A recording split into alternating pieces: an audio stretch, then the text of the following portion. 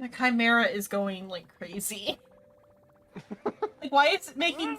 Oh, never mind. It's the Trotter. I'm like, what is making so much noise?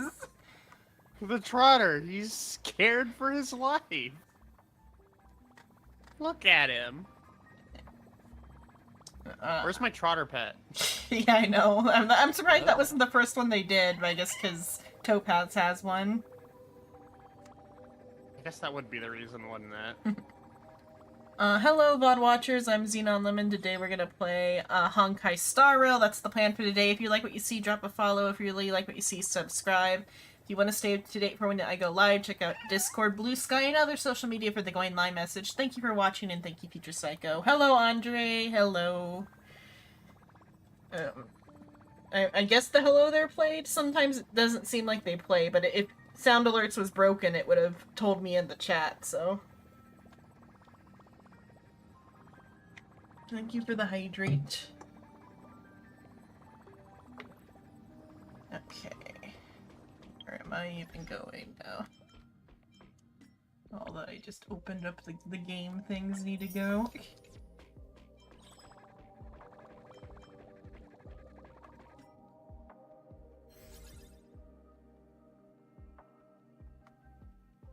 Is that still part of Oh, that's different. Okay, I thought that was the welcome home section, but it's not, but it's similar to the, like... Or not welcome home, welcome back.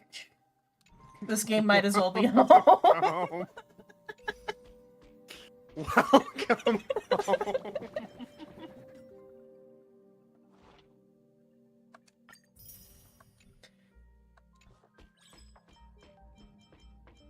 Sure allowed to Honkai. Varsågod. Goes. And there he goes. Let's see, I think I gotta turn you back up. Because why did I turn you down? There was something where you were, oh, when you were DMing you were loud, that was why. I was like, something was like loud. Interesting. Guess I was just speaking up that time. Yeah. Though my audio, like, setup might have changed since then, because we've watched, like, movies and stuff since then, so it could just be my audio's not set up quite right. That is also true.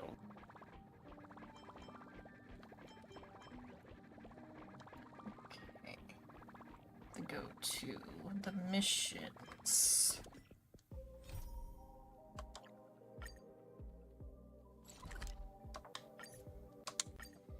I've had a week where I've slept normal people hours, so I'm a little out of sorts. I've been going to bed by midnight like a grandma.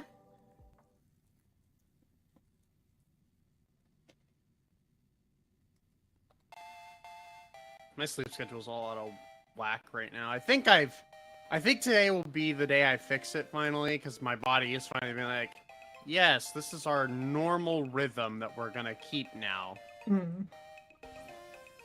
I did mine kind of on purpose because I didn't know what day this week we were gonna go grocery shopping, but it ended up being Friday, so it was like for naught.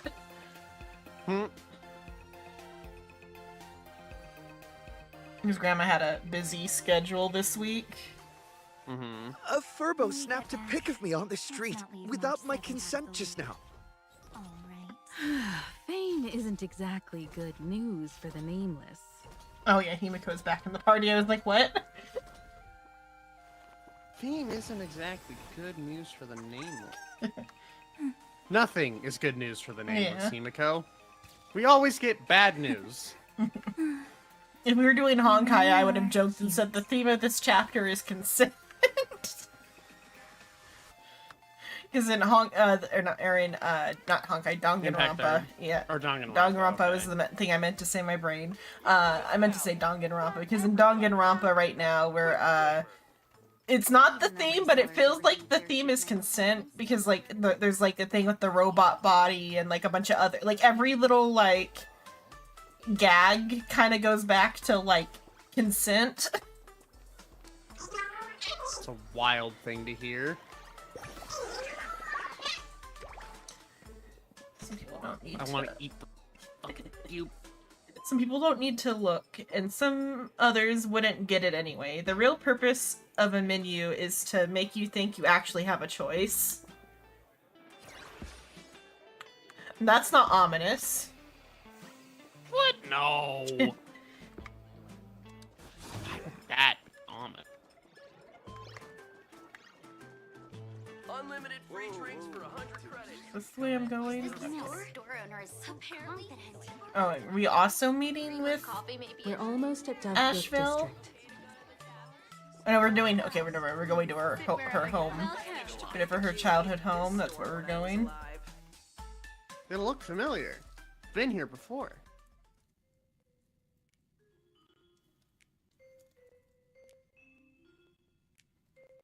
I mean, all the available areas to walk through I have, but yeah, it's where we were with the other thing.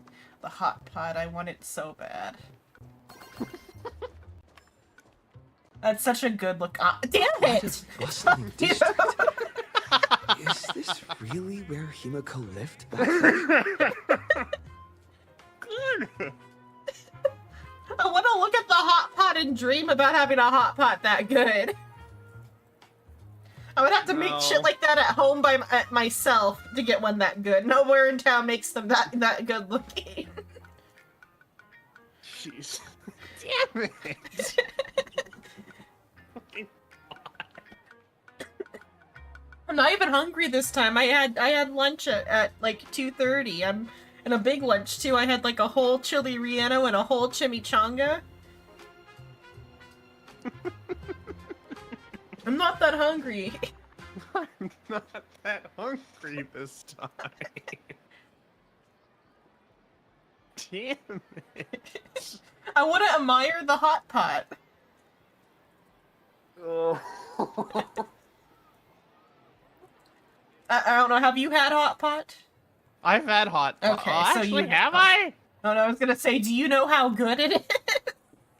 I mean, I could imagine it's pretty good. Or maybe I haven't actually had hot pot.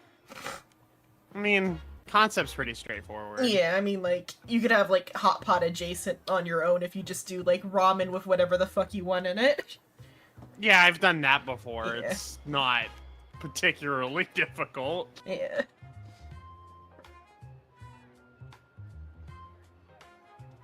It's just, like, ramen with what, but, like, with, like, even more whatever the fuck you want in it. Like, overstuffed ramen. And you also, like, should make the soup something good, though, too. Because, like, with ramen, the soup matters not as much as the noodles. Mm-hmm. Whereas, like, hot pot, it depends on the hot pot, but sometimes the soup matters. Whether it's the soup. Yeah, the soup. Yeah. The only time it doesn't matter is sukiyaki. And I guess Odin. Because those are ones where it's the like, the stuff in it that matters. Because sukiyaki is, like, or not shabu. Well, shabu shabu's the Korean one? Sukiyaki is like a thick, like, soy saucy broth, whereas then, shabu shabu, I guess you would have the spicier broth, but you just, like, you take the meat and you dip it really fast. Mm-hmm. Because that's why it's called shabu shabu. This is in reference to, like, the sound of, like, the swishing soup. Mm-hmm. But hot pot is good. I like hot pot a lot. It's been 15 years since I've been back. I wonder what's become of these houses now. If they're being rented out, or if they've been sold off already. Perhaps they've become like the Graffia family. Nothing but empty shells of their former glory. Let's go. Stay safe on the road. Yeah, now we can see it. So there's... Those rather almost look like takoyaki, which would be a kind of strange thing to put in, but they're probably fish balls.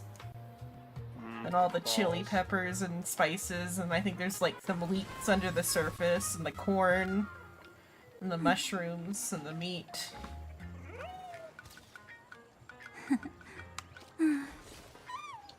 It is interesting that it's a little bit less of a Japanese style one though, because like it's like pretty spicy looking. Changed it last minute. Yeah. But the peppers are part of the model, though. Mhm. Just a spicy one. It's like more of like a Chinese style hot pot in the middle of like a Japanese area.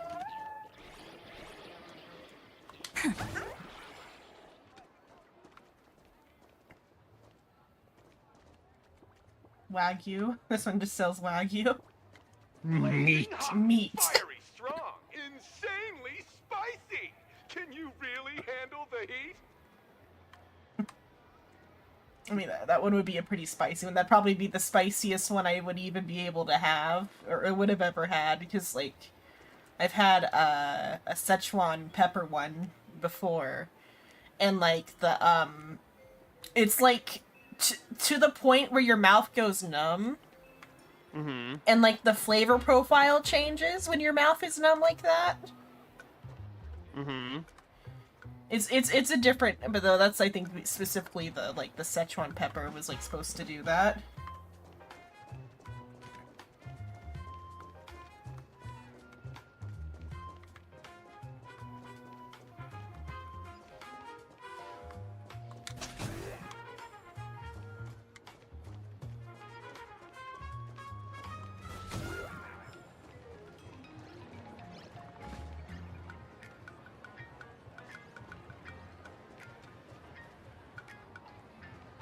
I think it's funny, the mix of the washing machine and the record or whatever is funny.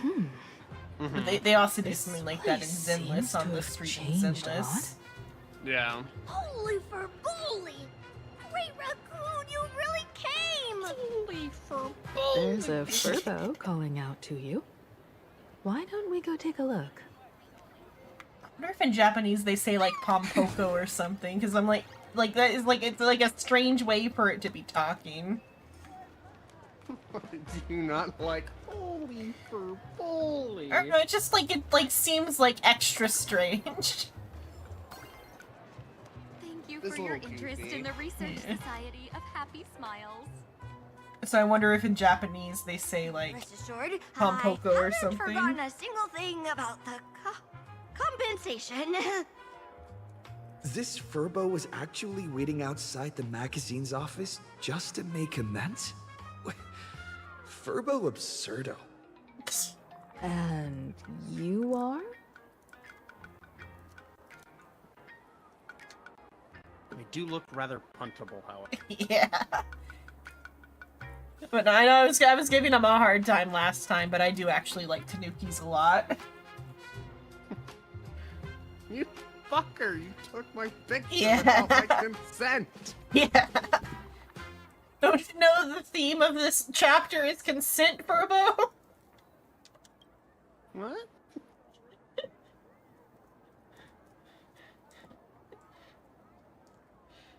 That's what you used to do.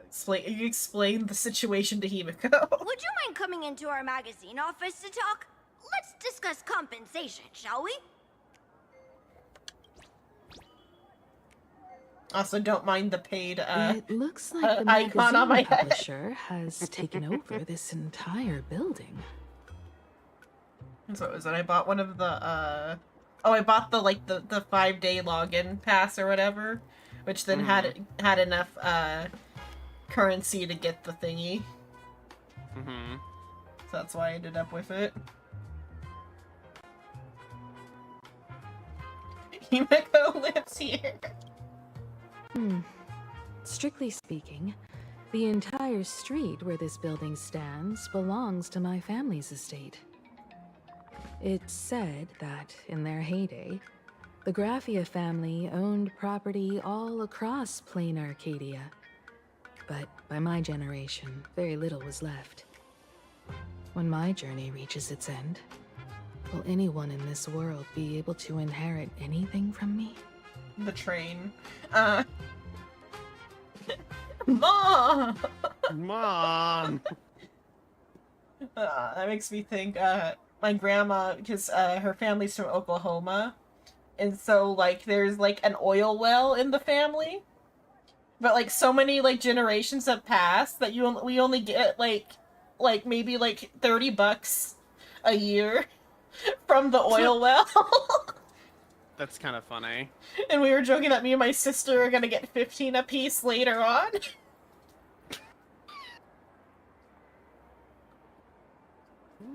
Like the inheritance is $15 a year. Odd.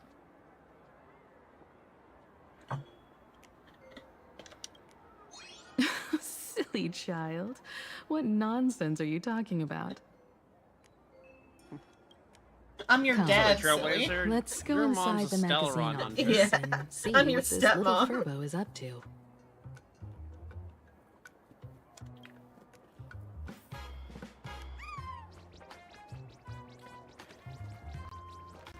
I already did that one.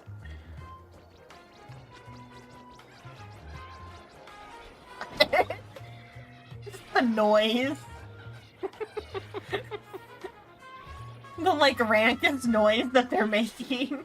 It's so funny though. Yeah.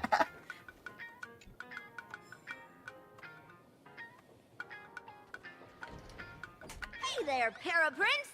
I brought quite an impressive creditor to visit you.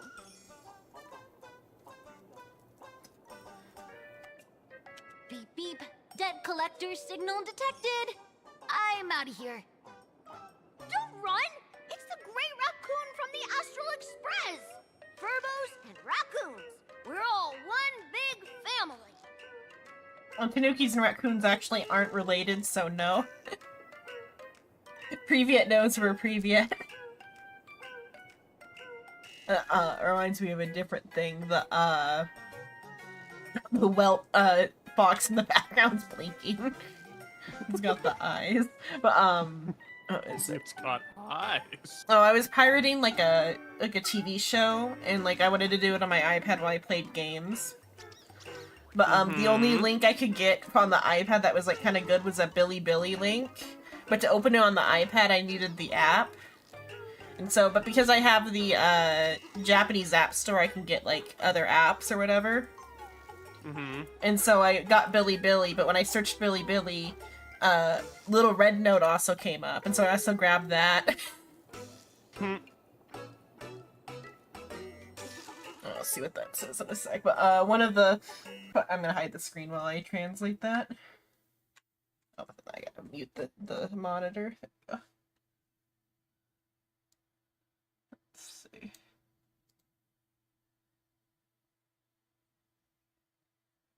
Could hear it for free, but he spent points. Oh, about what I guess Andre's spending points. Oh yeah, because that's the thing. And that is funny. Hello there.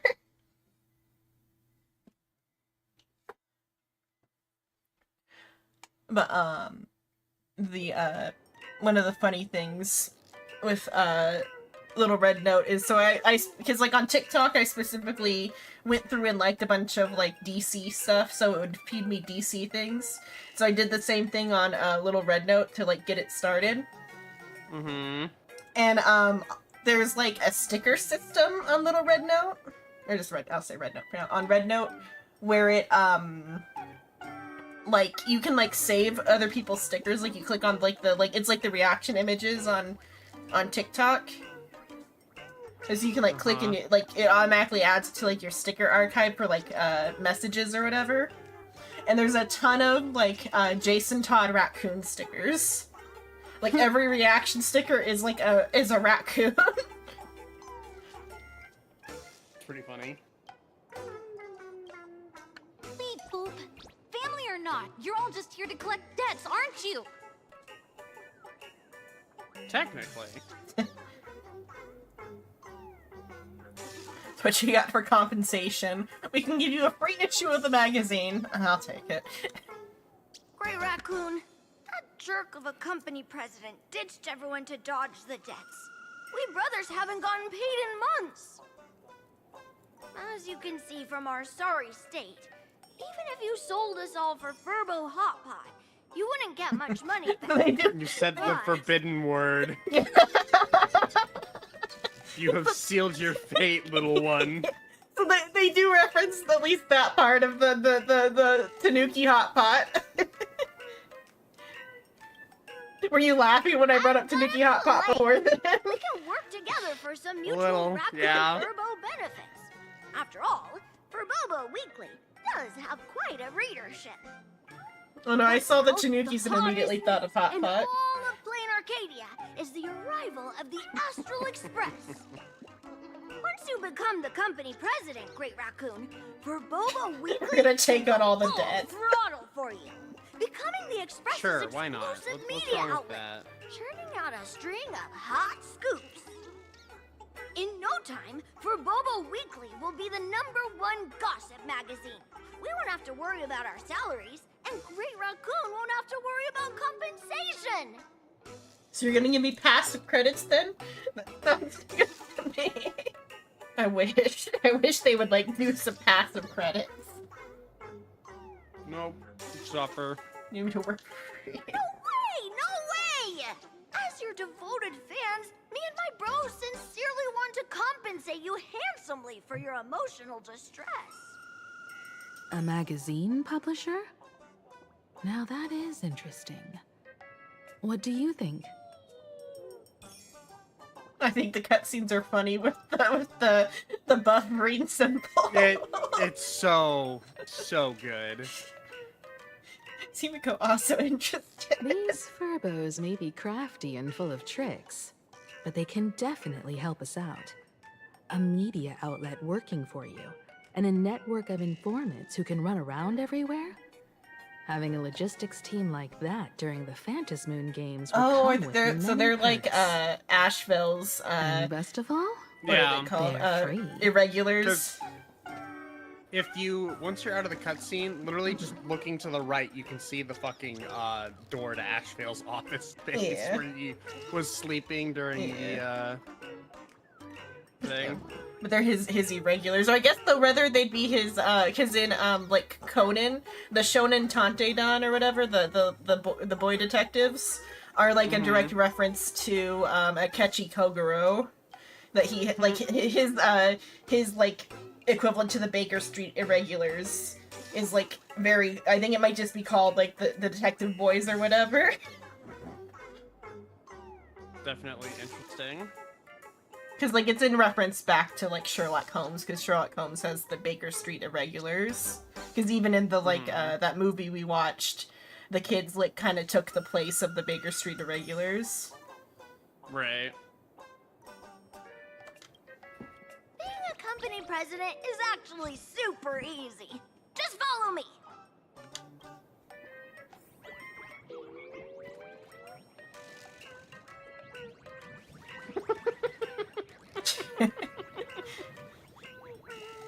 The little feet. Yeah. I'm surprised they don't have butts. I guess though they decided that was too much. No, they've got the shadow for the Yeah. butt instead. Or I mean like the little X or whatever. Mm-hmm. I mean, the furthest they could have gone was the balls, but that would have been a little bit too much, I guess. Even though they're Tanukis. It's like one of the things where for Tanukis they typically go for that. Could have added the ball. But like you know about the Tanuki balls, right? I am aware Okay. that Tanuki have massive fucking balls. But are you aware that they're magic? I assumed so. Like all of 'Cause their why like wouldn't they be? all of their magic is like ball-based magic. Take we should hell of a watch sentence to Pompoko. hear. There's a whole Ghibli movie about it. It's like course there Ferngully, is. but Tanuki. God. Or it's a Ferngully, but it's Tanuki. Or it's like a mix of Ferngully and Over the Hedge, I guess, rather. A hell of a statement. Or Indoors March. There's rain still. To the memories. She summons it. That makes me think of in Heaven's Official Blessing, the demon guy in that summons a blood rain. Pretty funny. Please, take a seat in front of the computer, President. I'll show you how it works.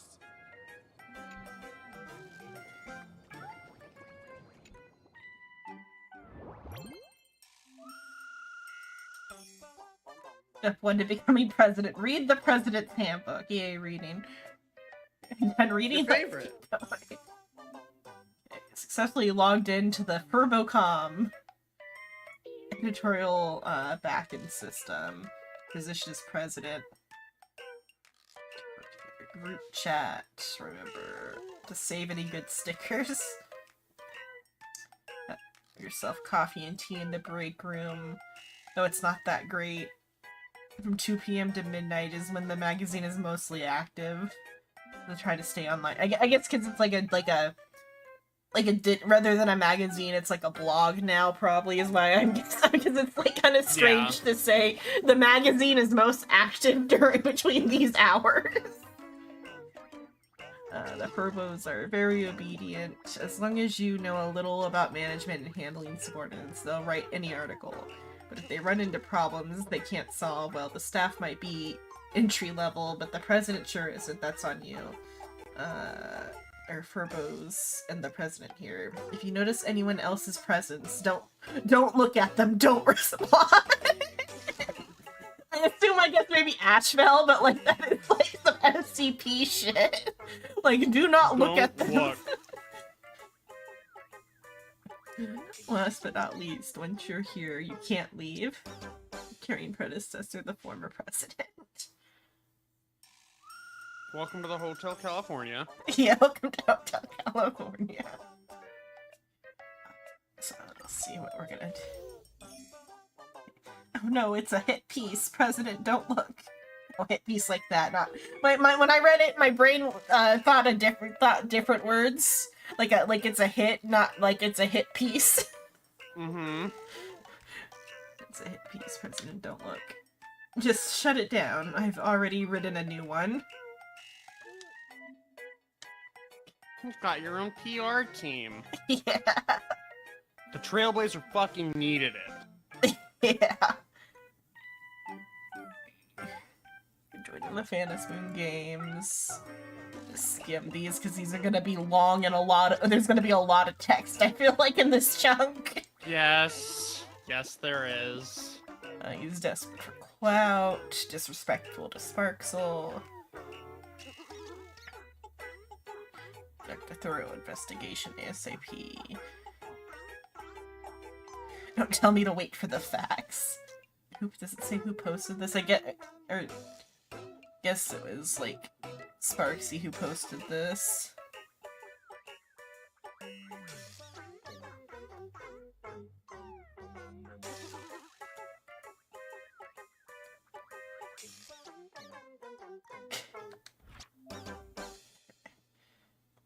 The freshly written script is here.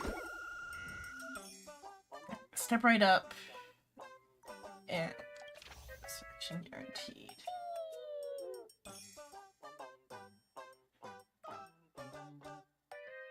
The Furbo in question, my brain didn't read the end part, and I'm like, the Furbo question seems kind of like ooh.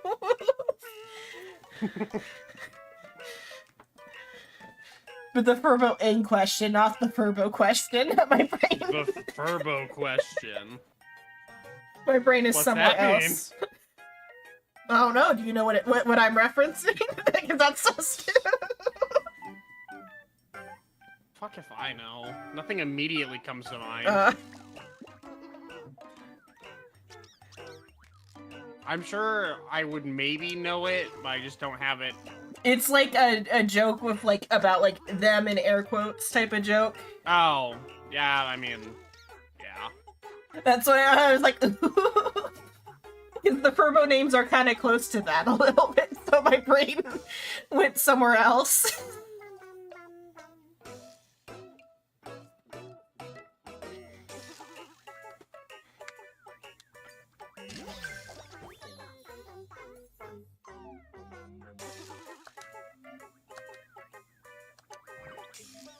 Okay, so we replaced it with a puff piece. Puff face. If publish this. Okay, that's like a harmless, take pictures with the thing.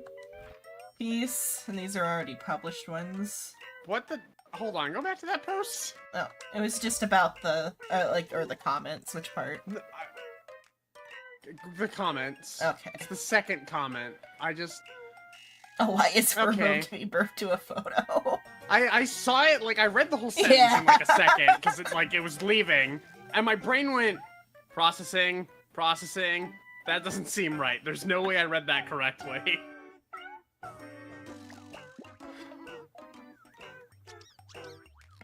Guess what I saw? Mr. Yang from, the Fluffy is teaching Woof Woof Dawn and March Bunny. No, Xenon. Is it because he doesn't go to school? Oh, like, Xenon wasn't there. Okay, PhD for paper folder. That in mad respect.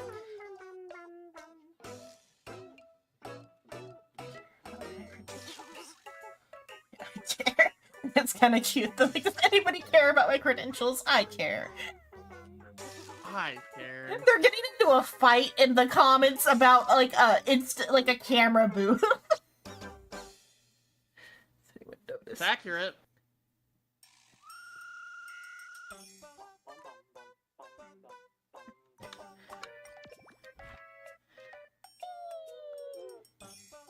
I wonder if the likes are like real or not, or if they've just got like a fake number here. I mean, I would assume it's a fake number. Yeah. It'd be a neat place where they could actually put some like shared like system or sticker system or something. That would be pretty neat. Just like the fluffy animated videos right on your phone. Like all of the like I guess the style is like popular in like Asia or whatever, because like all the like raccoon Red Hood pictures are like in the same style or a similar style.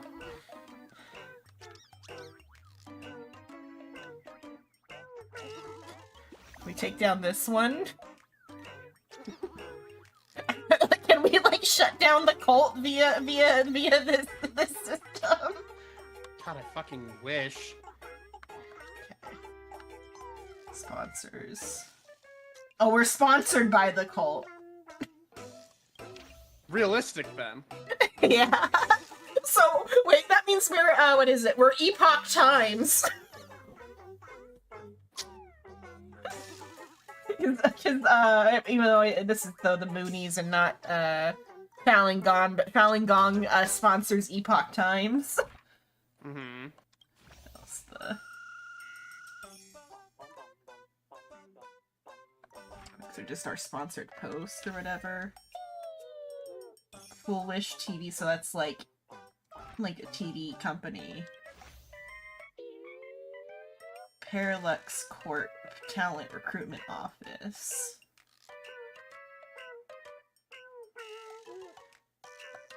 But though, then the cult. Even though I guess the symbol makes it look like it'd be about like about dentistry, but though the one-on-one professional counseling is in the Research Society of Happy Smiles. I love the exactly. Let's wait for this to be dead. Doesn't know what's going on. I might get scammed out of his money. Dang. Thank you. Thank you, the young master at home. Finally, that's a little ominous. Thanks to you, the young master at home finally smile. Meaning that, like, they sent their kid for consultation. That's fine. 3 rules for post I won't click. I won't click it if there's ad links. I won't click it if it has 0 likes. I won't click it if it's from the Research Society. Contact us. Anytime, anywhere.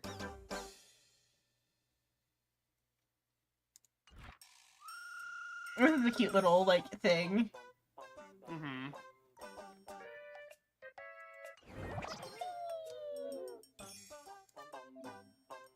I mean, they also have one like this for the ghost hunting one, too.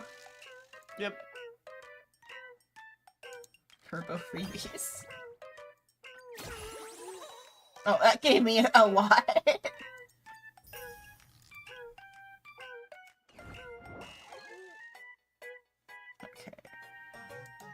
introduced to the team.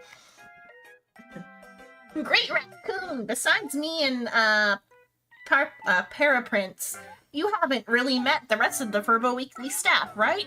A lot of Furbos have been dying to meet their new boss. And the whole window change thing. Mm-hmm. I'll add you to the work group chat right now and introduce you properly. Julian, or Julian. Truly. Oh my god, Foolie's a fucking... Yeah. I mean, like, chances are that could be a child of our Savannah or whatever, our Savannah. Anasvara. Anasvara. Child of Arnasvara, Furbo. Arnasvara. It's... I'd have Yeah. to look at it again. It is, like, literally Hindi, so, like, it's a hard word to say. I mean, it's one of the easier Hindi words to say. It's easier... It's probably actually easier than, the one that Don Hung is. The, what are the dragon people? The Vidyahara? Vidyahara, yeah. Yeah, so, like, the child of Asavana or whatever should be easier to say, I just haven't learned it yet. I do think it's on Anosfera. I can say it in my head. Anasvara. I know how I need to say it. Yeah. My mouth just won't cooperate. I just haven't learned it yet. Once I learn it, I'll remember it properly. Like I can say Vidyahara. It's just a matter of I've learned it and internalized how to say it. Mm-hmm. I want to say Asabara, but that's not right. It's like Anasvara or something. Anosfera, I think is the pronunciation. Anasvara. Yeah. I'll probably keep saying Asavara until I get it through my head. But like the children of Fuli or whatever. The children of Fuli, that's good Yeah. enough. Was a picture of himself. He does have a camera, but I think they all have cameras. He's blue. He's blue. Yeah, they all have cameras. They sent there.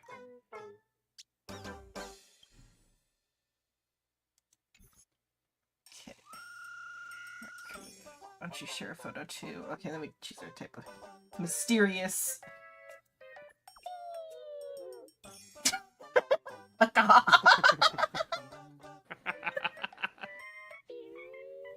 What's wrong? A mysterious photo sends a black screen. You should have expected as much. Yeah.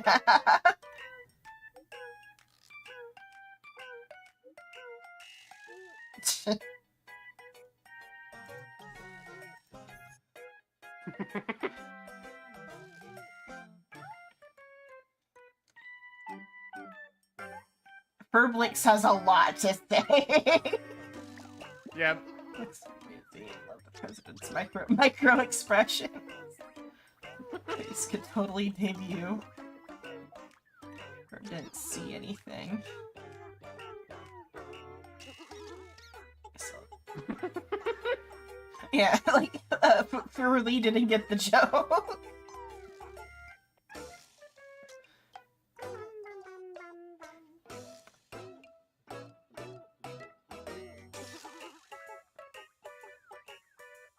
Shots. Smoothly, then just like chatting. And then they sent 100 photos of themselves. And then Herblitzer muted them.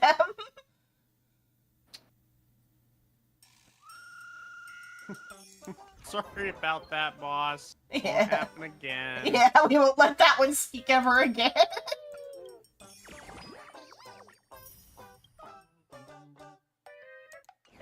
How, like, is this part of, do I have to, like, advance this a bit for the story, or is that just, like, activate the... It just activates the thing. Okay. And then I can come back, I should come back to it later. It is like the book from Amphorius. Oh, or the okay, it's Posse the statue book, okay. from... Okay.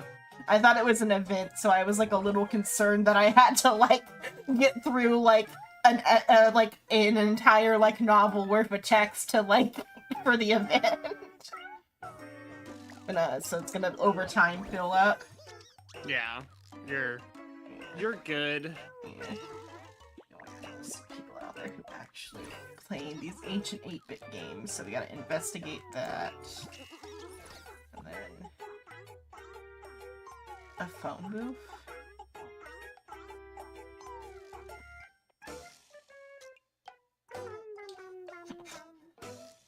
My neighbor's kid's cousin's middle school's school physics teacher just told me something super weird.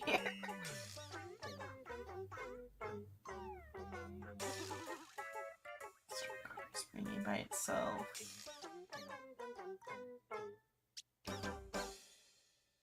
Oh, and that one, I guess, because like Japan has like the superstition stuff too. Because this like feels very similar to like the setup for like how the one on the Lofu was with Ho-Ho.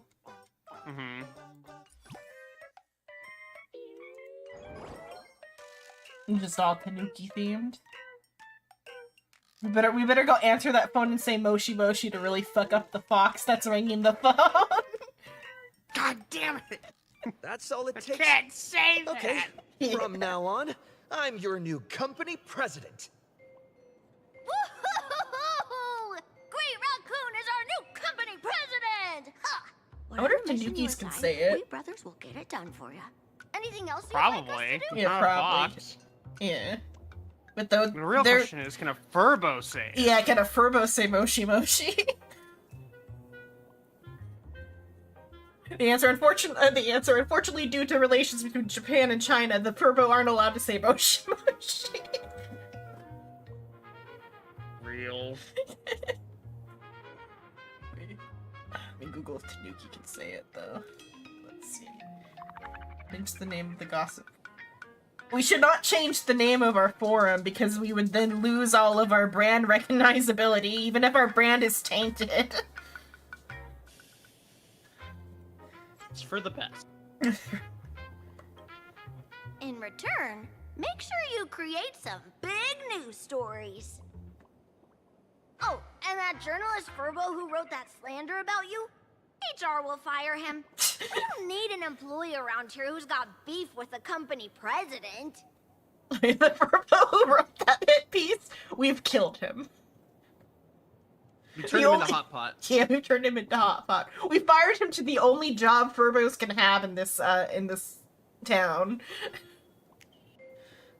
Shame. Shouldn't have fucked up. Yeah.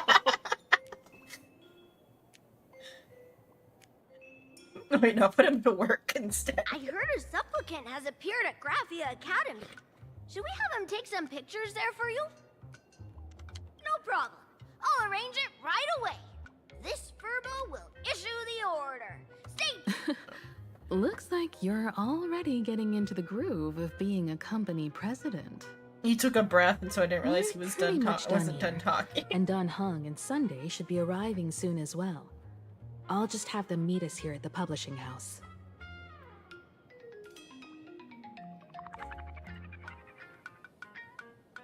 The song has like a little like trill in it that sounds like a raccoon noise. Mm-hmm.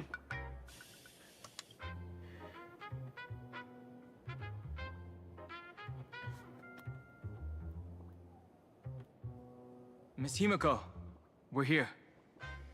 Slower than expected, huh? Looks like you had quite a harvest. That's, difficult to say. Ah, Miss Himiko. And Benefactor is here too. It's been a while. I've missed you all dearly. Hello, Suin. Hello. I googled it and it says that all the shapeshifters can't say it, not just the fox. Well, then the Furbos can't say it. Yeah, the Furbos can't say Moshi Moshi. Shame. But that's according to... It does say though on another one, that the Tanuki Part 2 on like one called, Omniglot. Like Polygot, but Omni instead. Also says the same thing that specifically about Tanukis. Mm-hmm. So it checks out whatever the overview is saying. And so yeah, it's just the idea is that tricky creatures can't properly repeat the phrase. Tricky creatures. That's according to AI overview. Says the legend stems from the idea that supernatural tricky creatures can't properly repeat the phrase moshi, meaning to speak. I know you said stems. It sounded like you said stims. Stems. That'd be an interesting stem to vocal stem just to say moshi moshi. I'm proving to you I'm not a spirit. That's a Danganronpa ass fucking stem right there. Yeah.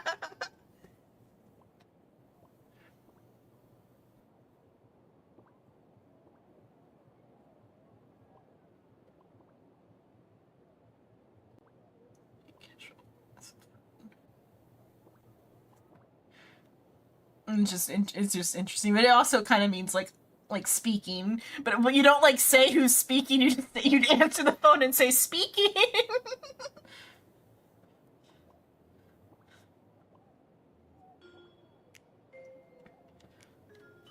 I wonder if the Foxians can say it. Really fuck with the Foxians have to like have difficulty using phones. Well, she went, no! Yeah. Yakimushi. No, sorry, I didn't mean to say it. Because Yakimushi means like to shut up.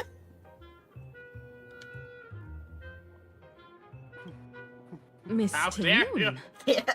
are you representing the Xianzhou on this diplomatic mission to Plain Arcadia? This is a matter of great importance. A humble girl like me doesn't have that kind of standing. I'm just tagging along with General Yao Guang of the Yuchui to help out with odd jobs. I happened to run into these two on the way. Odd Seer jobs. strategist. What happened on this journey?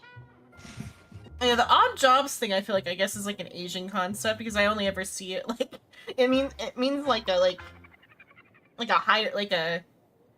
hired hand or a helper or whatever. Mm-hmm. Is like a lot of it's almost like a detective position kind of or way because like when I think of like odd jobs I think of in Gintama where like he's odd jobs Gin where he's like it's kind of like a detective agency but he'll like do like anything anybody pays him to do. So it's, fuck, what's it called?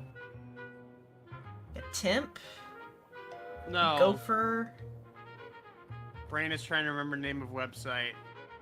Oh, what's that called? Not Fiverr. Fucking... The one for the grocery stores? You can find people who will do just about fucking anything on there. Oh, job-wise. Craigslist? Craigslist, thank Yeah. you. But it's like find my like missing cat or whatever. It's like doing like kind of like what the Realm Keeping Commission does, but like private instead of public. And like it's I guess maybe it's more but though like Ting Yun is saying it and she's like a Chinese character here where instead of like she's not from the Japanese chunk, but she could I guess maybe be referencing where they're at for her phrasing there. Because if anything, that'd be something that like Asheville would be like doing. Would be odd jobs. Because it's always like the detective characters that are doing like odd jobs on the side. Like Oh yeah, I guess that would be why Ding Yun's here, huh? Yeah. My brain is just like, oh yeah, Tsune. Japanese folklore. She would be here, wouldn't she? Yeah. I mean, also she's just like an important like lackey for the Zian show. Yeah. For you know the Zhenzhou is like their whole thing, or other. Yeah, she's not really from the Lofu. Yeah. She was just visiting the Lofu as well, though, I think, and she just got put on that in that job. She is actually a merchant at the end of the day. It's like another one that had like an odd job character that was an anime was called Get Backers, which before it devolved into a shonen battle manga, like all good anime do, unfortunately. Before it devolved into shonen battle, it was like a odd job like sort of manga. Mm-hmm. But then they went to the Tower of Babel and like it just became Battle Shonen. And they went to the Tower of Babel. Yeah. Apparently the Tower of Babel is in Japan. Sure, why not? Why wouldn't it be? Yeah, why wouldn't it be? Sorry, there was a bit of a hiccup. I accidentally put on a mask of elation. Now Sunday, I'm a why are you lying supplicant to in your the friends? Phantasm Moon Games. You didn't accidentally Well, do that's shit. quite unexpected. I think he's maybe being like, not submissive. What's like he's being nice to the general. Wrong. Yeah. Not submissive's not quite the word. Like adjacent to submissive, of like not wanting to like put a superior under the bus or whatever. Ass kisser. Yeah, ass kisser. Brown noser. Yeah. I know the Express has been seeking to join the Phantasm Moon Games. He's like I've covering been for quite her. curious about that. Sorry. Did I make things more complicated than they needed to be? No need to apologize, Sunday. You only made You things are a complicated companion for of the people who Trailblaze. can't handle male No characters in meanness their would media. ever stop a companion from finding their own path. I Many can thanks. tolerate Sunday. He's Yeah. okay. But It's just there's some people out there Did that you can't just tolerate say Yeah. men, and accidentally? it's like chill the fuck out. A long story. I'm afraid we'll have to wait for General Yao Guang to explain it herself. She was with us just now, but somehow disappeared without a trace. Madame Yao is always like this. She probably disappeared suddenly to deal with something urgent. This seer strategist is just as elusive as the rumors say. Should we wait for her? No need. I wouldn't dare Pulling impose. some Batman The shit. tides of fate shifted. I had to delay my steps to arrive at the proper time. I asked for your understanding. Oh my. Batman Counting shit. me, we make Actual exactly fucking 6. Magic. Yeah. Let me do some Batman if he used calculations. fortune telling to like make his like things even more intense. Your fortune in the coming days looks grim. You'd better watch out. Thanks, Yao Guang. Wheel. Makes sense. You got what you wanted today. The fates spell danger. This matter is most likely connected to that blade. Ah, the little fox's misfortune has overflowed into good luck. She's blessed with constant good fortune, a true harbinger of prosperity. She fucking deserves it after what happened to her. That's like another like concept that I don't fully understand. Like that her luck overflowed. Like it's like almost like when like things like air out in a game and like go so negative they become positive. You are so fucking unlucky. It is circled around to good luck. Yeah. What? Like there's like some sort of like I feel like I've seen that concept before though. So like it's like an actual like fortune concept that like it like overflows back into good luck somehow. For sure, why not? Huh. That's weird. I can't see yours. Oh yeah, because my eyes are up here. Look me So, in the eyes. You're Turn that her head to trailblazer the Fushu I screen. mentioned. Your can't I reputation see your precedes fortune? you, 'Cause seer fuck you. strategist. I'm Himiko, navigator of the Astral Express. Whatever's on your mind, you can discuss it with me. She couldn't tell his fortune because she was telling his fortune and not my fortune. If she had looked a little bit above his head, she would have been able to have hit her target. Can't tell my fortune because my fortune is set in stone. Yeah. My sincerest apologies. When a diviner encounters someone whose fate is unfathomable, we can't help but feel 3 parts excited, 3 parts flustered, 3 parts curious, and 1 part awestruck. What do you mean by unfathomable? My eye of Ishvara can scan the aura of fortune surrounding each of you, manifesting as weal or woe signs above your foreheads. I'd like to divine your fortunes as a welcome gift. However, this person really surprised me. I can't see Oh, can't you see it's anything from him buffering? at all. Are you really free to try any choice? To No, you're do supposed to anything you fortune want? Me, not the hat on my Doesn't head. There's a Ishvara fucking like you mem actually there. exist in this world? Whoa. Yeah.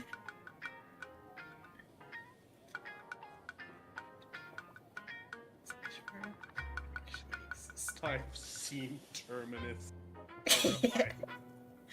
What was it? There was something I watched where like the main character's fate was like the only thing that like couldn't be seen. Oh, it's Trash of the Count's Family again.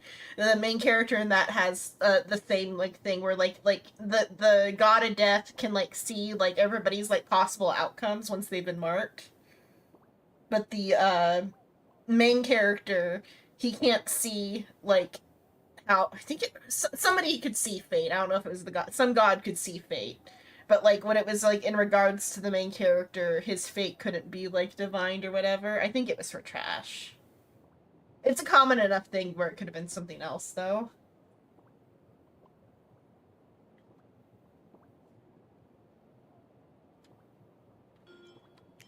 I can indeed see the options. I have stared Terminus in the eyes, and he blinked. That's just how we Stellarons are.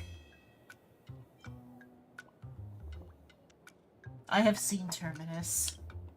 You mean you've witnessed the existence of Terminus?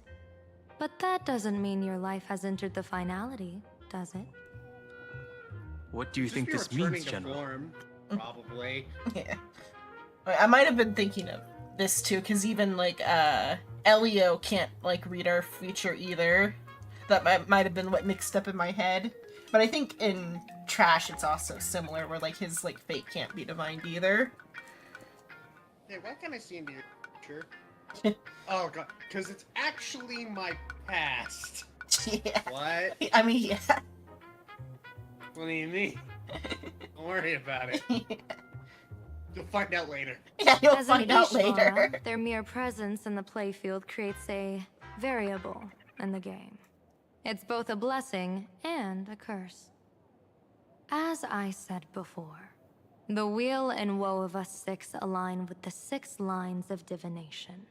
If he represents woe, then the hexagram falls to water, where dangers lurk above and below. She's got the magic Spelling numbers. These here are like the magic numbers. Mm. What was the other thing I was thinking? Oh, just heard, I might have said it last time, but the jewelry in general is like giving like Mong. Mm-hmm. Because like all the silver. If he brings weal, then the Oh, oops, cancel. Wait, I meant to click hexagram shifts between this wind one. and water, presenting a great opportunity to strike. Auspicious. So, the fate of our journey in plain Arcadia rests on his decision. And I mean, As isn't that is the yeah. norm? Yeah, like, it's not like that's any different than normal. I was gonna say, like, so completely normal trailblazer behavior. Mhm. Way too much responsibility. It's not as mystical as it sounds. While an Ishvara has far greater freedom of choice than ordinary people, they're still caught in the currents of fate. Bullshit. I just want to remind you to choose Yeah. wisely. Real freedom of choice. Back to let me business. kill Sparkle. I take it you're not just here to read our fortunes?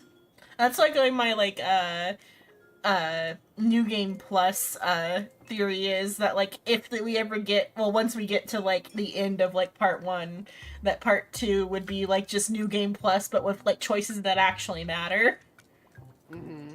I feel like that would be an interesting way to take it, because they already have the like you can like replay all the chapters like however you want or whatever, like whenever you want in here. So like a New Game Plus would be an interesting like adding, or at least adding extra like options that actually like affect things and like change it to the like New Game Plus state or whatever. I am here to greet everyone, to apologize to the Express that'd be, like, kinda Navigator for hard my to- previous indiscretions. to do with and the to chapters. borrow someone from you. Miss Himeko, now you understand how I ended up wearing this mask. But I guess it would also, I guess it could be kind of like how they do the chapters in like a Telltale game. Like just have a couple choices that matter or whatever. I know it's been a couple years since like Telltale games used to come out like with chapters. But they used to like come out with chapters that would like then like have carryover decisions. That would be the way to do it, but that would be kind of out there for this style of game to have choices that matter. I get it. She says she wants to borrow you for an operation. I want to hear your thoughts. If you're not comfortable refusing, I can speak up for you. Oh, you two. No need for whispers. I can hear you loud and clear. I can hear the telepathy. How did you... Well, since the General heard us, would you mind telling us your reasons for doing this? I'm collecting variables. During this journey, I'll be acting as unpredictably and irrationally as possible. Don't be surprised. Some Arbiter Generals excel in battle with their wit and valor. Others master the art of forging weapons, and some guard the Netherworld with their lives. I, however, fight for the Alliance by calculating and manipulating fate itself, peeking into the future. I'm here to discuss matters regarding the Anti-Destruction Alliance, and then I'll head to Astropolis for the vote. That's the real business. But according to the divination, this Arcadian world faces an extraordinary danger. She herself knows she's gonna avoid death. No egg will remain unbroken. Are you saying we'll all perish along with plain Arcadia? What's going on here? Intel indicates that a serious Xianzhou criminal is attempting to join the Phantom Moon Games. This individual has been infected by the flesh of Shuhu, the emanator of the abundance, and is extremely dangerous. We are aware of Dong Hong's ex, yes. Yeah. What was it? The, like, one thought that just came to my mind is that everybody's going to die, and then the Trailblazer is going to use his, like, aha wish to bring everyone back to life. That would straight up be Amphorius again. Yeah, it would straight up be Amphorius again. That would be really frustrating. Yeah, it would be, but, like, I feel like that might be where this is kind of going. Because, like... I fucking hope not. Yeah, I hope they don't do that. But, like, if the pattern holds... It really has been holding pretty well so far. Yeah. Huh? If the pattern holds, they're gonna go with that. Yeah, a great horrible thing is coming. You, the Trailblazer, are solely responsible for changing the fate of this planet. Everybody's gonna fucking die. Everyone's gonna fucking die. I guess we could, like, if they're gonna, like, it depends on how hard they're gonna lead into the, like, finality thing. They could do, like, people die and then we immediately, like, Zawirldo time stop, have a, like, conversation with, Elio, rewind time, stop it from happening. Both are frustrating options that we could be heading towards.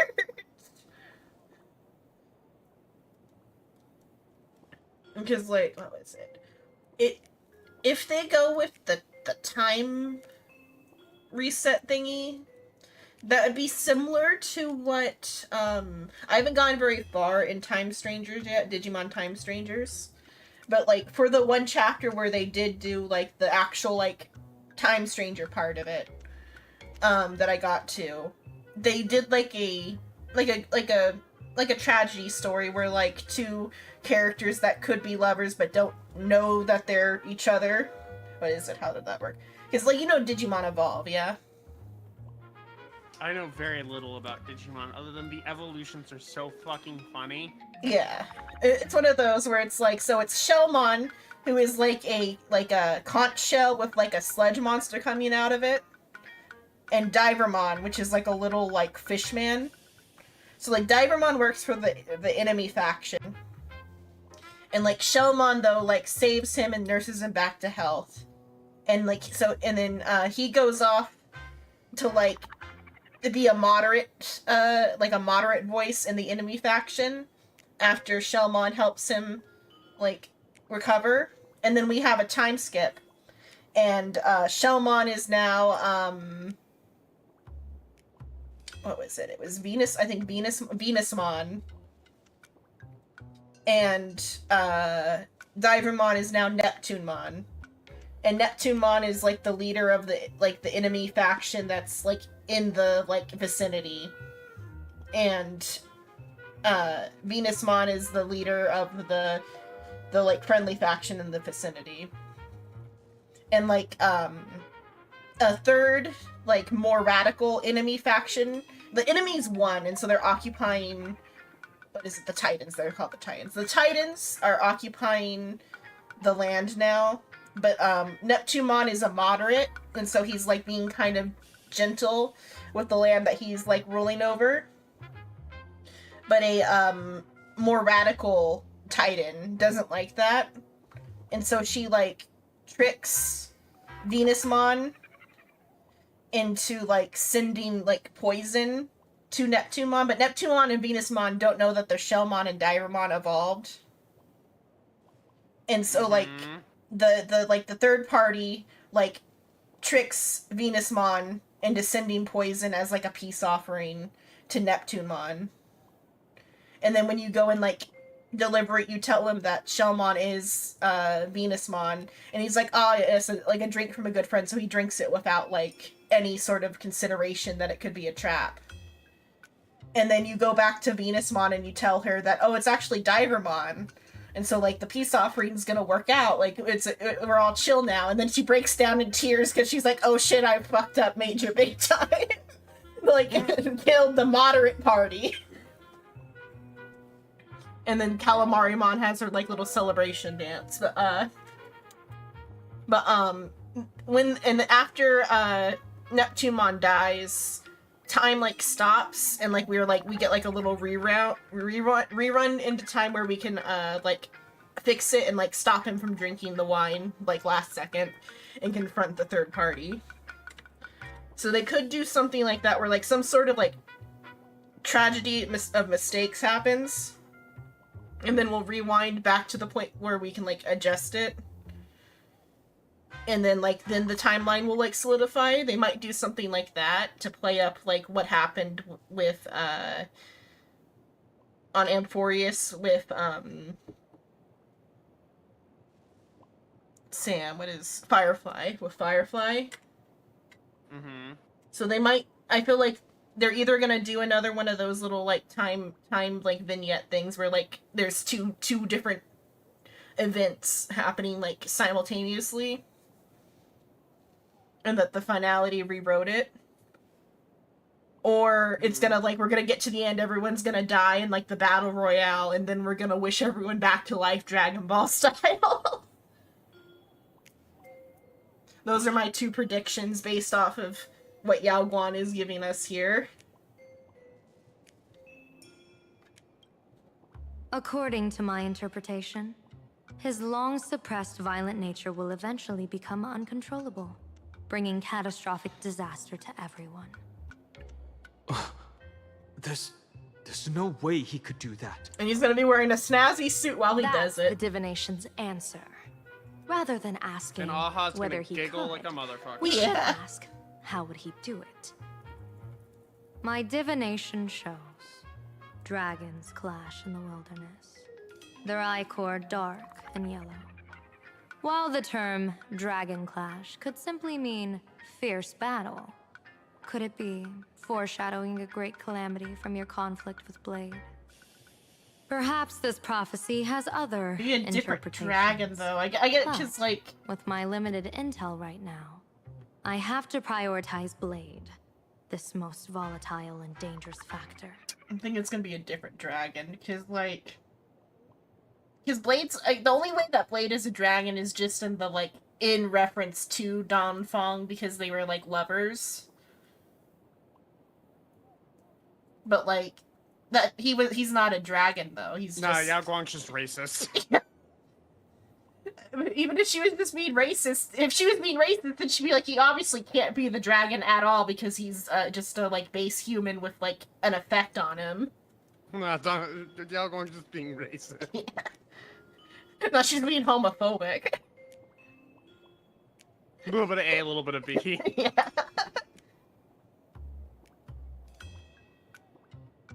The only other dragon we've seen is the one that's, like, on Tokyo Tower or whatever. On their, Bailu shows up and starts throwing fucking hands. Bailu snuck aboard the transport and it's gonna cause problems.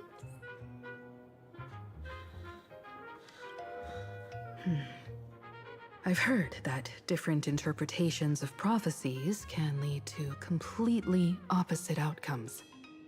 I mean, I think it's Until gonna be a things different become dragon, but I clearer, don't know who the dragon's It's gonna be. better to reserve judgment. We don't have all the pieces yet. Let's put that aside for now. In any case, I've brought along a creation forged by Blade himself. If things get out of hand, it might temporarily restore his sanity, giving us a brief chance at victory. We already have, like, 3 of those. We don't, like... I don't think... unless it's, like, I guess something more precious, but I don't think anything's more precious than the armbands that Don Hung and him are still wearing. I think... no, Blade's still wearing his. I don't think Don Hung's wearing his. But Don Hung still has the jade, though. Yeah, We'll see what the creation is. And he still has his spear, even though it was, like, broken and repaired, but... What is it? I'm sorry, but fate has shifted once again. I must take my leave. It'd be put funny if everyone she on has mixed the other precedence, I gauntlet. solemnly swear that Mr. Sunday won't be obligated to do anything for the Xianzhou. On the contrary, our delegation will give him every ounce of aid within our power. I would assume it probably is like some blacksmith-related thing from like his mentor or some shit. I mean, like here, it's your mentor's hammer. the other gauntlet would be a good one though to like actually like draw attention like in the like main text to the gauntlets. They're like they're cute little couples bracelets that like show each other their heartbeats. Like here, Don Hung strap on the heart rate monitor so we can feel your heartbeat. That's gonna make him more angry. He doesn't like me. Yeah, he doesn't like him like that. Here, it's Jingliu's corpse. This'll make you happy, right? A different creation, yeah. What did you say, General? Aid within our power? She's gone. Don Hung sounds fucking befuddled.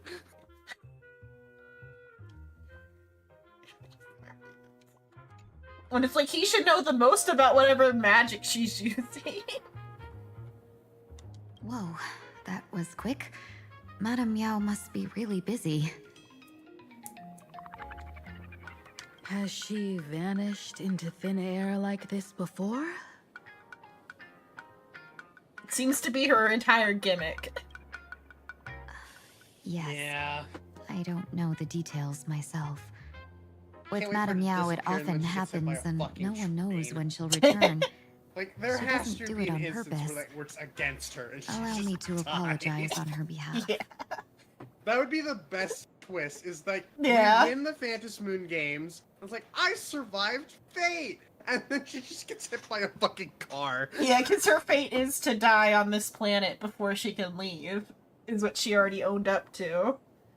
Please, please, it would be so funny. Let it be a twist joke death. I would not be mad. Leads to tension with forging the alliance or whatever. Would be also a good, like... She gets hit by the fucking train. Yeah. Pom Pom fucking comes in.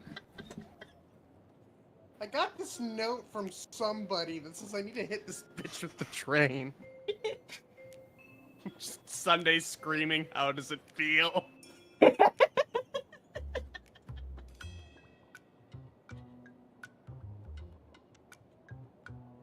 Yeah, this, like, cat, like, appeared out of nowhere and gave me this piece of paper. It says, hit that bitch with a train.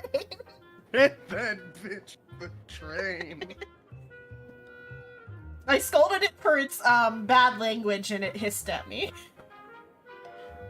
I'm older than you. Yeah. Don't tell me No what worries. to do. At least we know what the Xianzhou is up to. Right now, Being two two-faced as companions always, from the same as Express the Yeah. are still ICC. trapped I don't somewhere. trust anyone who isn't on the He and Astral I must head Express. to the tavern to uncover. I mean, some you probably clues. no, shouldn't. that's not true. I trust Bellabog. Well, yeah, because they're, like, little nation. I trust him for it. Because we own them. Own them's not right. We literally own the book that is them. They're our friends. We can trust them. Meanwhile, I can't trust Jing Yuan of all people. I mean, that's kind of, like, a neat that, like, he is, like, a two-faced. Like, that gives his character, like, such, like, good depth. Because, like, without it, he'd just be, like, sleepy guy. Yeah, that's He'd just true. be friendly, sleepy guy. But he's two-faced, friendly, sleepy guy, which gives him more depth. Jing Yuan is Ash. I feel like you could trust Asheville better than Jing Yuan, though. I don't know. Astral went to work with the IPC. There are no thoughts behind those eyes. No, they're right next to him, and the fucking monkey. Yeah.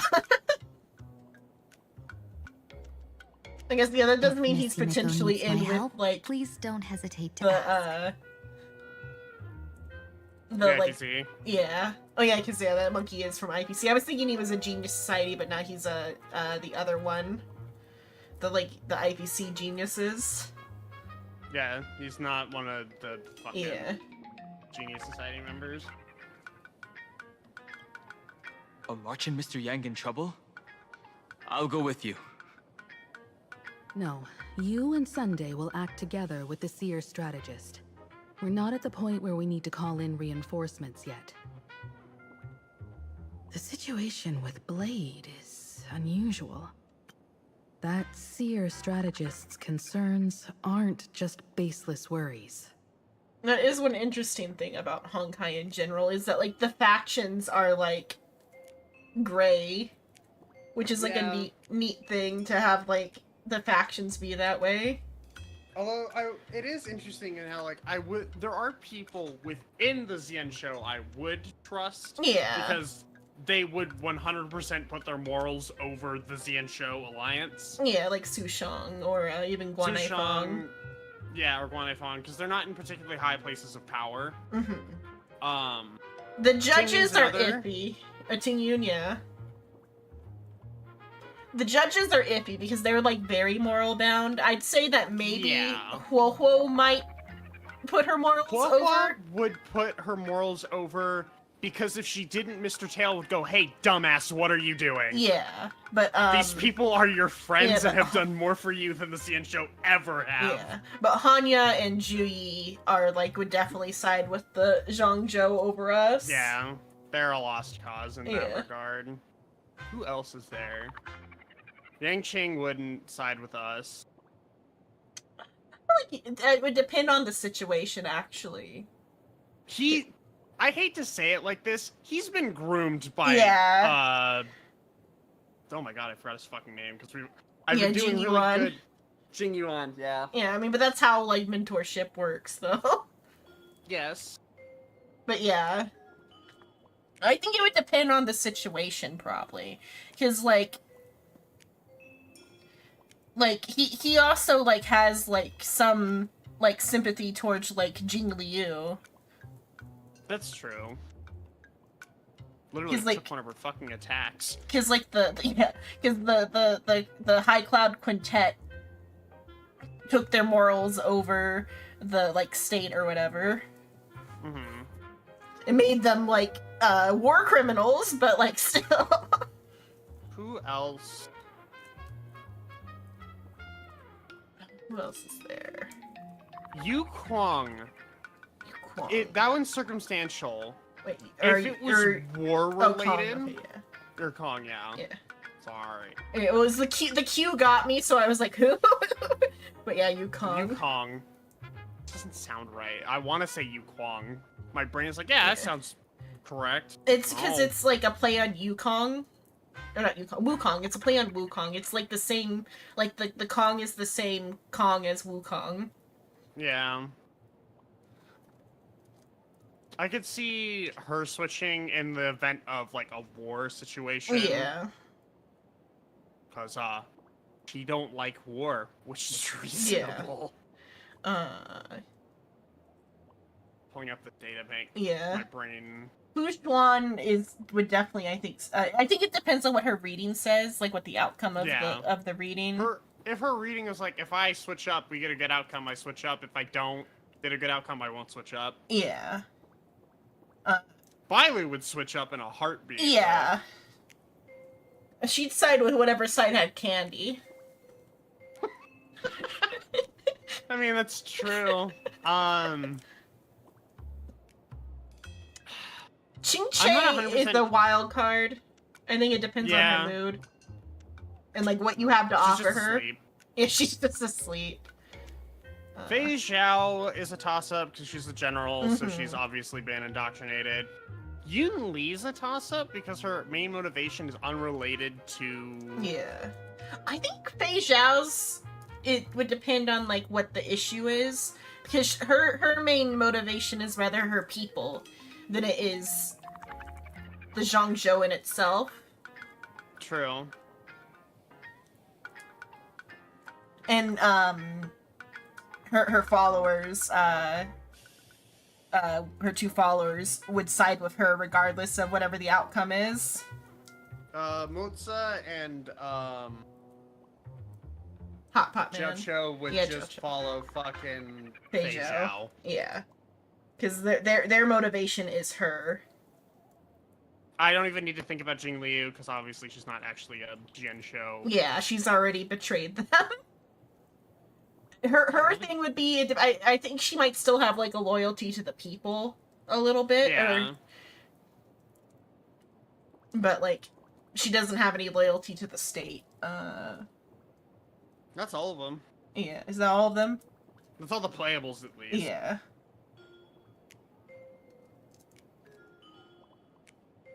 Because Locha's not a Xianshou. Yeah, Locha would definitely not even side with the Xiaoqiu anyway. He'd side with himself or whatever faction he's actually a part of. Yeah. I think he'd side with himself because Otto is, like, insane.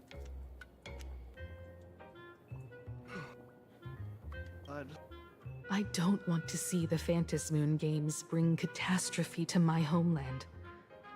So this is also my request. To put it in the General's words, please do your best to introduce new variables.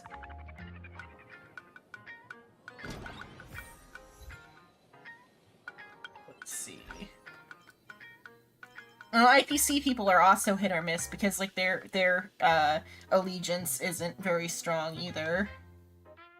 That's true. However, I think that is kind of iffy, though. Iffy. It's dependent, yeah. Because I think Diamond's their head, right, of the Stonehearts? I think so. I think if Diamond decides that they are making a... I don't remember if male or... I don't know if female. they've revealed it yet. If they decide to make a decision with an iron fist, I don't think anyone else is going to go Yeah, the against Stonehearts, them. yeah. Because like Jade is for sure would side with the IPC just because, or unless they like this, or with Diamond at least. Yeah. With Diamond. Topaz could maybe be swayed depending on the situation. Yeah. Because she's like sympathetic to other causes. And while adventuring is definitely like flirtatious and like taking a gamble, I think purely because of Diamond like putting their foot down, Yeah. he wouldn't. I think it also depends on the situation though. Like if he like morally for whatever reason like doesn't I guess agree, that's fair. Like, he might if do the a he IPC would is do doing a final slavery. Yeah, if the IPC is doing slavery, that was the thought. Yeah, if they're doing slavery, he would like he'd like go along with it to like get in, and then he would like twist the situation or switch the situation into a final fuck you before killing himself. Probably. Plan of festivities is easy. Robin would side with the Trailblazer, as we've seen multiple times now. Wow, that's really the only... We didn't really get any characters that were from there. Gallagher's dead. Yeah, Gallagher's dead, and he was part of the Rebel faction anyway. So was Misha. Like they were both part of the Rebel faction anyway. Yeah. Argenti would side with himself. The beauty. Yeah, the beauty. Which typically we align ourselves with the beauty. Yeah. Did we Sundays obviously. Did we decide for Lingsha? Oh no, we didn't. Oh, Lingsha would be like, I haven't done her actual quest yet because that was the week I went on vacation. But she cares for the people, so I could see her siding with us. Well, and also her like mentor was also like some sort of like traitor as well. I will be honest. Since Lingsha had no actual main story relevance from what I remember, I kind of forgot about her. Yeah. I have her, because she's in my Break Effect team. Like, she's already a black sheep because her mentor, like, was a traitor. Yeah, and her fucking Cheeto limbs. Yeah. But so that would either mean she would go harder for the Zhongzhou, or that her, like, she already is, like, slightly, like... opposed to them? Yeah. What else do I not have? That's... all of Amphorius would like side with themselves because they already had made that decision of like, do we like cease to exist or save the universe, and they chose to exist. Well, or Sierra chose to exist anyway. Yeah, Cyrene had to make the choice of, do I want to continue existing as my own being, or do I ensure that the universe remains safe? Yeah, that's not really a choice. Yeah. Ratio sides with the geniuses, so most likely with us, just because Herta likes us and Skrullum likes us. Or no, Ratio is IPC. He's anti-genius. I know it's tricky, like with him, but like he couldn't get into the geniuses, so he's like kind of butthurt about that. Okay, then he probably would oppose us because we would side with the geniuses. Well, he's already like there is something already fishy going on with him, but I think it might be related to maybe how Dahlia got out, because like at the very end of his thing, he takes the Everflame. Oh yeah. Which that hasn't paid off yet. He has the Everflame. Dude. Yeah. Black Swan obviously sides with us. Sunday currently sides with us. We'll see if that continues to hold true. That's going to continue to hold true because he's a party member. Because that's his redemption arc. Look, we're playing a game where you get a wish from God. I don't have the highest of hopes from him. Yeah. Boot Hill sides with us. Yeah, because he's anti-authority. Dahlia is whatever side she feels like that day. Yeah. The geniuses are on our side, though, yeah. For the most part. For the most part. They have their own, well, they each have their own individual motivations. The majority of the geniuses would most likely But because our current goal is the continuation of the universe. that coincides with their goal of like being able to research the universe. Yeah. Fucking. All of the Stellaron hunters side with us. Blade begrudgingly Yeah. sides. He does it because Elio tells him to, Yeah. and Kafka has him by the balls. Yeah. Fucking who else there? At this point, we're just doing every character. Yeah, I'll just Why go back to not? the top. Okay, We've so actually like, covered a lot of them. yeah, we've covered a lot of them. So yeah, all of the Trailblazers. Kafka's a Stellaron hunter. Archer doesn't know why he's here. The Archer and Saber are just along for the ride. Yeah. Sparkle does whatever the fuck she finds funniest. Yeah, Bellabog doesn't have enough power for it to matter. But they would side with. I mean, they Yeah. would. They wanted to help us with the fucking Yeah. war against Iron Tomb. It's just like Yeah. you can't. Yes, Genuine Blade.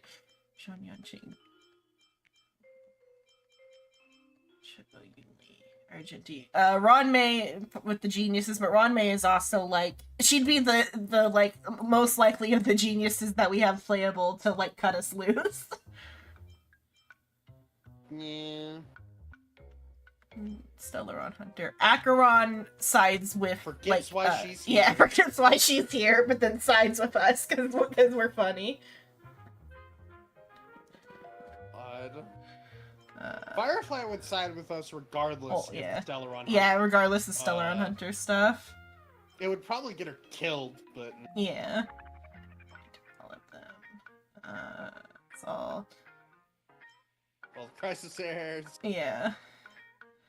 Arlen sides with us just because he's part of the faction that would side with us with Asta and Herda. Yep. Serval, Natasha, Pela, and Sampo, and Hook and Lynx would all side with us. And Luca, too. Sampo might not side Oh with yeah, us Sampo. because I forgot he's about cool. Sampo. Yeah, I was just like listing characters. He is from Bellabog. Yeah. But he's somehow a masked fool, which Which it's interesting because, like I said, like because I look when we were texting about that the other day, I looked up before looking up his name. I thought it was Japanese because Sampo means to take a stroll, which plays into his character. I feel like more than his actual namesake, which is that like Slavic wish granting device. The fact that he is a masked fool, but is on Bellabog, is so strange because of how long Bellabog was cut off from the rest of the universe. He might be some sort of like creation. Maybe He either could be. of directly from Fully to like somehow interfere. Maybe we'll go back there and like get some more details about what they were in the past. Just based off his name, he might be some sort of creation. And he also has the two-tone hair. Yeah. He's something. He's like the two-tone hair has to do with like Hersher stuff, even like going back all the way to like Hersher stuff, like Honkai energy. Because he has, for him to be a masked fool on a planet where Everything no is one cut has off. been on or off for that long, and he's also an young emanator. looking. And he's an emanator though. Oh yeah, because of the rating Uh-huh. gun. It was a rating pistol. Yeah. Because he's technically an emanator. So that could have like allowed him to like live longer. You know what? I could see him not being an emanator anymore. Maybe not. Because doesn't Sparkle comment on the fact that he lost his mask? Maybe. Back Because on Penacony? She might have, yeah, but it might be because he like served his purpose or whatever. No, Aha made him immortal as a joke. 'Cause he found that shit really funny. Yeah. I was wondering the waste. Haha, you're immortal. It could also be that he Okay. served his purpose though of like introducing the like helping the Trailblazer out or whatever. Presumably, we're gonna learn more about him on Plane Arcadia. Since an Elation Emanator would be the obvious choice. Yeah. Fuck you, I'm actually an Emanator of the Equilibrium. What? Because like do we know who he was talking to? Because he had like technology to contact the outside, which would lead to him like being like immortal or whatever that he somehow had. Presumably, he would have had to have been talking to other masked fools. Yeah.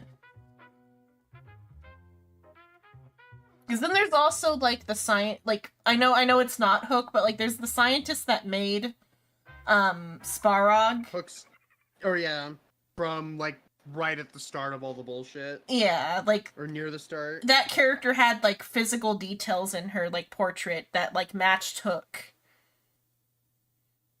And like Hook has like nebulous origins because she was just kind of picked up on the side of the street. So we might go back to maybe we'll get like some time travel power or something, then we'll go back to that and like see what actually happened.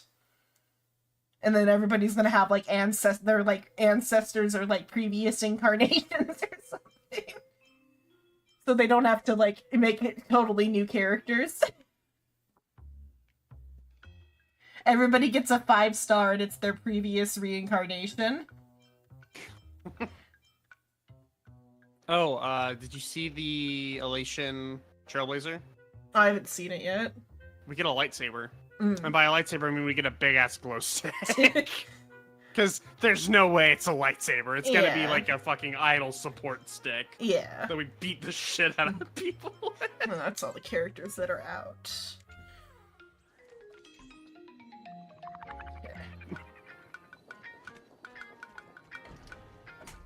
Okay, Ting-Yun. Remind me of what the plot was. It's been many days since we met in Penacony. It has been many days since we started this conversation. Day and night.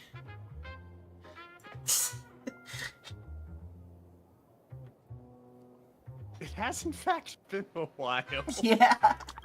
Last time we saw her was the intermittent Madame quest Yao for praised my Penacony resolve to before kill my enemies. Amphorius. Yeah, like saying last that year. Was just the variable she sought. That's why she assigned me to temporarily serve under her command for this expedition. And look at that. It's brought us back together again. That is what's kind of neat about like this like chapter structure. I wished I could travel with you longer back in Penacony, Benefactor. After all, I've yet to reclaim the opportunities Fantilia stole from me. That the like it being stretched out as long as it has makes the time almost like the time exist, because that's like one thing with like fictional stories. Like, oh, I haven't seen you in so long because there's the 7-year time skip, but that was only 20 pages ago. Yeah, it's actually like long time between stuff because we're playing it like chapter by chapter with like current time. Oh right. It's completely unrelated, but I was just thinking about Penacony and Amphorius, and then I remembered one of the ambient conversations you can have with Maide and Phynon brings up the fact that Phynon and the rest of the Crisis heirs actually participated in the Holy Grail War. Which is a clusterfuck to the timeline. Because what do you mean? Yeah, I don't even like they weren't even like in that story. Like, how did they participate? They were in the gameplay for it, though. Oh, yeah. Which I figured it was just a one-off thing, you know, like, oh, we need to fill it out, let's fill it out with our newest characters. Sure, whatever. What do you mean it's canon? Rather, no, it's fan fiction. Because, oh, God. Because, Cyrene writes fan fiction about all the characters. It's just that we told Cyrene about Fate, and she wrote the entire, like, Fate Stay Night collab is just fan fiction that Cyrene wrote. That's why England is that location. His fucking ID's Elysium. Because, like, we described England. Gets written by the author into the main plot points of your characters, it becomes canon. Yeah. But I'm saying that, like, maybe it's another story that Cyrene wrote, because like all the like events on I guess, yeah, because we tell her all about Belobog, Xianshou, Penacony. Because all of the events during that time period are stories that Cyrene is telling us. So it could be that, like... It's brought up in the final page, though, where they do kind of exist with a sense of autonomy. Yeah. While they wait for their bodies to be born in, I don't know, Yeah. an indeterminate amount of time. Yeah, but I mean, like, however Cyrene's fanfiction works, it could be that, like, the characters themselves acted out in one of the loops or something. Had a holy grail. Yeah. What? I'm gonna grab Fuck am I another doing? coffee. But yeah, it's just like, they shouldn't remember that. But because their world exists kind of in a nebulous state between fiction and reality, it could be that thing happened in fiction. First nebulous bullshit.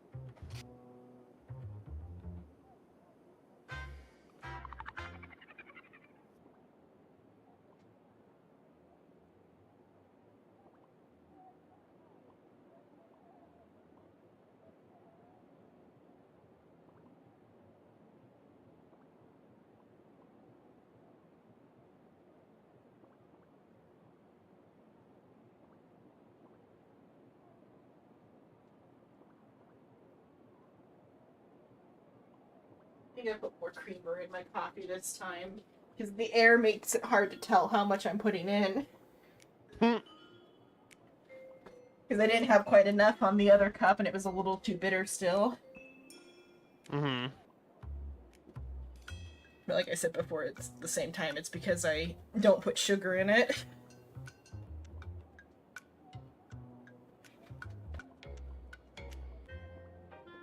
I just go heavy with the cream. Mm-hmm. Every person's mad at me, Al. Hard to say.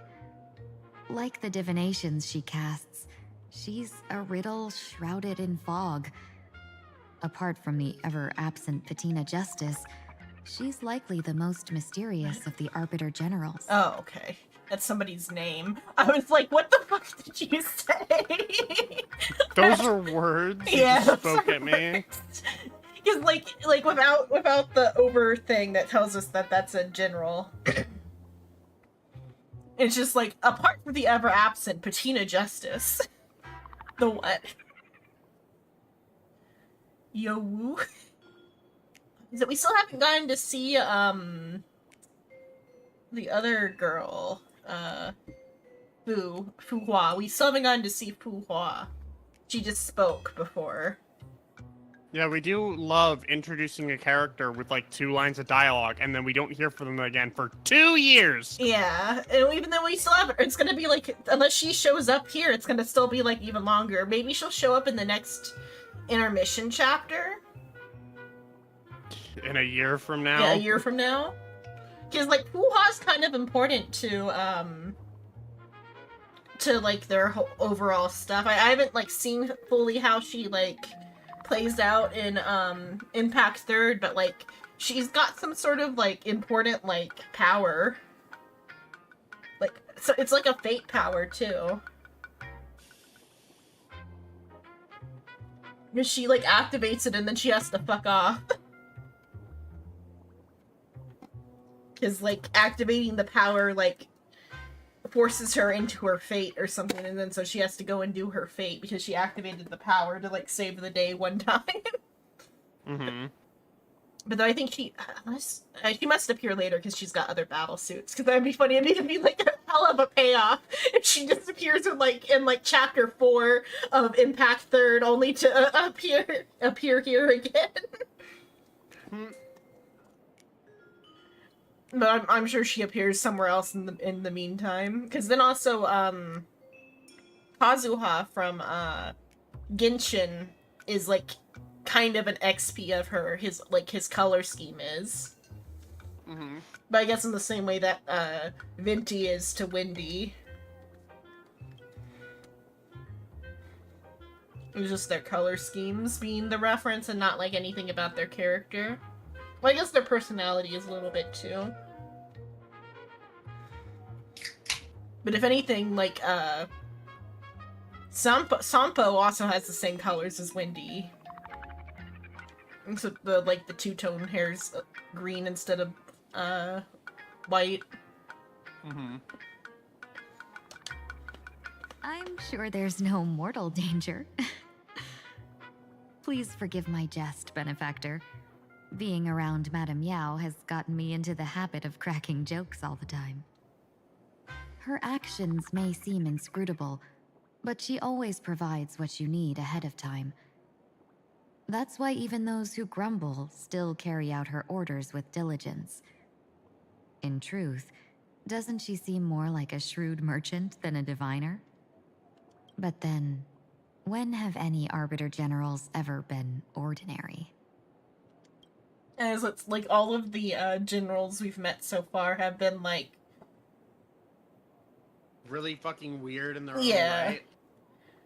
Because like Jing Yuan is lazy, Fei Zhao is like spacey, and then now Yao Guan is like mysterious, but like in a goofy way, like unpredictably goofy. She's an ADHD gremlin. Yeah, ADHD gremlin. They all have ADHD. Just different versions of it.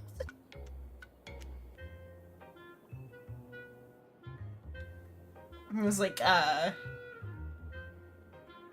they all have like different versions of ADHD or like are like a little bit autistic, I guess. Because even the sword making general, I think he was a general, right? The sword girl's grandpa. Oh, he might have been. I don't remember. Yeah, I think he's a general too. Or he's like a retired general maybe, but I think he's a general. All of them have had like little special interests. Don't go back on your word, benefactor. We can find a local bar and share a drink while we chat. Madame Yao instructed me to meet her at our agreed spot if she disappears. It's growing late, so I'll take my leave now.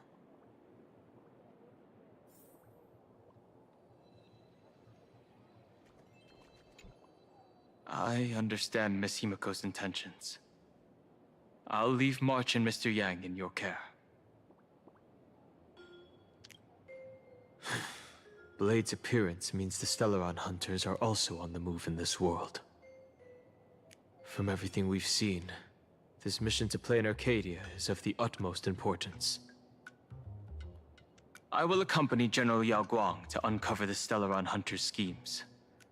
Whatever happens this time, I hope it won't put any of you in danger. I'll do my best to make sure of that. What? Those two are trapped in the school, forced to become a student and teacher? And the security officers are turning a blind eye to all this? I feel like that should have been before the other thing of like, I'll leave March and Mr. Yang to you. It's like, oh yeah, actually this is the situation that you're leaving to me. Though March and Mr. Yang don't seem in mortal danger for now, who knows what Sparksea is plotting. The longer we delay, the worse it could get. Better to rescue them as soon as possible. The Phantasmoon Games. What a bizarre ceremony. What does this type of elation really mean for the people of this place? Why would AHA promote such a game? Because it's funny. Yeah. Christian, he thinks it's funny. Yeah. Whatever happens, keep me posted on how things go. I mean, there is a certain humor to tragedy.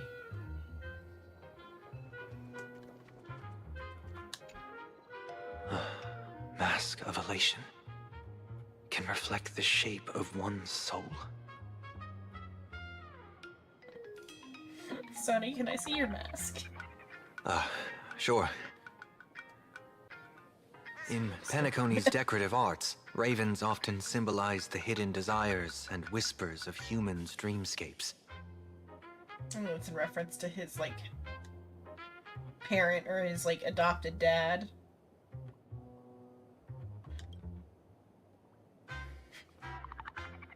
Don't get carried away. Don't worry.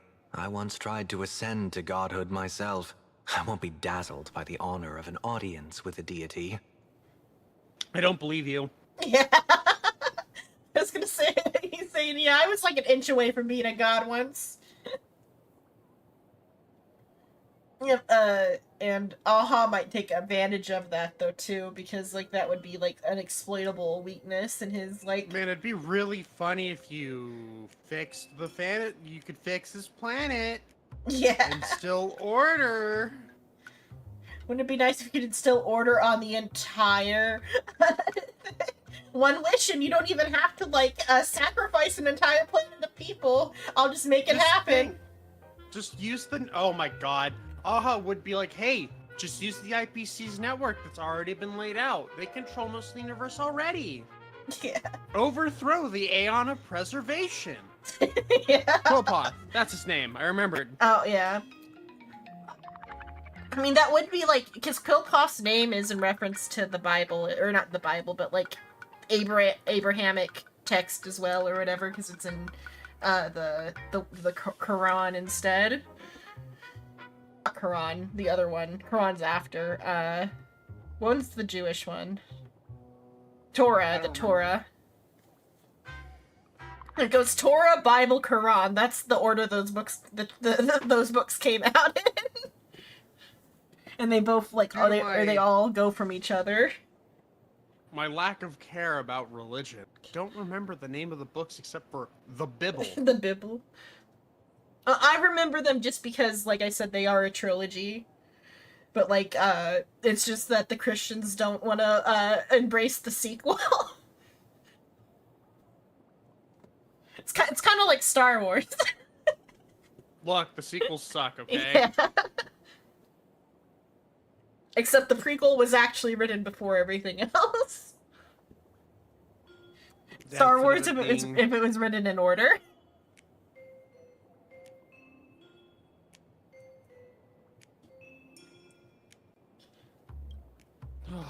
Taking part in this grand event is also about gaining a deeper understanding of this Arcadia.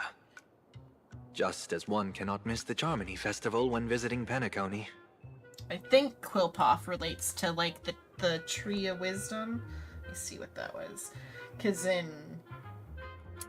What was that? In Devil May Cry, they use that for the trees. So it's, like, in something related to, like, the tree...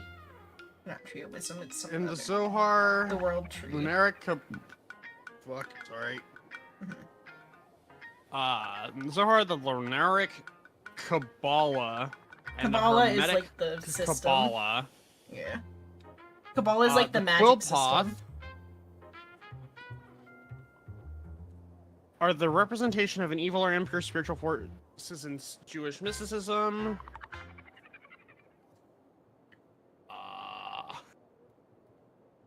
I know it has to do with yeah, it does have to do with the tree too. Oh, is that the, like, Quillpoth is the opposite of the World Tree. It's like the evil tree. That's kind of ominous. Yeah. That's not good for so it's the words I'm seeing, or wait, hold on. Yeah, oh yeah, because it's the Sephirah is the other side, huh? I got it mixed up with the Sephirah because it's the, like, you know, that's the, like, yeah, the Tree of Life. It is pretty damn close to being spelled the same. It is one P short. Oh, for how the Jew. I feel like they're still referencing that in the name, though. And the irony is that the other words that they use to describe it are peels, shells, or husks. Yeah. The Sephiroth, you mean the little circle parts of it? Because the Sephiroth are like the nodes on the on it. Because like if you like look at the diagram that has like all the nodes and the lines, the Sephiroth are like the circles. It's specifically the definition of the word, or like a synonym for the word. Okay, but yeah, the Sephiroth is though I think the individual nodes, but the Quilloth is like then the tree of death then compared to the tree of life.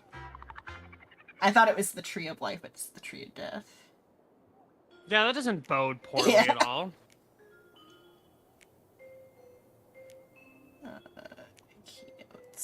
Twins of God. Tunnels of Set. Pathways connecting the spears. Some of the specific names to some of the Qliphoth, relating its counterparts to certain Sephiroth. Massith, which is for destroyer. Chesed is anger. Wrath. Oh, that'd be like iniquity. the sins then, wouldn't it? Yeah, formless, void, fire, deep. The first one being destroyer is ominous. And that'd lead to why they look so fucking... They both have that yellow color palette, too. Oh yeah, because they are parallel to each other. Yep. And this is like a parallel thing as well. The destruction and the preservation are parallel as well. Yep. That though the preservation is the one that is using the evil one. What's the name of the Tree of Life's proper name then? I wonder. Because it just says Tree of Life when you Google that. It's the Sephiroth. Oh, okay. Oh, okay. It's I was thinking that it's because those two words are close, huh? And then it's... God. Let's look at some of the... Yeah.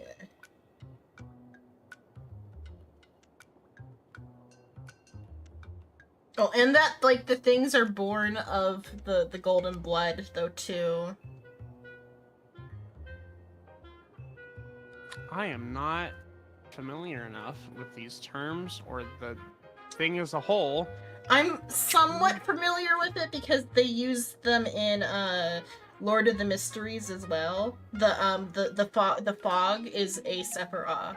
It's one of the nodes. Mm-hmm. And there's for the Tree of Life side of things, they have. I haven't read book 2. That makes me wonder if that means there's negative ones in book 2.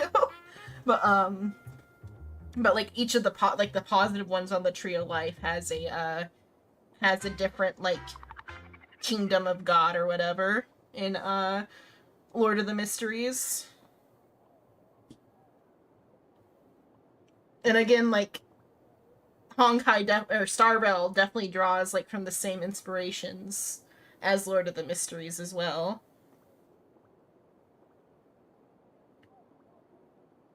Yeah, it's just you said that and it the word clicked in my brain of oh yeah, that's a Kabbalah thing. Because the Kabbalah stuff is kind of interesting to read at for not for any real meaning, but for fiction, to find fictional inspiration. Mm-hmm. Because a lot of things do draw from it too as well.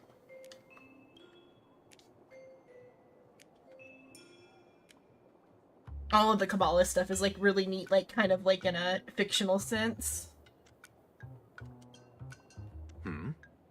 There's no rule saying that supplicants of the Phantasm Moon Games have to fight each other, right? Battle On the Royale. contrary, for the elation, We get to shouldn't kill laughter Sunday be a again. I'm hitting you resonance with the that train comes again. from within each other's hearts? That's why the Fortnite collab, it's a Battle Royale. Yeah, I joked about that with fucking... No Name? No Name, I think. It's oh my god, it's just Fortnite. Yeah. more importantly, it's just Fate Stay Night again. Yeah, it's just Fate Stay Night again. What's this? 8 people have to fight to get a wish? Mhm. Wow! After Where have putting I it on, seen this before? I seem Yeah. to hear Dragon Ball. curious voices. The mask whispers to me, That's urging not me to show ominous. my elation to the god, to create miracles that will make the people of the Arcadia laugh with joy. So you're gonna put on a clown show for us? Do a little dance for me. Don't. Sunday cannot dance. That's a good one. Yeah, he definitely When dances that like general, a white Yao person. Guang, shows up again, I should discuss our collaboration plans with her. Good luck. He does the one where you you put your fist out in front of you and just like kinda go. Tried. It's the hallway. I'm like, what is screaming? But it's the hallway. It's this. What's screaming? That does add to this whole planet is so full of like the voices. But because they are like born of like everybody's thoughts or whatever. The IPC, Masked Fools, a Cienjo General, the Stellaron Hunters, and the Nameless. Word salad, yeah? Some came for the Alliance. Some for the Eon's game. Whatever their reasons, a storm is brewing in the skies over this world. But at least we got some good news. Sunday has joined the Phantom Moon Games. He can help us in our showdown against Sparksy. Let's rendezvous with Sparkle at the tavern.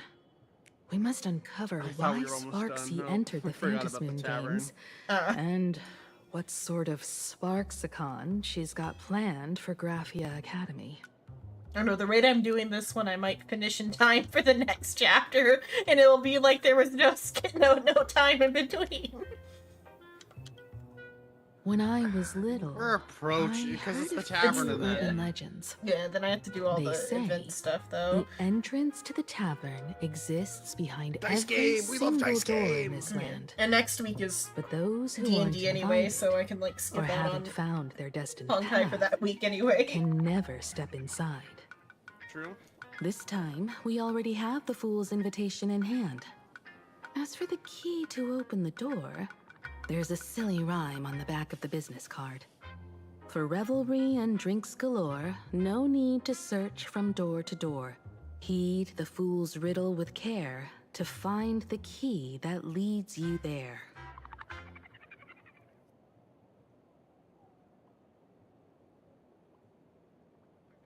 Search for a door.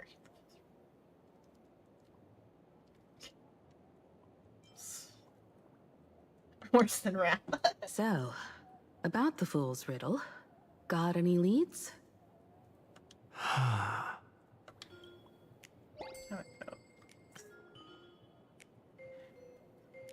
Remember after this time, but you do remember when Sparkle first met you, she told you a riddle.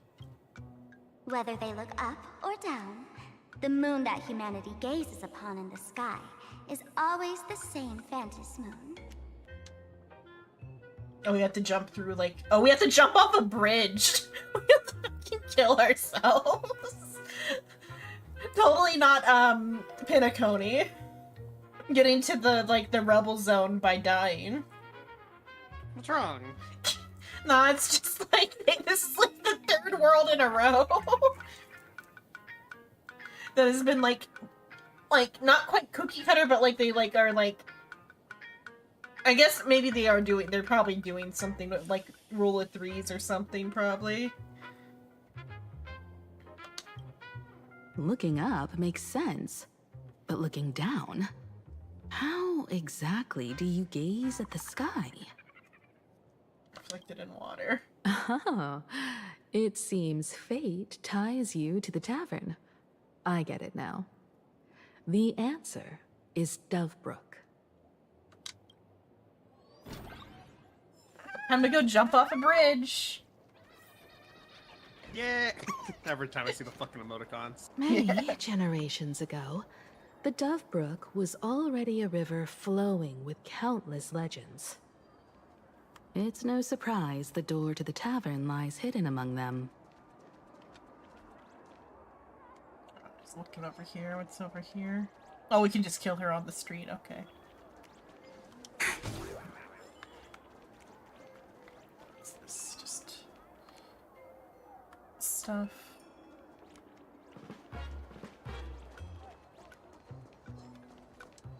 Oh, dang. I probably Wanna got the take chest some that was up in the pictures? room. I probably got it. I mean, I'll probably be back there. Oh, that's... They also are drawing our attention to the graffiti. Wait. Should not get too close to it.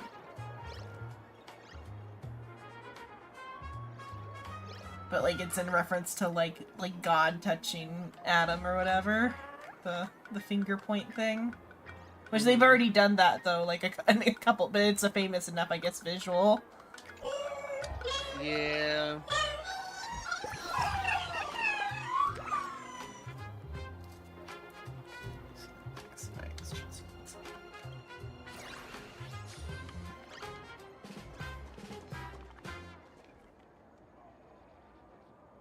Just wanted me to look at, I guess, the emojis up here. Or no, they're looking up at something. I guess maybe just the moon, because there's like, well, there's no moon there either. Maybe to look at it. Oh, duck.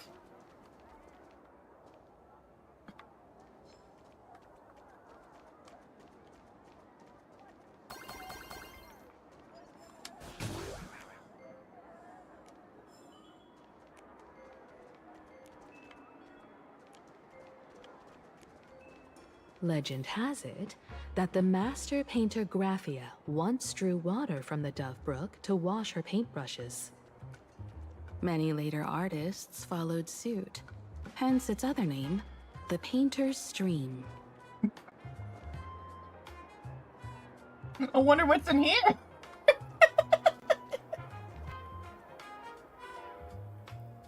It's interesting though that like the alligators like relate to the IPC. Or crocodiles or whatever they are. I think they're alligators. Another interest that like the eye color makes me think of Aventurine's eyes though too. Mm-hmm.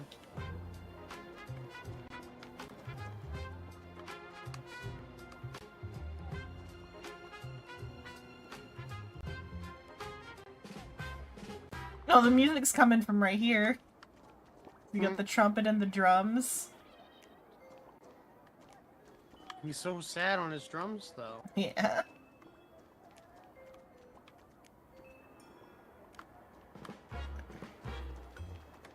Shadows are there. Those are cats. Mahjong. Oh, that's for the dice. Can I get them, or do I have to wait until I unlock the other thing?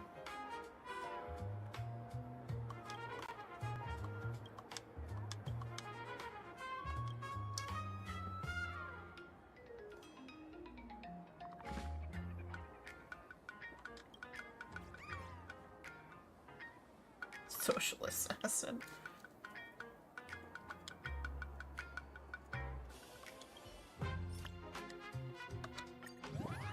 Oh, I didn't change my card, but oh well, it should be fine. Oh, which is God touching. Or why is God touching at him? Yeah, God does have some things to answer for. Why did you make me? Yeah. What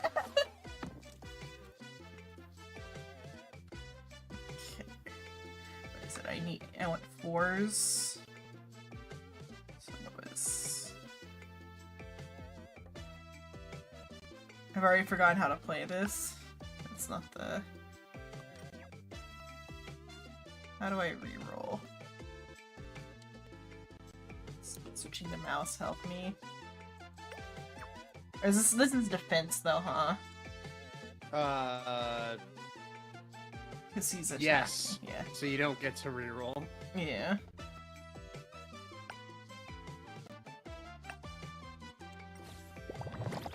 That's what I was trying to figure out where the rerolls were. Where am I? Yeah. I've never gone second before because I've only played the beginning of this.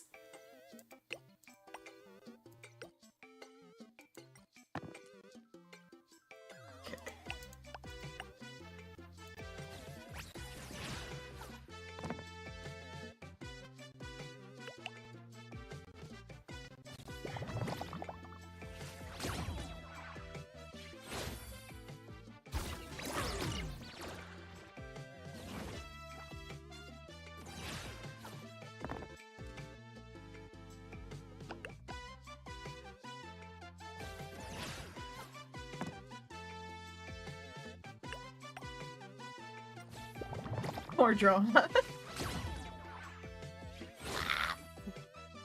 Spare me! To see if he's got poison, but and he has to like land a hit or whatever. And he's gotta get even.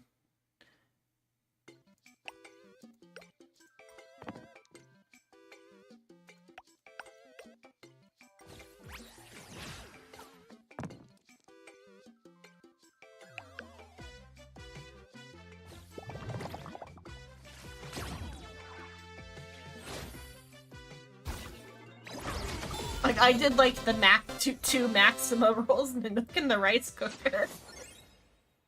What's that a reference to? I'm gonna read that achievement. I'm curious what the blurb for that achievement is.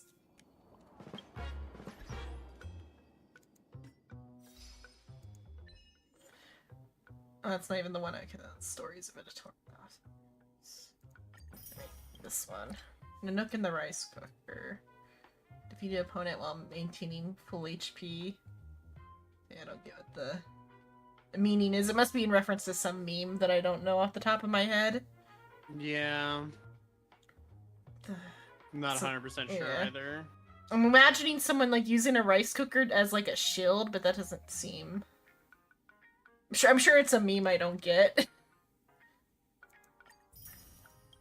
Or like, or I'm imagining Nanook just like serving himself rice from the rice cooker, which I also don't doesn't make sense either. But it's a cute visual.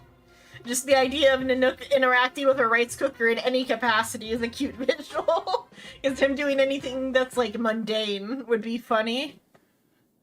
I'm doing my laundry. What do you mean you're doing your laundry? He keeps getting gold blood on it.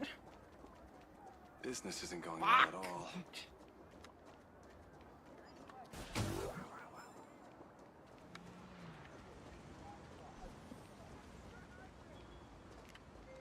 Here's the river. Looking at Dove Brook's scenery. Memories from my student days just come flooding back. Time to get hit by a speedboat. You jest. Miko's student days. They're not exactly interesting memories. Back then, Dove Brook District was teeming with gangs. There were hooligans running around everywhere. Yeah, she's a bancho. And some really loved messing with the students. I was taller than my peers, and happened to be training in martial arts. To stand up for my juniors, I would occasionally get into scraps with the thugs on the streets. Why can't she be wearing...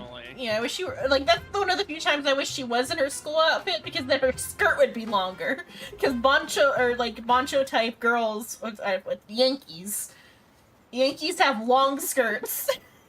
Put on a long skirt, hey, Miko. That's later, when she gets her new fucking second path, and I get incredibly upset that it's gonna be Elation. Yeah, Elation Himiko in a school uniform, but thankfully it's a long skirt. Long skirt and a poncho hat. Grant us a character with the modest clothes. Never.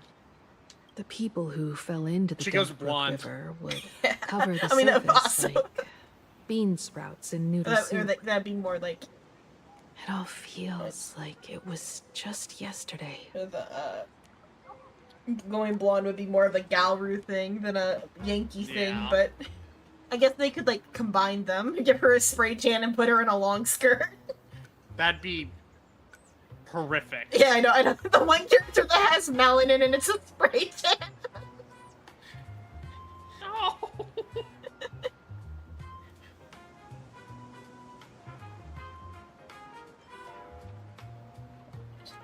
Just see.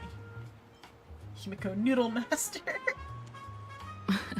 Sometimes the thugs fell in. Other times, I took the plunge myself. Back then, I was a bundle of restless energy. The teachers always said I was like a wind-up toy that never stopped banging its drums and cymbals, stirring up a commotion wherever I went. In the blink of an eye, 15 years have passed. Hard to believe someone as reckless and willful as me became the navigator of the Astral Express. I feel that. It's been like 9 years since I graduated high school.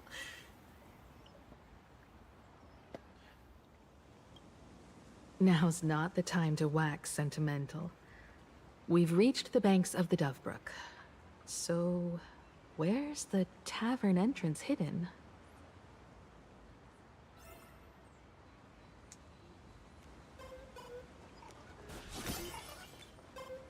Oh, just one of those. I was hoping we were actually gonna like find like the reflection of the moon and jump in.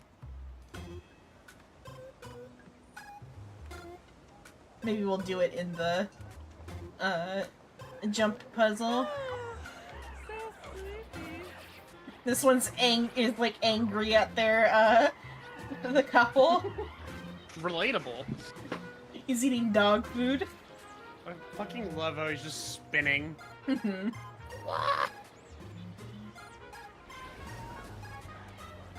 Which I don't remember which culture that is. There's a phrase, one of the three ones that I've either, I don't know if it's Chinese. It's probably Chinese. I think it's Chinese. I'm not 100%. It could be a different one, but like when you're like watching a couple be lovey-dovey, you're eating dog food.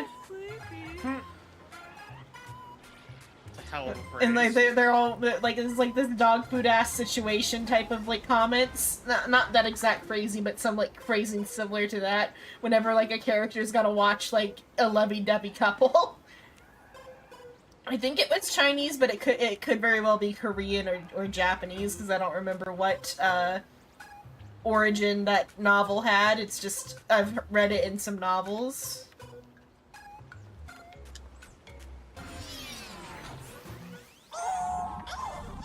According to the business card, the tavern is near the Sinwish Syndicate headquarters. Let's check the other side of the river.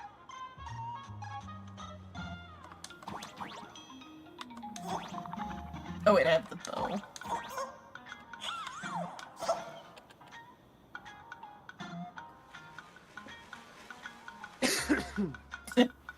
Okay. I was like, where did it go? Oh, okay, yeah, you do. Go to a new world, I got isekai'd. Yep. You jest. Oh, what? What's wrong? I'm up here. Okay, You're there's... there now. Oh, wait, I forgot the camera does move a little bit, but the camera's not letting me even move. No, just run to the left. You'll be fine. There's coins Yeah. up there. That happened to you too, or is that what's supposed to happen? No, I intentionally came back later and did that. Oh, okay, so there is more coins to get. Which shows you keep on a going different left.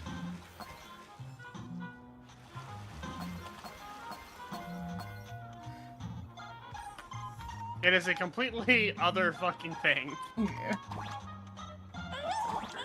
Oh, and then I have to swap the... Okay, I have to swap gravity like this.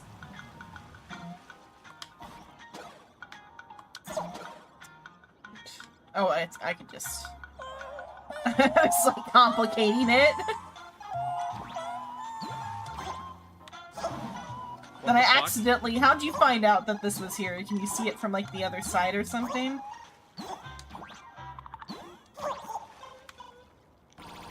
Because I just kind of accidentally found myself here. Come on.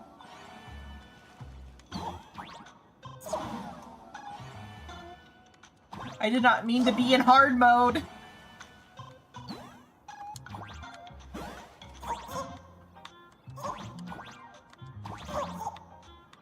Where's the chest? So I went through a door and I'm back on the fucking Lofu.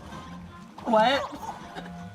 I went through a door and I'm in the shackling prison on the Lofu. Is it picture mode or is it something different? No, I genuinely teleported to the Lofu. That's interesting. I was just like, what? Why am I here? And like even on the map you're in the Lofu? Yeah, it genuinely sent me there.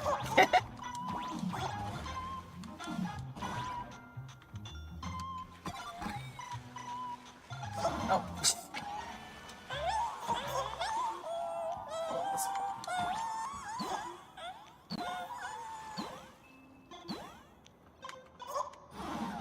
Almost, I was doing pretty good with the aim.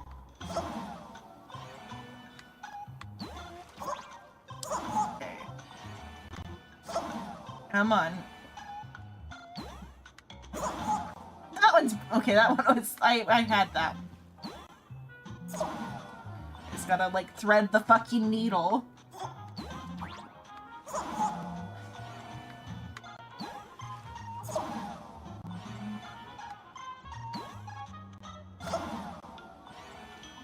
Good thing this one's not graded, because this is a transportation one. Okay, very gently press the button. Xenon versus platforming. How does it work on keyboard and mouse? Easily. Space is jump, WAS to move. Or I guess, left click jump, I'm wrong. Oh, I was pressing space. Like, Space probably does work yeah. as well. Space does work. But it's like easier for my hands to do the mouse for sure, but like... Nope. I'm going back to controller. So I got over there before, there we go, okay. I just gotta ignore that bounce pad, rather.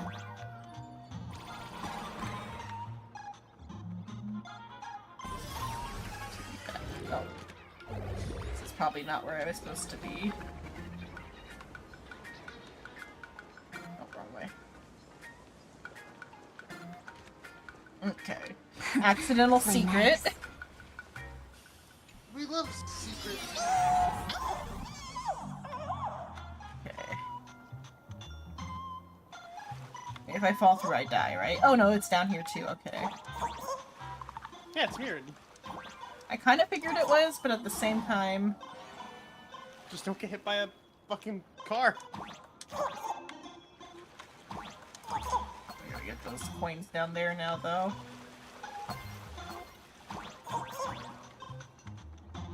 Okay. Interact. Oh. Okay, I can't do that.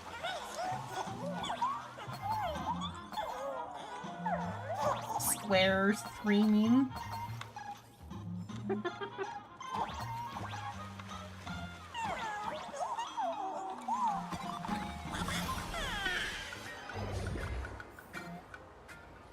All that to cross the fucking river. Hail the new Civic Order Act! To everyone... It's like, hey, why? folks! Have y'all heard the joke about the Dove Brook? Yeah, it jumped. Yeah, one day, a criminal escaped from prison. He ran for his life, but just when freedom seemed within reach, the Dove Brook blocked his path. Is this a reference to the Killing Joke? it's not quite the same, but like it's like the prisoner Oh, escapes. the flashlight thing. Yeah. Think I am crazy? Yeah. With his pursuers closing in, the man prayed to the river. Like the I am cadence is hammered similar. by the law, stained with filth. Oh, pure flowing waters. Or before at least it was, please now it's swallow not. Me. A voice from the Dove Brook replied, "There's a pedestal of light upon the water. Step on it and you can cross." The criminal wept. What pedestal of light? It's only the moon mirrored on the water, an image that shatters at a touch. If I step on it, I'll fall in and drown. I'm thinking in... Guess how the Dove Brook answered him. I'm thinking in Chinese maybe it's meant to mirror the Killing Joke even more and just it got lost in translation.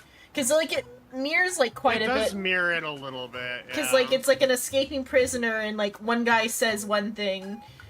Beam of light to get across. Yeah. What do you take me for, an idiot? Or what do you think I am, crazy? Yeah. Oh, the Dove Brook said, "You're not hammered at all. Otherwise, how could you still honestly, tell it may the not be that it got moon lost in from a translation. Maybe pedestal?" they were just trying to be as vague as possible as to not. So, it just would, or it's rather just, like, it maybe just mirrors it closer in, like, Chinese, but then it, like, the translation couldn't mirror it as easily. Because it'd be it'd be the same with the, like, with the other poem, with the, Who Killed Cock Robin, of, like, translated into Chinese, making Translated back into English. Yeah, translated to Chinese, altered, and then translated back into English. I mean, like, they got the cadence down pretty well, so this one they might be aware that it is, like, the reference, because, like, with the way the guy's, like, he sounds pretty close to, like, John DiMaggio's, like, delivery of it. Though I haven't actually, I should who plays Joker in the, actual Killing Joke movie, because I haven't, like, watched the Killing Joke movie. I've only heard the Killing Joke in the... It's probably Hamill. If I were to Hamill, guess. yeah, because that one's the bigger one, yeah. Because, like, I've only seen it in Death in the Family, where it's, like, a rephrase of it. But the Killing Joke is, like, the movie for the Joker, so... Let me go listen to it really fast. I was just gonna Google it. Oh.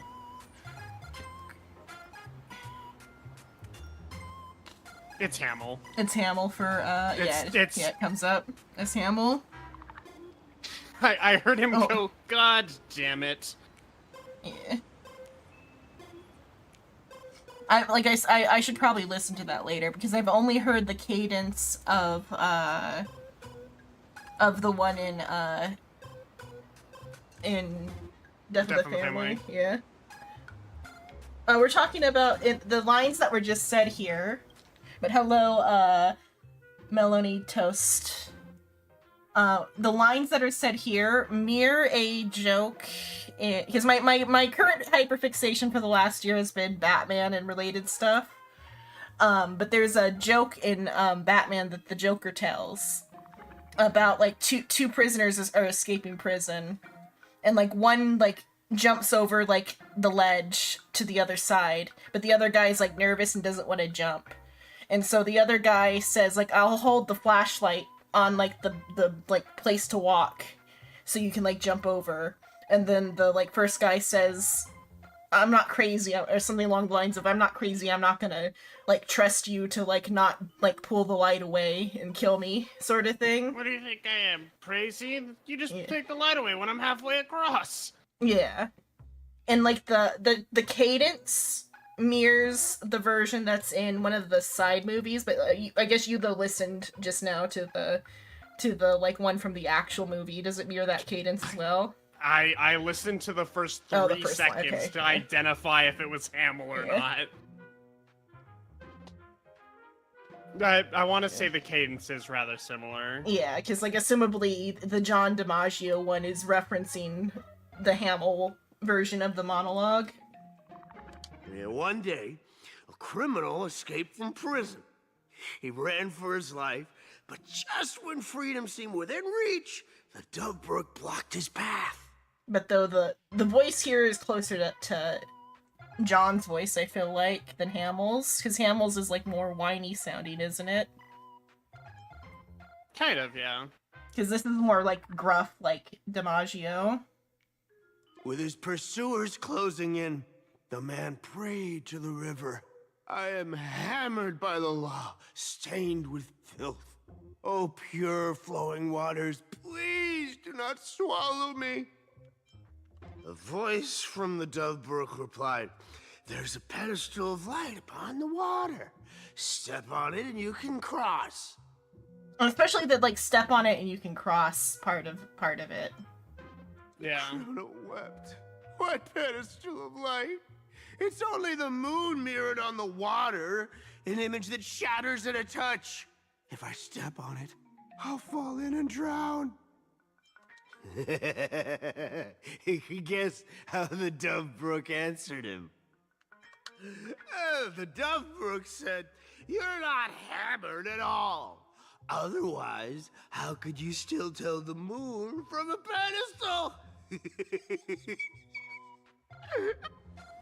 But like the laughing and like the tone is very close to like how it's delivered in Death in the Family. Would not be surprised if it was a reference. Yeah.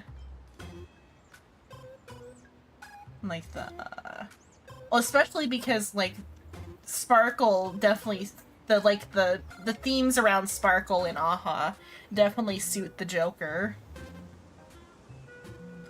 Same with like in Zinless in I want to say chapter 2. Yeah, chapter 2 of Zinless.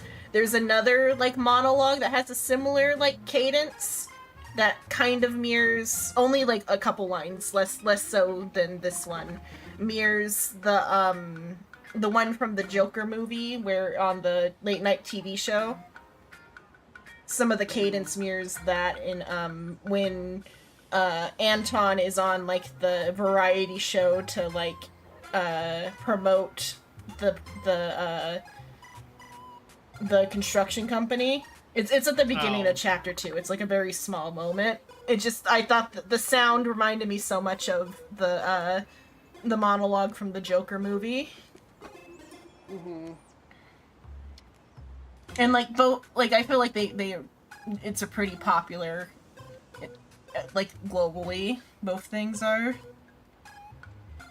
Yeah. It's a dry joke.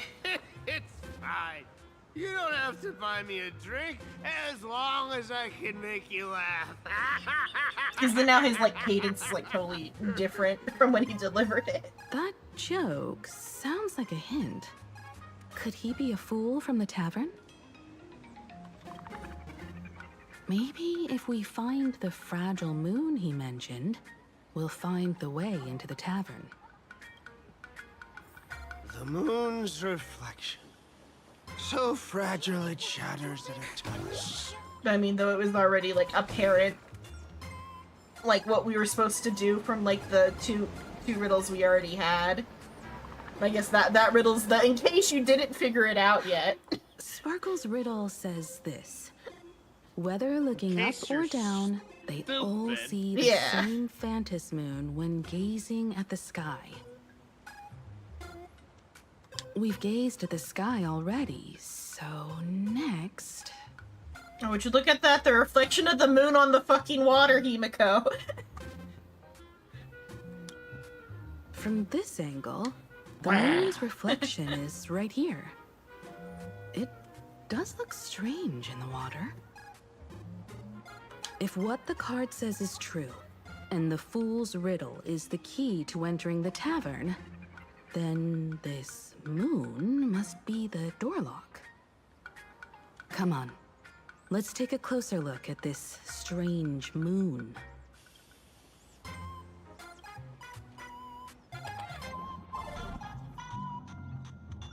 Keep going. Chase that moon's reflection.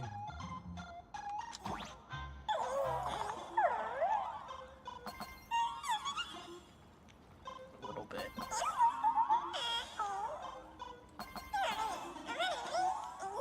It won't let me move the camera for this one. Nope. You're on a boat. Yeah, I'm on a boat. There we go. I still can't even move it in this one though, but I guess because there's nothing else for me to look at is why. Nope, you're on a boat.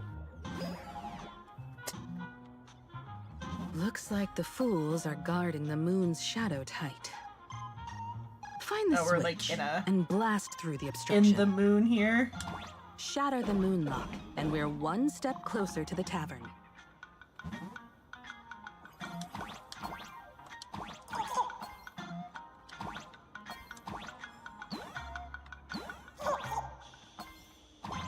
Let's try again.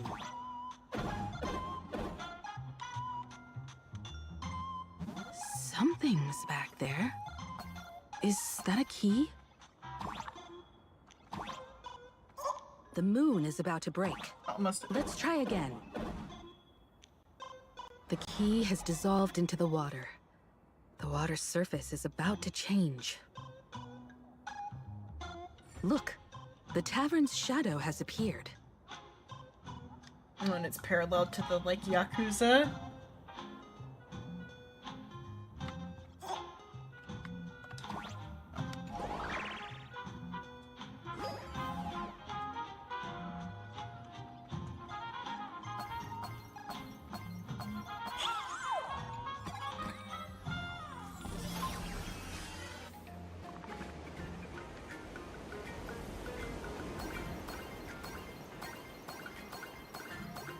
Duality is a pretty, like, prominent theme as well, just in general for the game, but though that's just a general theme though too. How Most does things this compare to the have ones that you've as a seen theme. before? If we follow this path ahead, we should reach the tavern.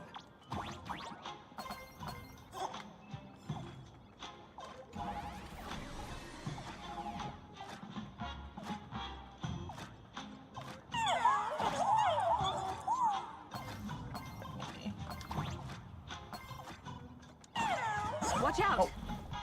Oh yeah, because we reversed gravity and now almost we're in forgot. You're a full-fledged trailblazer now.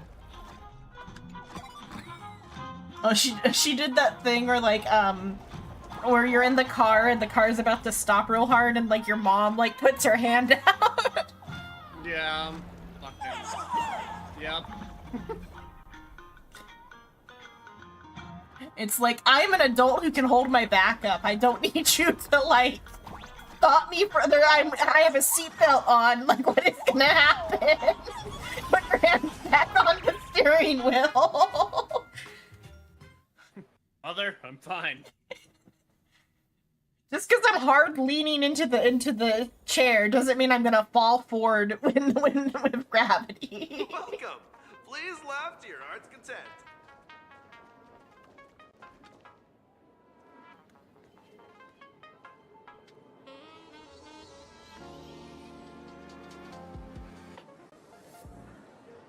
So this is the Asheville? World's End Tavern. No. Allow me to correct you. If you think this is all there is to the tavern, you're sorely mistaken. Like a single grape on a great bunch, this is just the part where the tavern connects to this world. Oh, is that how you ended up in on the low food? Sorry, but this looks... No. Oh, like it's a not related to regular this at all. No. Because, like, the idea that there would be a World's End Tavern on, like, every world that connects them all or something would be thematic, kinda. And explain, like, Sampo a little bit. But nope, you just teleported. I found a fucking door, walked through, I'm on the Lofu. The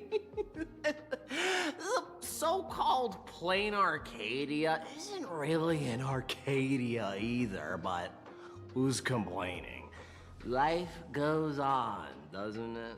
what was it? Tengoku Benzai or whatever is the something name? that's true to its name. Take a ride on the Astral Express. Funny thing is, it's literally a train. You know, can't find a single trace of astronautical engineering on it. So you're like, how is it airtight? How does it fly? How does it work? It's a fucking train!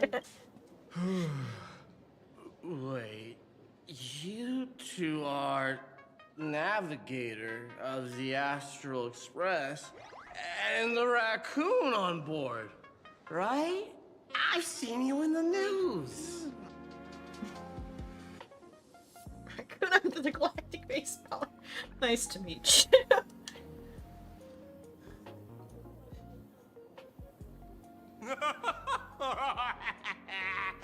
Friends, a big shot is here. A real I wonder who in this room is important. I genuinely, like, I hear Big Shot and I flinch like a fucking dog from, Deltarune. Fucking Spampton. So you want to be a Big Shot? I've only seen, I think, like, chapter 1 and 4. It may be part of 3. I haven't seen, like, all of it. Because I only saw the parts that Psycho played for us, or that I was there for when Psycho played. Right. Really? From the Express? You're not so cosplay enthusiast, are you?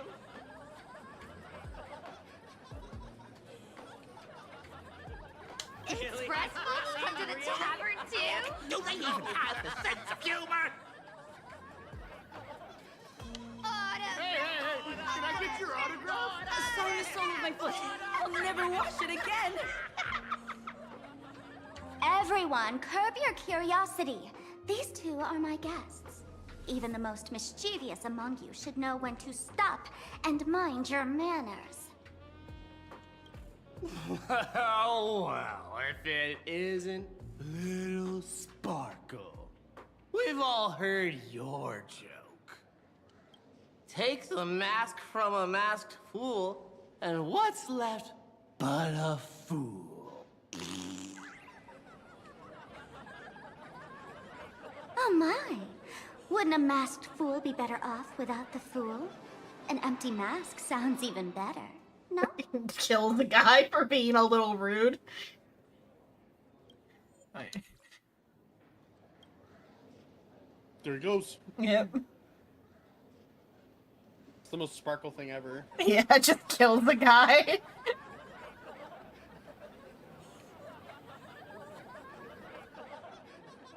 Is he alive? Say your joke. Is he alive? In a manner, he is the mask now. Alive-ish.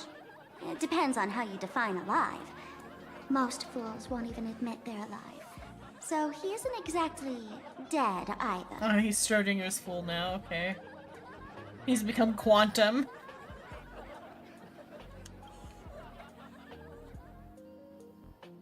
Is she about to do like a massacre? Okay. Alright. I was like expecting her to I just can like, finally kill them entertain my all. guests without interruptions. You two, this way. Let's talk about the imposter.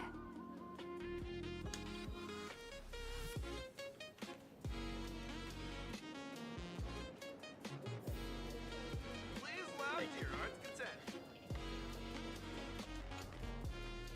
Who lays quietly on the ground. Before he's become small and thin, size perfect for carrying around. Yeah, so he became the mask. And we're just gonna leave him in the middle of the floor. Is he still there if you go back? I don't remember. Plated takoyaki. Yes, and on Takoyaki's good too. Sprite.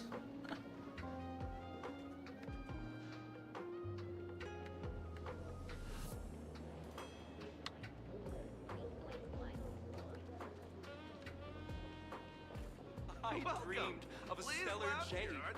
A huge stellar jade.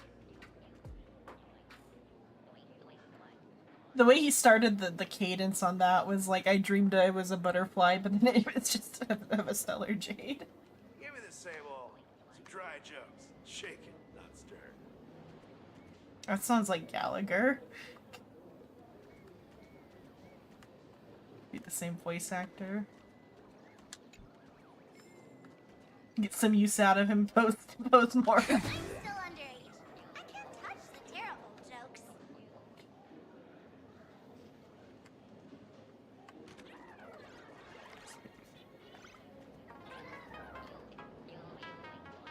I'm still underage. I can't touch the terrible jokes. Give me the same old. Some dry jokes. Shake it, not stir.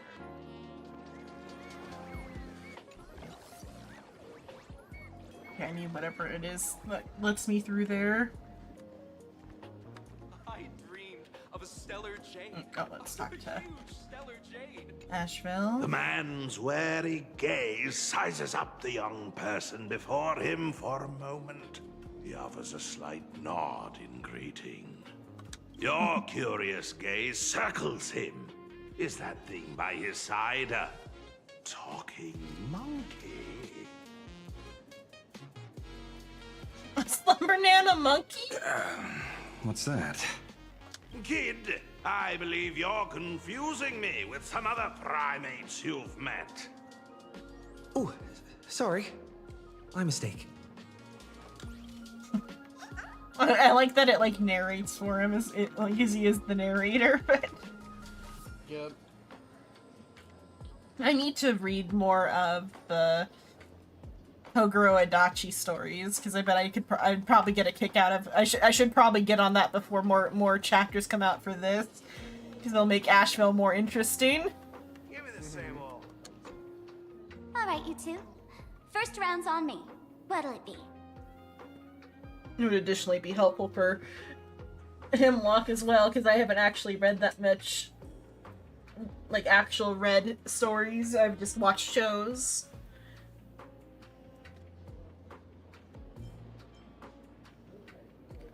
Glass of water. Give me the strongest, most hardcore drink you've got. Let's get to hardcore drink. We're not here to drink. Time's ticking. Did you find anything on Sparksy? Don't pull a long face. You'll sour the vintage in the cask.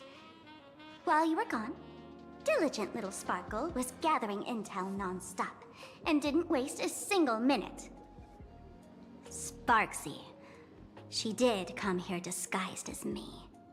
Oh yeah, that's I called Giovanni. tracing the You might not remember the him. trail. He's the poor sap who drew the short straw to manage the storage area recently. Old Gio told me that a week ago, I came here and took a few things. Among them was a vial of mimetic virus. A mimetic virus. No wonder she could take over Graphia Academy and distort March and Weld's cognition, making them believe they're a student and teacher.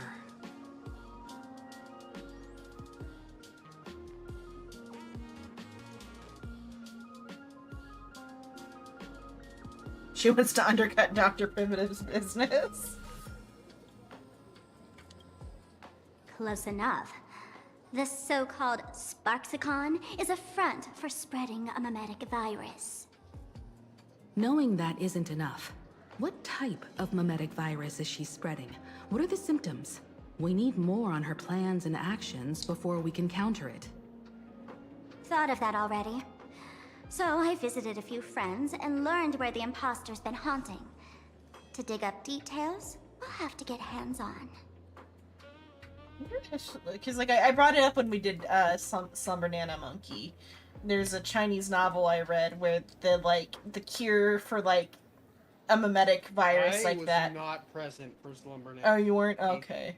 That was before I started playing Star Rail. Oh, okay. I showed up to stream, watched you play for like 15 minutes, went, what the fuck is this game, and left.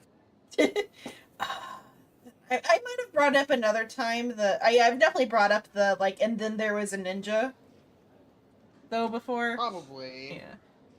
But in a different Chinese novel, where it's like a setting that is like an SCP Foundation sort of setting, where like it's like a mix of Warehouse 13 and SCPs type stuff, and like some other like similar media mixed in, where like the like agency's way of dealing with like mimetic viruses that are like, or mimetic entities that like kill you or whatever, is they have a mimetic entity like on their side that is, and then there is a ninja, and it inserts itself into like other mimetic stories to like disrupt the flow of things, and it's like the only thing that can defeat like that type of like director, like similar to the Rekka's role in during the Slumber Nana monkey business.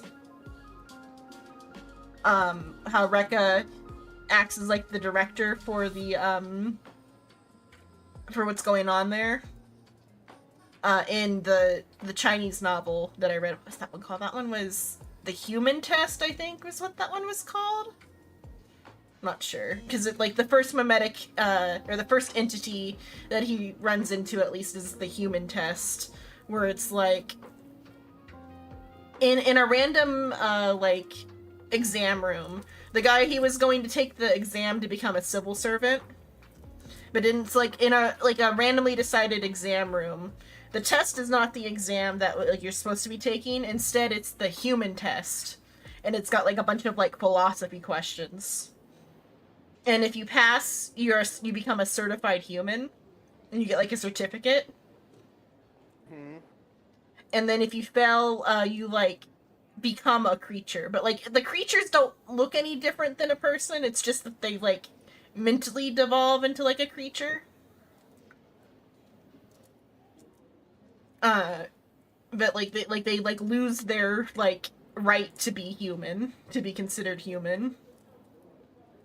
And like the main character survives the incident, and then he's like recruited by like the SCP Foundation equivalent, and then then it becomes though like these type of stories have like a particular like arc structure. The closest one I can think of that's like got an adaptation was what was that one called? Spare Me, Great Lord, of this like the like organization recruitment arc. Of like you're sent to like the training facility, and then like something goes wrong at training or whatever. But like it's a similar structure to like that organization.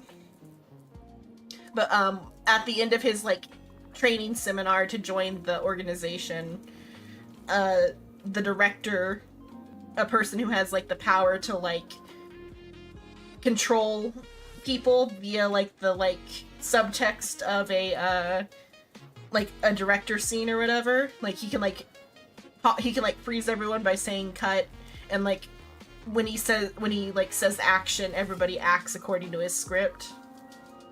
The only way they were able to defeat him was that they used, and then there was a ninja, and because of the like the way that their the mimetic thing became reality briefly because of the director's power, and so the ninja was able to like spawn itself and like kill like the enemy or whatever. But it's like it just makes me think of that specifically because of like the Slumber Nana monkey sweetness was Rappa, right? And because she's like immune to mimetic entity or mimetic viruses because she's already infected with a mimetic virus. Basic is lead the way then.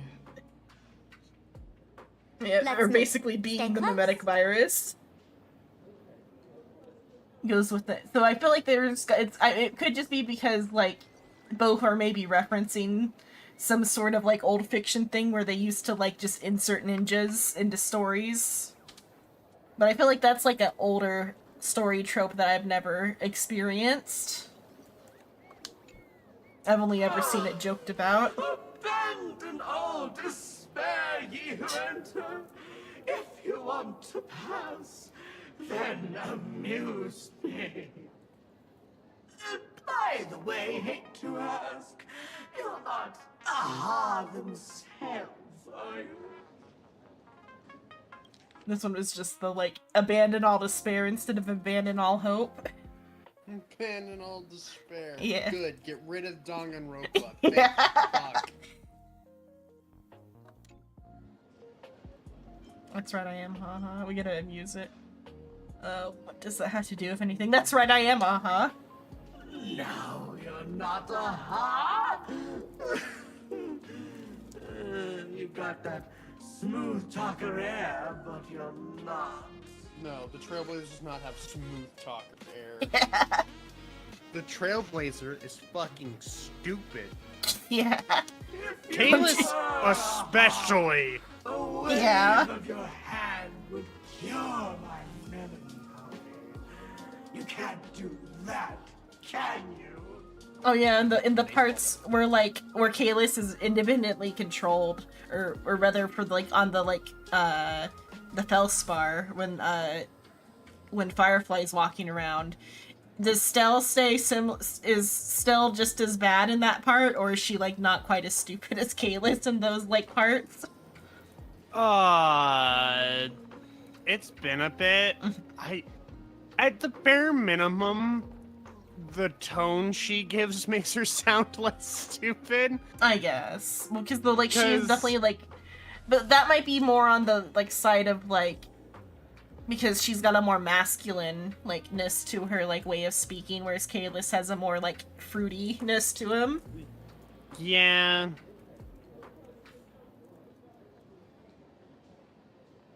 Also, just like personal, like the tone that it is like I guess the fruitiness that Kalis' VA has. He doesn't sound particularly intelligent most of the time. Yeah. Whereas doesn't help that the community reinforces that thought. Yeah, but it also seems like for Stell they're going for a more like tomboy type of like presentation. And with like women, like tomboys are tend to be a little bit more like wisecracking than like girly girls. But girly girls have like nothing between their ears. That's what March is for. Yeah. Let me get Evernight. Isn't this the Tavern of Elation? Yeah. Don't you welcome the laughter, gracing you with their presence? You're wrong. It's not that they are unwelcome. See that? The fools put up a sign over there. Aha! And morning actors, stay clear from the door. Stay clear! Ridiculous as it sounds, it's true. After 666 invitations to AHA went unanswered, the younger fools voted to expel the laughter from the Pact of Elation. Oh, I get it. It's like students expelling a teacher from a classroom. The action is meaningless. The message is loud and clear, though. All right, Mr. Doorway. I assure you that none of us three is AHA, and none is a morning actor. Oh, it's Sparkle. Is it really Sparkle? It's not someone else pretending to be Sparkle. I can't tell, and I don't care. I don't care. Listen up, gray-haired lad. If you want me to open, pay the toll with saying a joke. I've been waiting for the one joke that can cure my melancholy.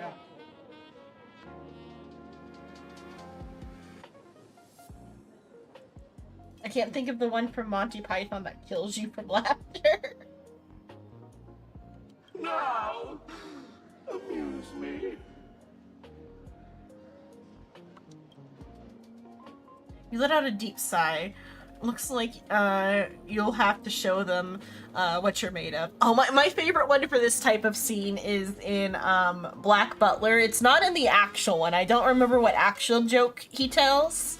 But in the also behind us is an Evangelion reference. I just saw the posters with the hands and the glasses. You see that with the on the right? Yeah, on the right. With the guy with his hands like in front of his face, that's an Evangelion reference. Yeah, it is. I know the image. Oh, the joke though. So it's in the Black Butler bloopers for the English dub, because like they have to tell Undertaker a joke for him to give them the information they want or whatever. Because Black Butler's like a detective show technically. Underneath all the other stuff. But so, in the bloopers, Michael Tatum, the voice actor for Sebastian, gives him a limerick. And it's like, one of my favorite ones. It's, what was I just don't remember where she's from. What is it? It's like, once there was a woman, I'll go. There once was a woman from Peru who filled her vagina with glue. She said with a grin, if they'll pay to get in, they'll pay to get out of it too. And that's like one of my, my favorite versions of the scene of like, tell me a joke. Because I like limericks and that's a good limerick.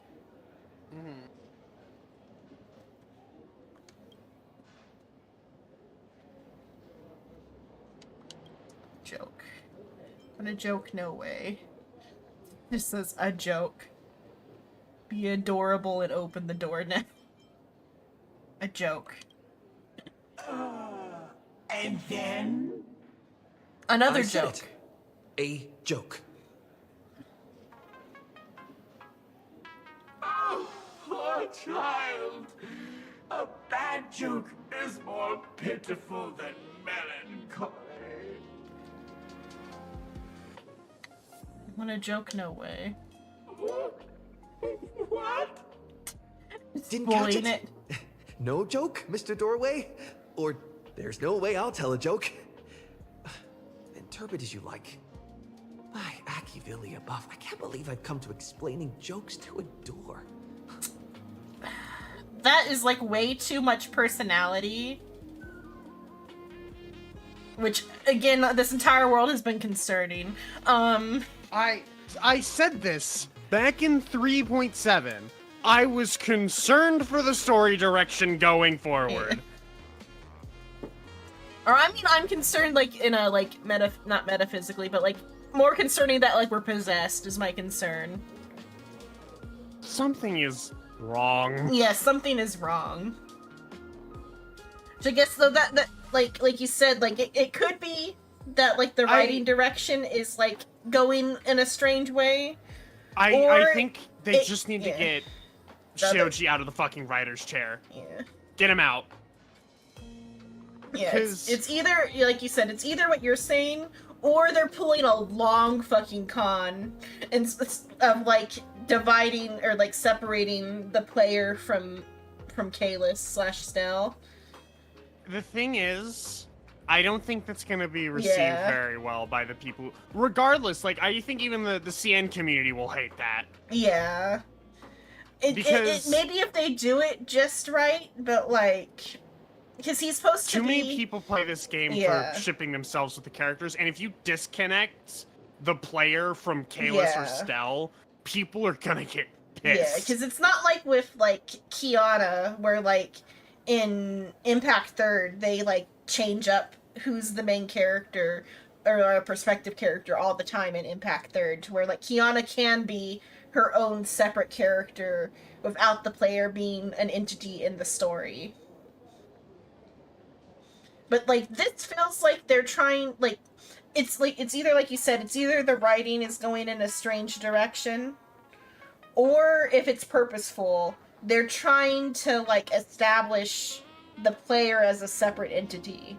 But like you said, that's gonna fuck over shippers. Like I personally like that type of twist, and find it, depending on how we land when we land, because I liked the horror of it, of like we are some other like in. I like not the horror of it. The horror of it. I like the horror of it. I gotta. I like the horror of it, in that like the existential like dread of like the decisions we make are not the choice of the character, in the way that like Arno Surge did it. I would be. But like, it depends on how it's done. Yeah, it depends on how it's done. Deltarune is doing it in a good way. Deltarune does because that it's too, yeah. very deliberate, and that we know the soul is not Chris. Yeah. It's too late for them to do that here. We've been on this character for so long, and there's been nothing of that. For them to start doing that now, yeah, because like either that or they're gonna go with there is another entity that's like fighting us for control. Because like the only other times they really do this type of tone is when words are being put into his mouth by somebody else. Before they start, like before like the recent parts where they've been doing it a little more often without like consequence. But like it started at the Ron May arc was when it started.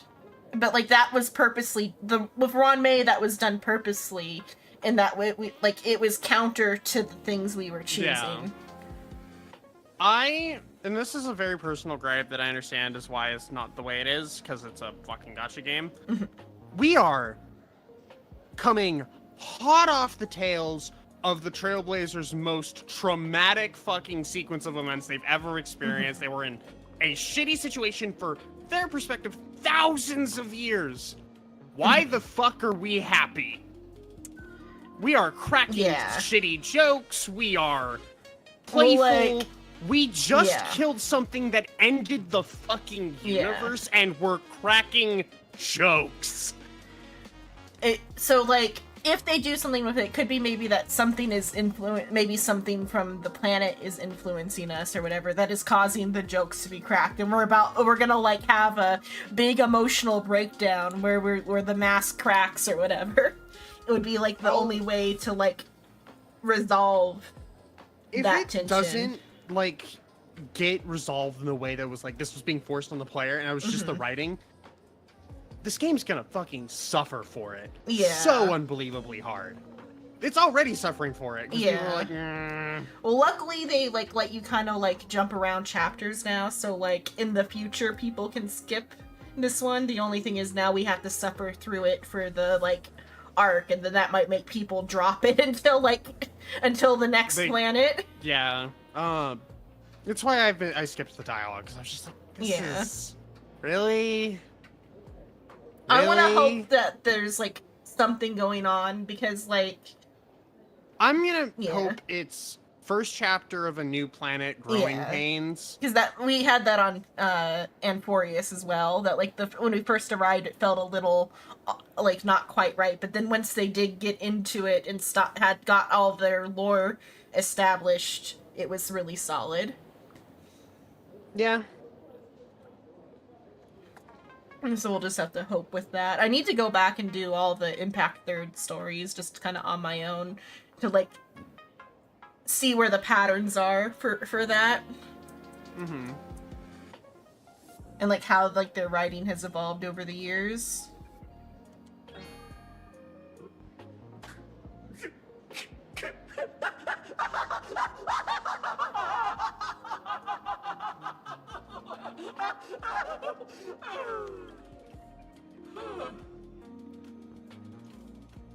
Be adorable and open the door now.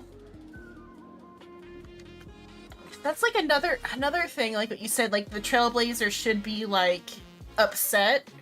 For Genshin they did that. The Traveler gets progressively more and more fed up with everybody's bullshit. Yeah, and like by like Inazuma, they are like, nah, stop this bullshit or whatever. Or at least, or I don't know which chapter it is, but like by a certain point, I've heard that the traveler starts getting fed up with people's nonsense. Cause like, the Trailblazer has been like early on happy-go-lucky. Mm-hmm. They serioused up a bit on M4S. We still had the joke options, Yeah. but by and large, I didn't pick them. I picked the serious shit. Because Yeah. it tonally fit better. But there haven't been many serious options yet. We haven't had shit for, like, everything here has been reference humor, or kind of like cringy jokes. But that's also like thematically it's appropriate specifically to the planet. But not the character. So like they care might more about the character. Hopefully they'll do some sort of like turnaround on it, because so far they've been pretty good about like subverting expectations to an extent. Yeah. So hopefully they'll subvert it in the next couple of chapters. Hopefully. Yeah. Oh, that's not adorable. What are you going to do? I'm gonna break you open.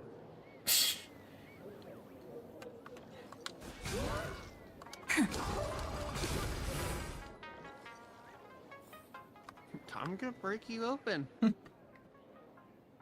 Didn't expect you to have the pull to get me into the tavern. As expected of a detective's assistant. Back when I still had a sense of humor, a fool gave me an invitation. You can thank him for that. Honestly, I wouldn't be surprised You're if the really narrator's going actually to see Dr. the Stellaron Primitive. Hunter case through? They can only pay Or a you puppet of Dr. Primitive, because I doubt that they'd actually show off his design. Yeah. Because they do their damnedest to keep their, like, big, scary, overarching people designs hidden. Yeah. Though because they're also going with, because he's narrator, who is a character in the Akechi Kogoro story. The version of Watson from Akechi Kogoro, his name is never given, which is kind of crazy, because like he is like our perspective character in that story, and he is like good friends with the detective, but like his actual like background and name are never explored, which I guess kind of makes him an interestingly enough, like one of the first like projection characters, I guess, kind of, huh? Like which is a kind of a very Japanese thing of having the like your like self-projection protagonist. Yeah. Which is an interesting thought I just had, like, in relation to that. I need to read more to see how much personality he actually has. Because he does interact with the plot, because he is, like, the driving character that takes us to places, and he does help Akechi out with, like, solving it as being, like, his bounce board to, like, bounce back and forth the discussion. And so I should, like, go back and, like, see how much of that it would be interesting if I read it and he turns out to be like one of the first like projection characters like that, because that is would like be interesting. A pretty like influential novel for like Japanese media. Yeah, because like he's like in Conan, Kogoro is named after him.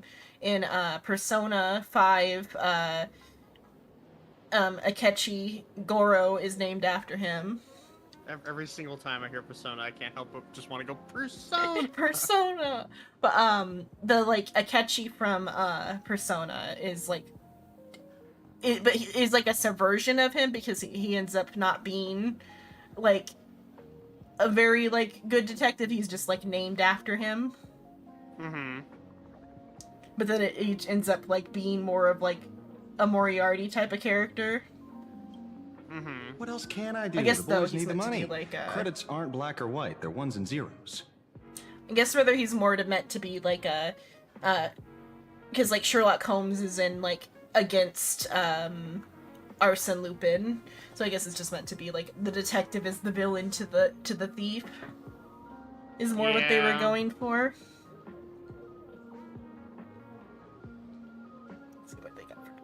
Ashville's design, just looking at him. I feel like he's gonna go werewolf. It's like he's got like wolves and moons and very werewolfy. Actually, I don't know. He might. I guess like we'll see how, but like it's definitely wolf. It's giving wolf because he's got like a wolf on his hat, a fang, and the moon symbols, and then fire. I'm curious. All right. I reached out to Costide. He said that one of the 3 people who stole the mask looked familiar. He might have seen them in the news. Lightning. Lightning? I mean, he does have like the purple and stuff. Like I said before, he's a follow-up character. I mean, interesting if he's like kind of like parallel to Razor, because he's like also like an airhead. He definitely has like words and shit that are werewolf theming, but I don't know if he's necessarily the wolf himself. Yeah. Well, like before, well, because then he was also giving vampire as well. So. Oh, am I saying wolf instead of wolf? No. Or... Well, yes, that, but I'm just fucking giggling because someone's like, it's 5-star Moza. Yeah. And it is. 5-star lightning character that does defense shred, extra follow-up damage, and extra crit damage for the whole team. It's just fucking Moza. He was given kind of like, there's a anime called Nightwalker about a vampire detective. And like some of his like design, like the long hair and the like aloofness is kind of that, but though that guy's like actually smart, but though I'm sure Asheville's gonna surprise us. Yeah, I was gonna say, Based on next his patch description, will be I his spent patch. ages sketching the suspect's portrait, and I suspect it might be Don Hung, the Nameless from the Astral Express. Costide. We owe him another favor. No paying this one back, huh?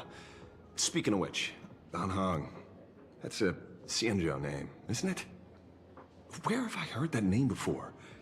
It sounds so familiar. This Costide thing, I guess that's a curse? Oh no, Costide is the duck dude. Oh, like the big yeah. burly Okay, yeah. duck dude. Yeah, okay, yeah. I was thinking it was like he's like the way he's like Costide, like kind of like a curse word, but he's just he's just saying somebody's name. Just saying a dude's name. Yeah. So, which of these 3 is Don Hung? The one with gray hair? The redhead? Or that black-haired girl who looks like she's ready to stir up trouble at any moment? No, don't tell me yet. Let me guess.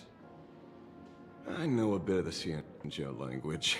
The word Don can mean red, so Don Hung is the lady with red hair, right? Your deduction skills never fail to impress. Fine, I'll just give you the answer. None of these 3 is Don Hung. Do you even watch the news? TV, newspapers, the internet, it's all fake news. What do you expect me to look at? Let's get down to business. I couldn't find any trace of Don Hung's actions. It's like someone wiped them clean. So I decided to try a different approach. Keep tabs on the other members of the Express crew. Maybe following their trail will lead to clues about the mask. Nice work, Mr. Wren. They're heading deeper into the tavern. Follow me. I see, gray hair. The tavern not inviting you sooner was their loss. Come on in.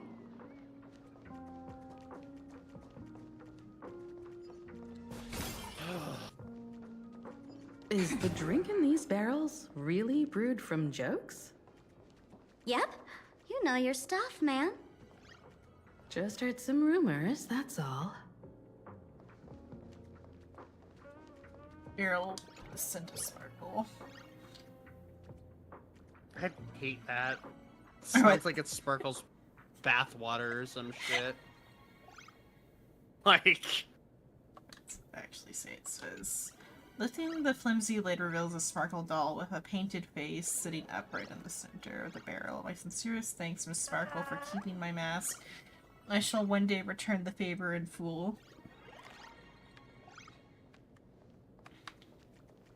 I mean, I guess the doll's bathwater, because, like, the doll is in the thing. That's somehow worse. Genuinely, that's somehow worse.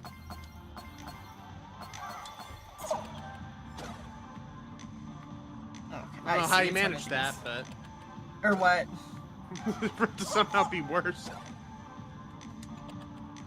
Okay, it's one of these. I have to figure out the rule. It's really easy, Xenon. Yeah, I'm sure it is. Come on. Okay, so that does that. Oh, there's other switches. Just Xenon, please. Okay, that does... Oh, okay, I see. Xenon! Well, I have to, like, look at it and figure out what it does. I didn't process the other levers at first, so I thought I was, like, I thought I had to, like, find a combination on the bottom 3. So that's why I was, like, figuring out what they did. I will admit, as adorable as I find little jelly cube bastards, they don't shut up. Yeah.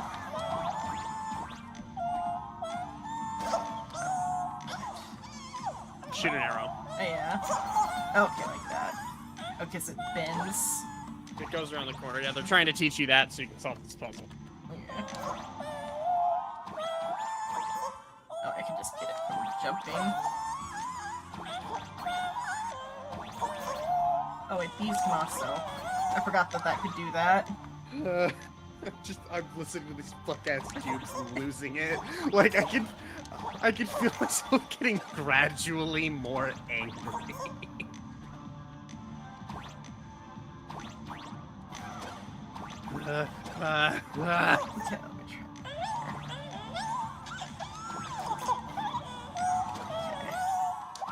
Oh, that's why the coins were there. Yeah. I gotta figure out how to get up there. Oh, we can't hold on to that one. Okay. I just have to... Maybe open up here. Or am I supposed to grab onto the thing? Because it's not like... No, so hit the lever. Lever. Oh. Okay, because I can Because it shoots around the corner. Yeah. Okay, yeah. And you've got a height for each one to shoot an arrow at. Yeah.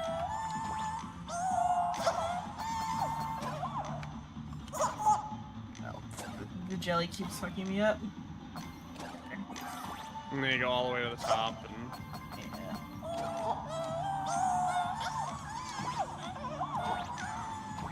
I hope when 4.1 comes out, they reduce the frequency cubes make fucking noise. That would be the best thing ever. Because as it is, I already have the Chimera following me around, which at least it's quieter than the tapir or whatever. Yeah. Constantly going. Ooh. Yeah. I do love the tapir. Yeah, but it's so cute, but it makes so much noise. It does, in fact, make a lot of noise.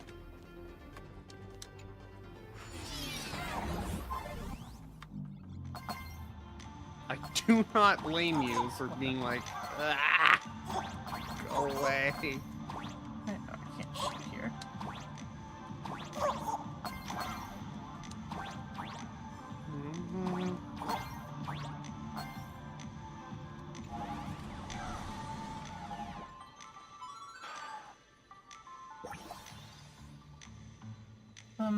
Wispe, like, to mock the hair. Oh.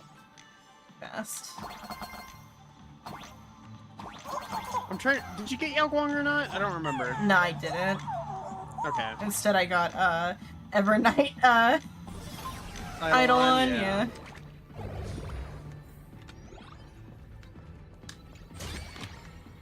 I mean, I could still get her, cause like it's like she's on the gone, banner for another 10 days. Yeah. But we'll see if I manage to get lucky on Ciedra, then I'll go for her, and then if I get lucky on her, then I'll go for her. But like that would be like if I get insane luck, like single pool 5-star 3 times in a row.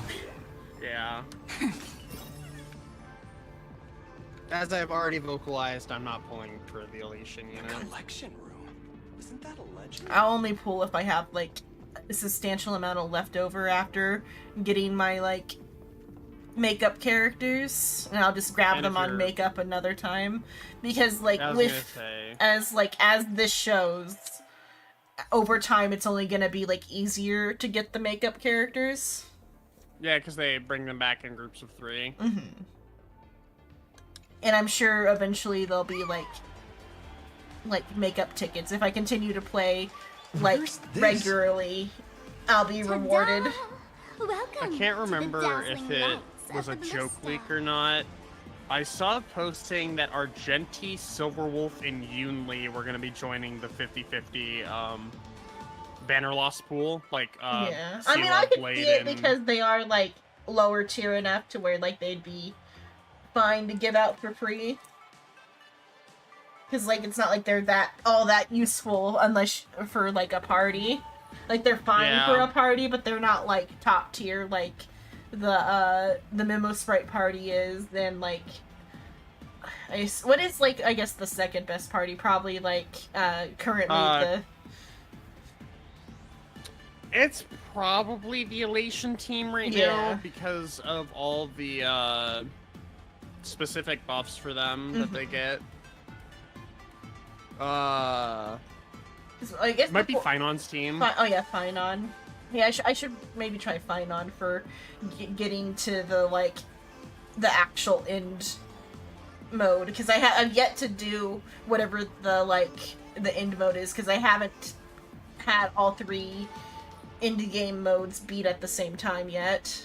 I've beat them all individually on like different times, but I haven't yet to have them all beaten at the same time. I'm gonna get one more cup of coffee, but I'm listening. Okay. Yeah, I think Finon's probably one of the better teams right now. I could check a rough.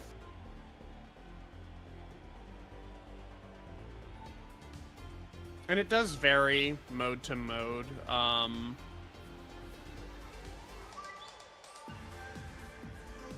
As to what is good.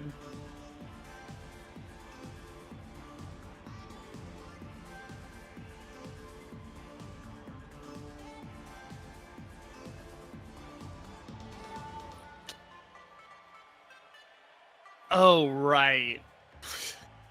I forgot. Yeah, Archer's really good right now.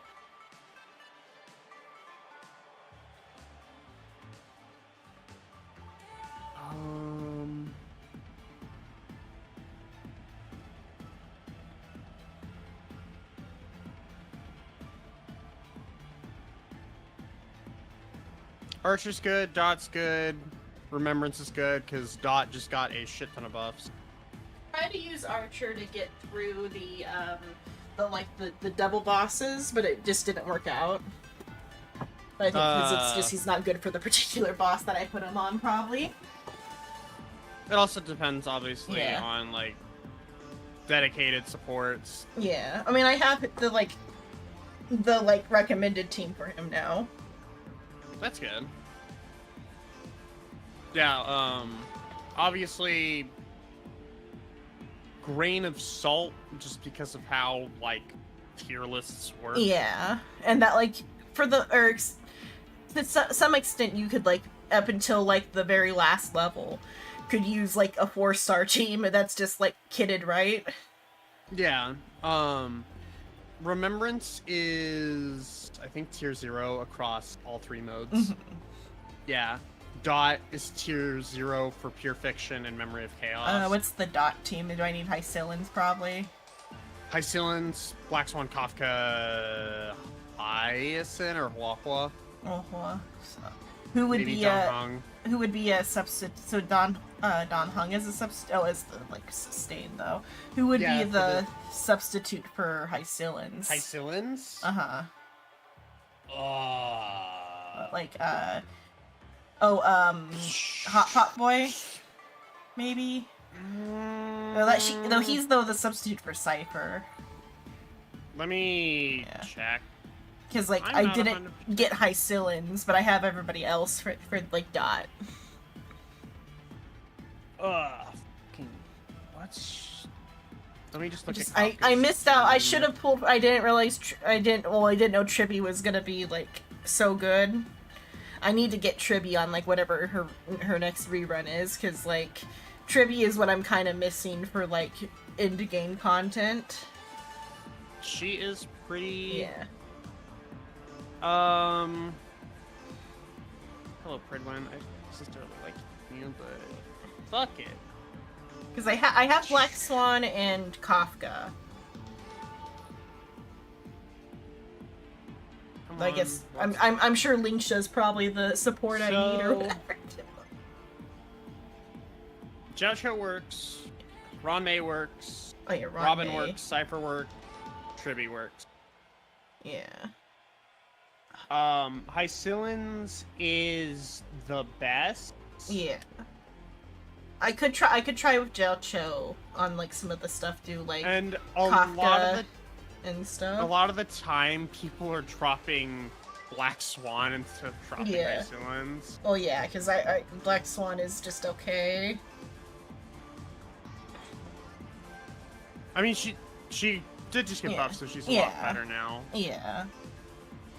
So yeah, I might try that out because because like the Acheron team is good, but it's just a matter of like all the end game stuff needs you to do it fast. The issue is that Acheron is absolutely screwed when it comes to her. Her numbers are too low at this point. She can still do it. She's just not fast enough. Is the issue. And that's because her numbers are too low. Yeah. Plus the debuff archetype that she's a part of just doesn't work very well. Yeah. Because you kill something and then you have to reapply the debuffs to. Yeah, well that's why Jiao Cho is good for that, because Jiao Cho's debuff stays. And then additionally, that's one debuff though. Yeah, that's one debuff is the issue. Yeah. Additionally, bosses cleanse all their debuffs in between phases. Yeah. Like, yeah, it's just not fast enough. It's good, but she's just not fast enough. And she's better for field stuff because of her instant clear instead, rather. She's still good for that. Yeah. But though having the Memo Sprite team, the instant clear really doesn't matter because Raro Dragon. Yep. And I mean, you can also just use Finon for that, because his technique is an AoE version of... yeah. of Acheron's technique. Yeah. And then, like, Fei Zhao has one that, like, lets you sleep everybody up and make it a gauntlet or whatever. You can actually combo that so that way all the enemies are grouped, and then you know, hit them with, Yeah. The heart of the tavern.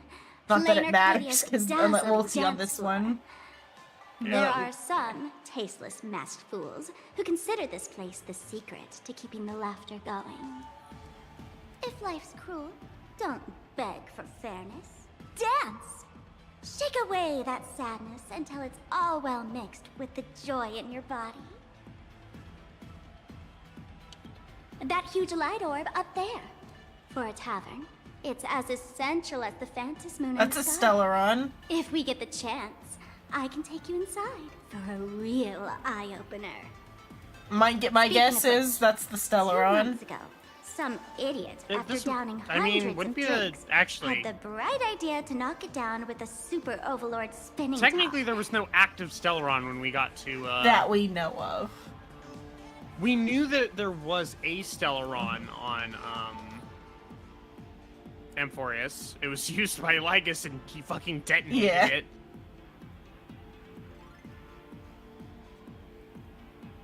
My money is that the Stellaron is right here, or I guess it could also be the moon, but this is like parallel to the moon. It'd be funny if there wasn't a Stellaron. Yeah, it would be funny if there wasn't a Stellaron, but I feel like there's gotta be a Stellaron for the, like, that's like the gimmick. Because the Stellaron's like the Honkai. Like, without the Stellaron, the title doesn't mean anything. The title barely means anything as it does. Yeah. So, we had to reinforce the blue star with a steel frame around it, and seal it inside the world in canvas.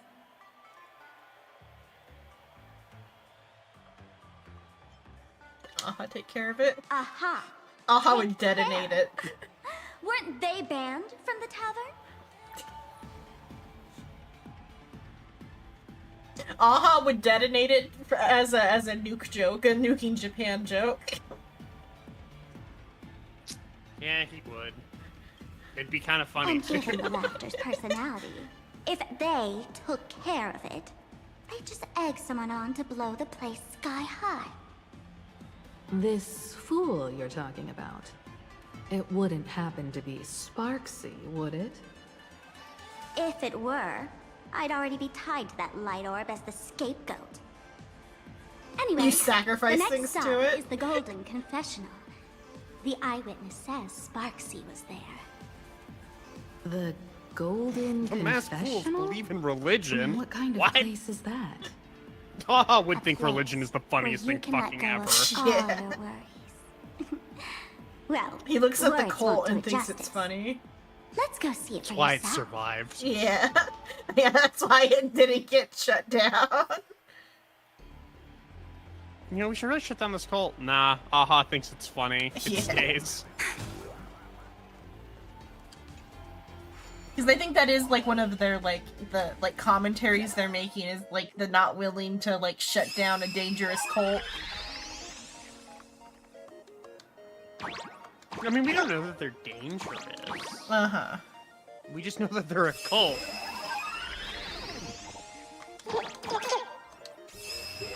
What could be dangerous about a cult? Don't think about the current world situation and how that relates to the cult that controls the country.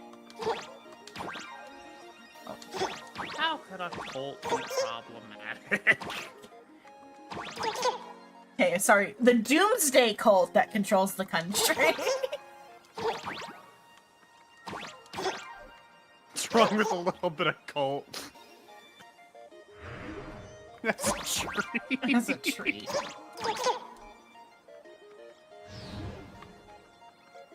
Oh, I forgot that that stays still though, so I've already touched that. Wait.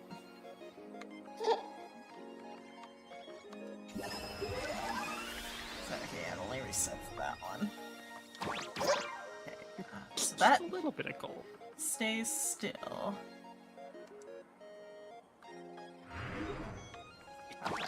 That goes there, which is not where that needs to be. It's in the wall. I'm You're also in the wall. I mean, you can just walk out. Oh, yeah. Okay, yeah, I forgot that that's how that wall type works. You are not bound by reality. Yeah. Oh, I think I need to get up on that one. Let's see. No, that's the wrong spot.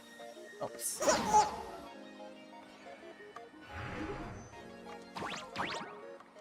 Does that take me close enough?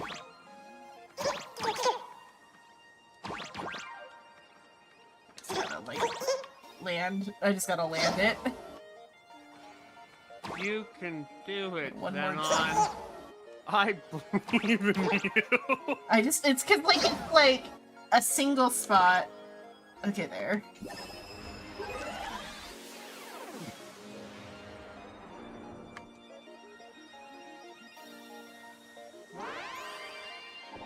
And the hypothetical death cult I'm talking about, did you hear about how the hypothetical military officials straight up told the military that it's for the death cult reasons? No, I was not aware of that. And the hypothetical military told the hypothetical soldiers that they're doing what they're hypothetically doing to Oh, for wait, no, Armageddon's to- sake. The ones you've seen before. I think you brought this up before. Well, I brought it up before, but they've like straight up stated it now. Like they were like generals hypothetically stating it. Hypothetically. Something about like the hypothetical country they're attacking, this old name appearing in their hypothetical book as being the thing that needs to fall for their hypothetical rapture. Let me show you how to open a path. I'm gonna keep just Play throwing up according to my the air sheet quotes music, with my and the path hands. will naturally open up. Something about Persian rugs Yeah, sure. for the hypothetical name of the country in the hypothetical book. Oh, I have to select.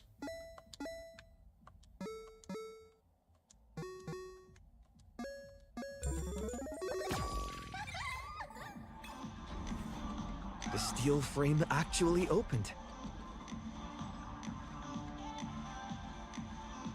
I could be misinformed by like TikTok on it, but unless that was like misinformation, somebody did straight up like tell the soldier, like some general straight up admitted it. The wisp bay here actually changed color with the lights. Just another night at the tavern. Fun, right? Every time I bring it up, I feel crazy, but it's like actually the motivation for some of them, at least.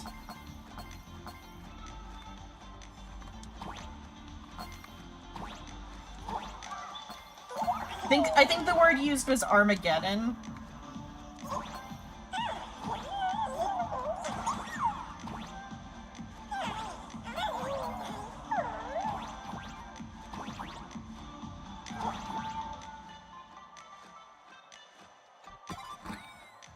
If they didn't say it, I am willing to admit that I could have fallen for misinformation on that because it confirmed a bias I already had, but...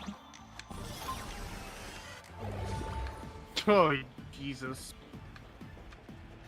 I'm guessing it actually did happen because you said, "Oh, jeez." No, I said, "Oh, Jesus," because I'm doing some digging, and the fucking post I just found is it's technically a .org, so it does make it that part credible, but the image of this cover for this article is Jesus on a white horse holding an American flag and a fucking rifle. Witnesses say a week ago, I came to the bar, knocked back a few shots of Bomb's first drop, then headed here. Like, I've heard it on a couple TikToks, and then I've heard it, I think Hassan touched on it, but he doesn't like to cover that side of it very often, because he focuses more on, like, the material conditions than the other ones. Did you rate the different planets so far? I'm sure Rice would say Amphorius #1. I love Amphorius. I would say it's like tied for me with Penacony. I quite like Penacony because it like again another thing, it confirms my biases. Let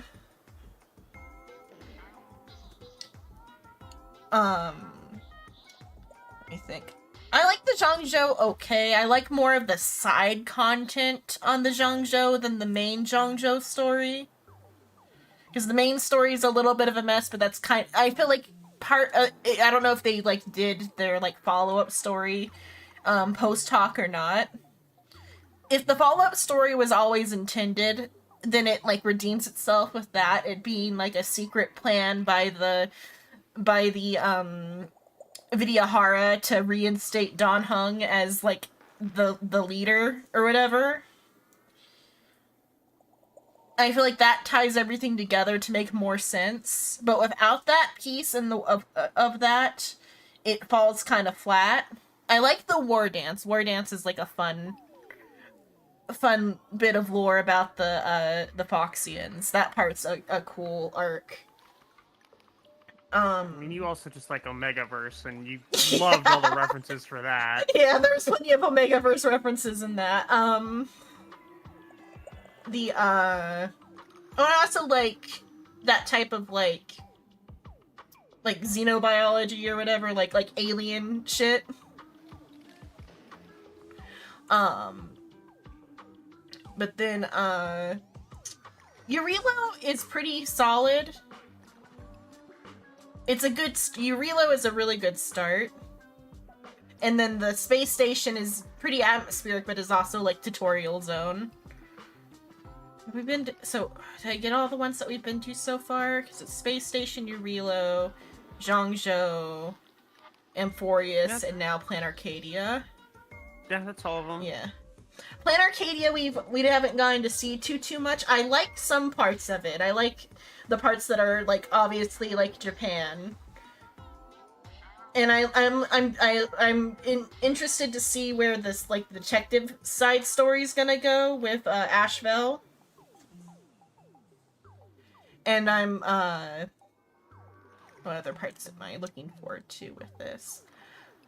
I'm hoping that the Imagine get like I feel like they're gonna get pretty like dark with the Imagine, because like they are like creations by humans that are like forced to that are like forced into existence and then abandoned.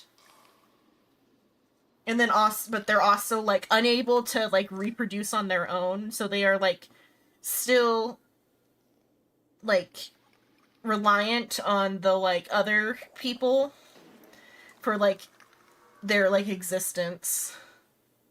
So we'll see how the Imagine work, because the Imagine is like where the like potential is for like drama in this story. But we're not very like the first chapters are always like kind of the weakest when we arrive. I guess though maybe the Zhangzhou is a pretty strong first chapter, but that's because it was Penacony. Yeah, and Penacony, yeah. It's just Amphorius had the weak first chapter, and Eurilo was okay, yeah. The switch from like the shorter form story content to longer form, I Yeah. think is why they Yeah, had 'cause- that growing pain. Yeah, the story arcs are getting longer. And so like the individual pieces are harder to like tie together. Also, it appears the thing from earlier, Xenon, appears to be a baseless claim. Oh, okay. It is from the Military Religious Freedom Foundation. Like I said, I wasn't sure. That's why I corrected myself to say that I could be wrong on that one. Fair. Yeah, if you ever wanted to see something from a biased source, there's a great example. Yeah, because like I said, the only stuff I saw was on TikTok, and I wasn't sure if I heard Hassan talk about it. So that's why I figured Hassan would have been a little bit more vocal about it if it was like a bigger deal. Mm-hmm. It does just appear to be a claim. Yeah. Because of course they're gonna think that's what it is because it aligns with their worldview. Yeah. But at the same time, that is like one of the like motivations for siding with Israel. And there are a fair few religious people in the military. Yeah. Specifically, Evangelionists. Those. Yeah, evangelicals. Evangelion. Evil jelly. Evil jelly. The Golden Confessional is an emergency shelter for fools who've had one drink too many. Here, we shed our excess baggage before marching light-footed into the next second.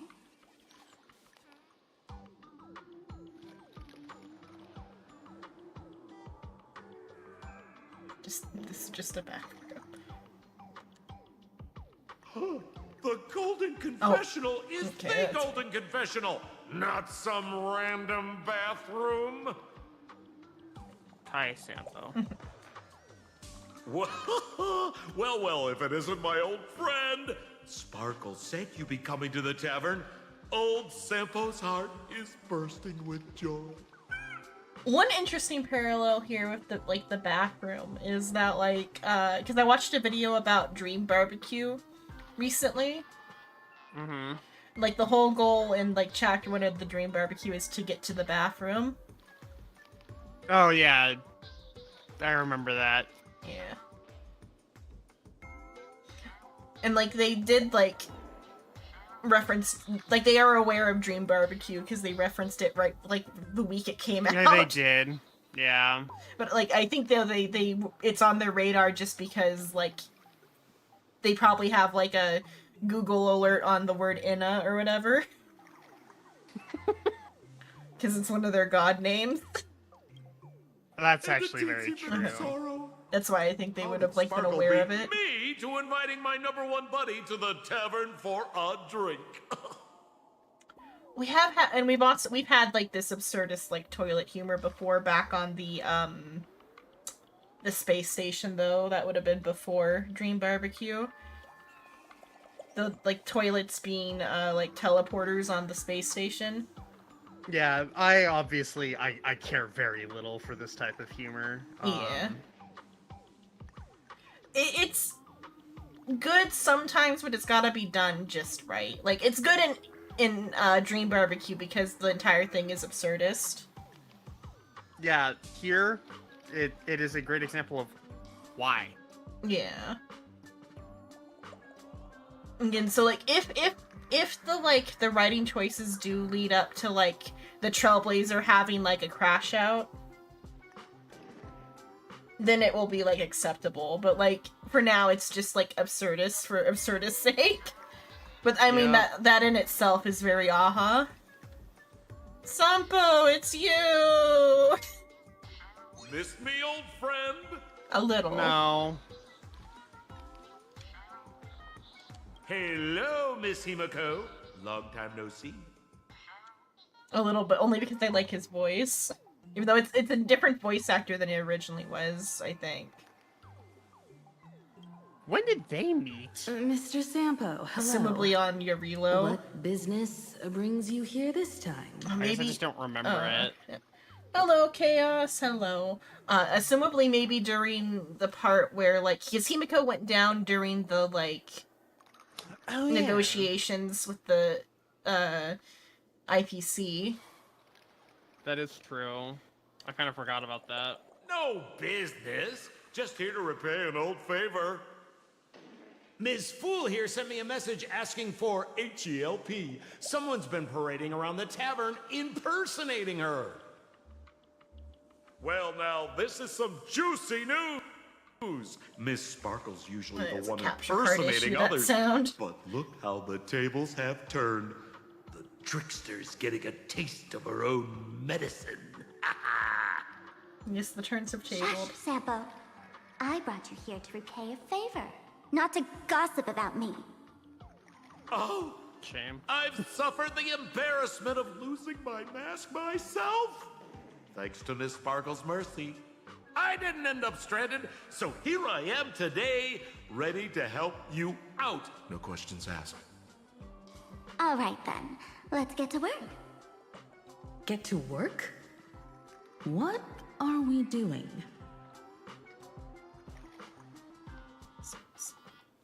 I assume that there was probably a time where she was unattended during that time period where she would have met all the other characters. Because Sampo could literally slip in anywhere and meet her at any time.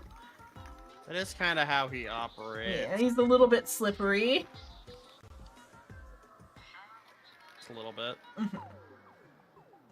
I mean, additionally, if he is somehow from here and that his name is the devil, meaning that they purposely chose a Slavic name that also works as a Japanese name,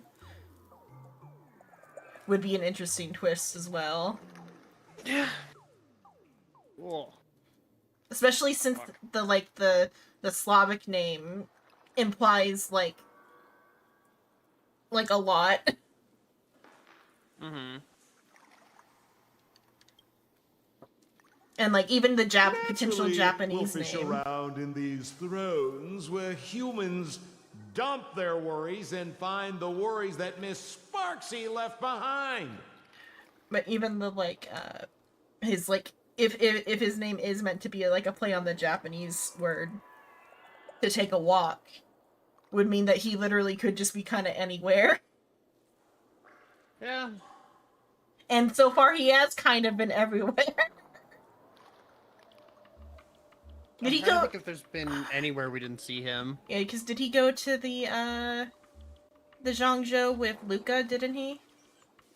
I forget I believe so. Yeah. I think he went on that trip, and then, like, one would be the space station, but he could have been there in one that I'm not remembering. Oh, and then, of course, Anforius, but, like, none of the other characters. He wasn't on the Zhangzhou, even for the war dance? I could have sworn he was at the war dance with, like, Hook. Invited Hook. Just Hook? Okay. I might be misremembering. It's been a year. Chaos doesn't think he went to the Zhangzhou. Quick search says he didn't, although apparently he sent a fucking neutron bomb there. Oh, Sampo invited Hook and Pinaconi for Fate. Okay, so I'm just mixing up the two. Oh yeah, that did. Yeah, I'm just mixing up the two interludes.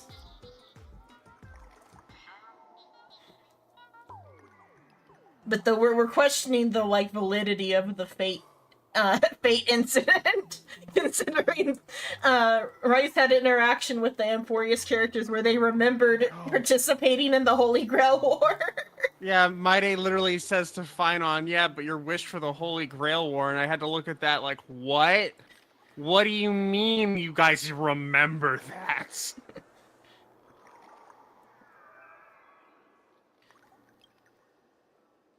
Because that implies that the Holy Grail War takes place after Amphorius becomes real?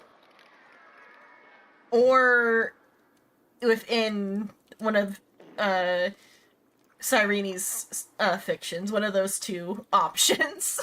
Either one is like, yeah, but so that doesn't work out either, because Robin is who we talked to get into that. Yeah. And the Grail is present in Penacony. Yeah. I hadn't thought about that earlier. Even though it supposedly takes place before. I don't... the Holy Grail War.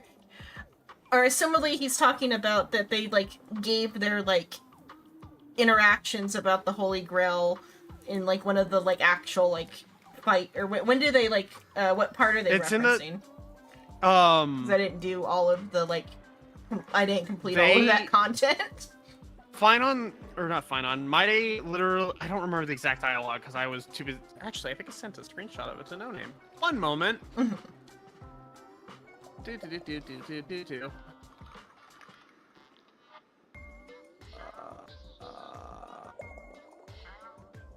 Because my theory is that if it's the exact same Grail War, would be that it's like somehow related to like Cyrene's like storytelling, or Cyrene's storytelling. Did I not send it to? Did I send it to you? Maybe, no. I don't remember. It's also been a while. But Sambo's been around, and his, like, if his name has a Japanese meaning, it means to, like, to take a stroll, to go for a walk. Just, like, phonetically, and I don't think kanji meaning he had that. Yeah, so Maide mentions that in the Holy Grail War Beyond the Sky, someone's deepest wish was to return to the past IDs Elysiae. That's Finon's deepest wish. That means he participated in the Holy Grail War. Unless I guess we told them about it, and it was in reference to Saber wanting to return to England. Maybe. But even then, that's still like a level of like knowledge they shouldn't have. Correct. Unless like we've like sat down with all of them and like told them our life story.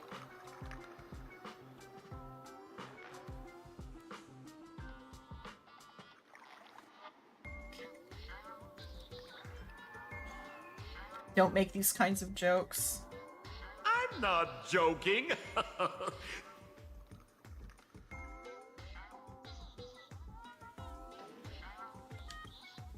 Don't be too shocked, you two. Let me share a little secret about how we masked fools stay mentally healthy. Drink a mood lifter like Bomb's First Drop, and all the harmful memories. Oh, are we about in to your have body, toilet hooch? you know, What's going pain on? boys, get purged Natasha in will one go. please no. That's how fools pull pranks and have a blast without a shred of guilt. So, fucking blasted. all that Memoria has settled under this bathroom. Oh, great. Memoria. And you want to sift You love that through word, it right? to find Sparksy's worries and catch her thoughts before she acts? If luck's on our side, maybe we'll even dig up the secret to beating her. Huh? What's wrong, ma'am? You don't look so hot. I've got no objection to the task, but doing this barehanded, I refuse. Oh, don't worry. When has old Sempo ever come unprepared? Trust me, I won't let you get off that easy. Emotional impact drill. Oh, sorry. Wrong gadget. Oh, Pile this one. driver. Hey, have you heard of a dowsing rod? Well, forget it. I'll spare you the theory. Oh, I tuned the drill bit We're to here for the resonate theory, with come on. Sparkle's temperament. It'll drill out Memoria fountains with similar emotions. Why does Sampo have this? warning. Use it carefully. How does Sampo have Sparky this? was here. Keep your guard up in case something else comes bursting out. I was checking just like the Chinese meaning for his his Chinese name is like big money is like the read or whatever. For Sampo? Yeah, like the way the together it's like Sangbo in Chinese. It's kind of funny. So it together it means like big money somehow. It means like the song is like for mulberry, which is this is Google overview, so it could be like different, but tied to silkworms, which represent wealth, and then bow for abundant, extensive, or rich.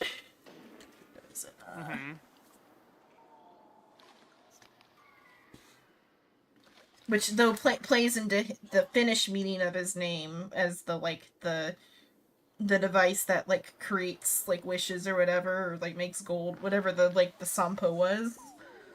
The magic item. And then even the Google overview did mention though the Japanese double meaning of to walk. Which is just all very suspicious.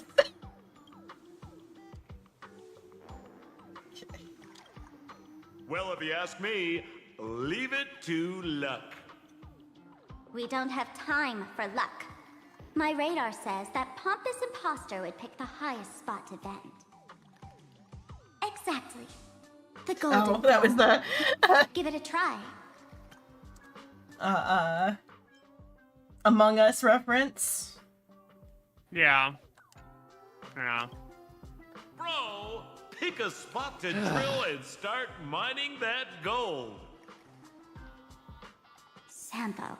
Does this I mean, that thing one was even work? done pretty well the way she said it. Of course it works. Yeah, Don't you trust your old pal? I'm aware. I could Sempo? still not be necessarily fond of it. Yeah.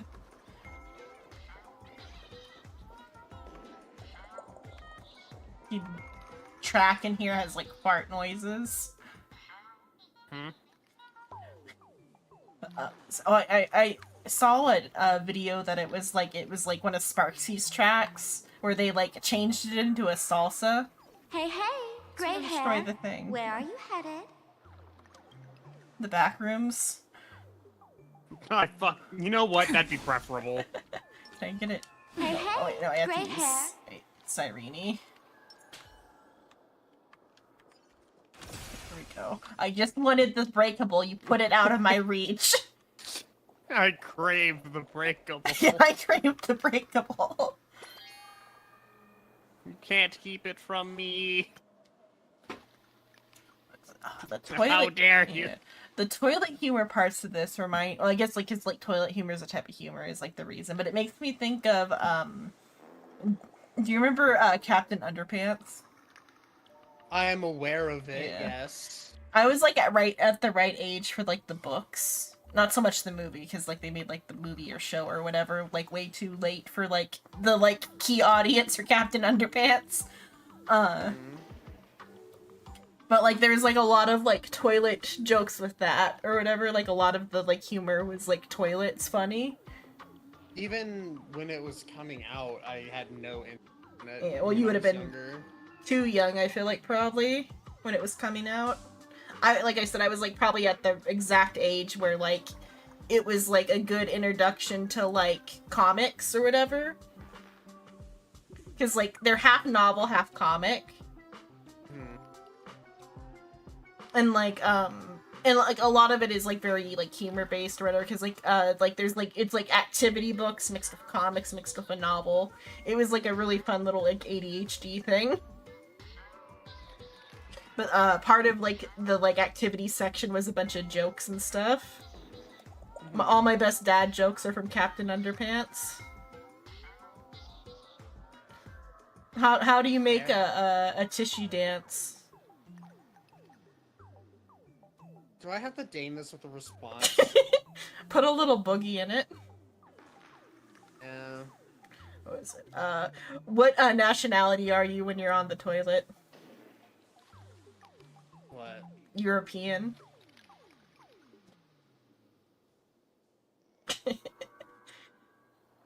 that type of stuff. Like those were like those like some of the most clever shit for a kid or whatever. Right.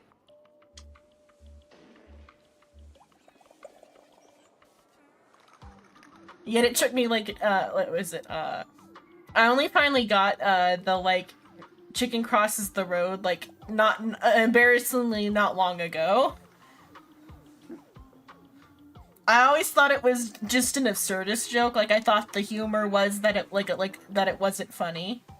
I always thought it was just like meant to be like the like literally crossing the street or whatever, that like why did the thing cross like the chicken part didn't like matter. Well, the chicken part still doesn't matter, but like in my brain it was just like why did the thing cross the road to get to the other side of the road for like 20 plus years. And then I finally like something like I was watching finally explained that it was a deaf joke and it clicked and I'm like, oh. Like I said, an embarrassingly long amount of time to get that one. Xenon. Well, because it's like such an obvious joke that nothing explains it. So that's why I never got it. But I get it now, and I get it like after like having it explained to me. It's just I never had it explained to me before.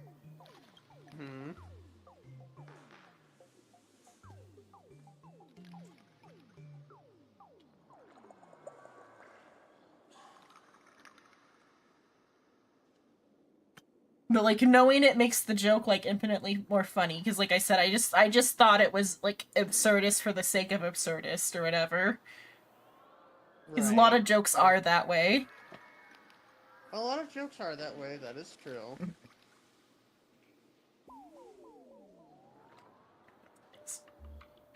Star collision, supernova burst, the mass fools forge these precious tears into the stars, into vessels to hold human worries. Perhaps in their eyes, this was just plain a cosmic joke. You notice a problem. Compared to the towering throne, you're way too small to reach in and dip the drill bit into the water. Sampo? How did you get up there just now? Oh, right! Silly me. Through that pipe on the side. I guess maybe the toilets relate to like the plumbing, like as a way to like tie in the pipes without it being directly just Mario. I guess. Because I'm trying to, like, figure out the why, but again, like, the why could also just be absurdism for absurdism's sake. That it could. Trailblazer Digivolve too. But then also, like, What's this? plunger arrows. A plunger? Oh, and it makes a... Yeah, stand on. Okay.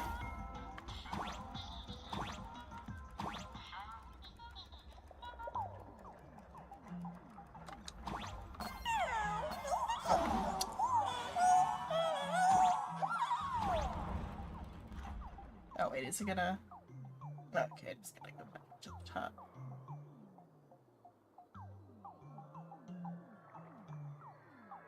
And it's funny that they like have more like diegetic music in this one, like that person playing the guitar.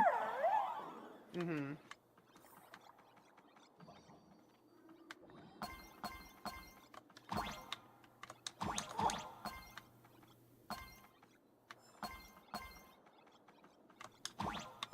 I said that and the music stopped. Or there, okay, well, there's piano. Every time.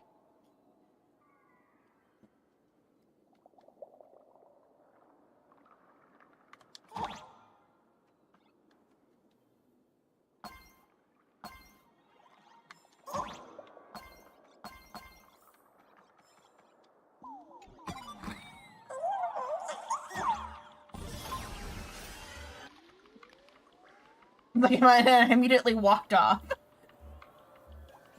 Gold Throne emanates a dazzling aura of authority. You're gently afraid you might slip and fall right into it.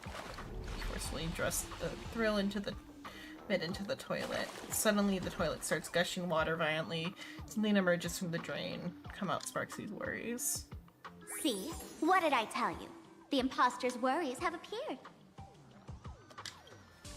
The amount of memoria here. Can we just throw the like Rare sight. the book in and like That's a horrible idea.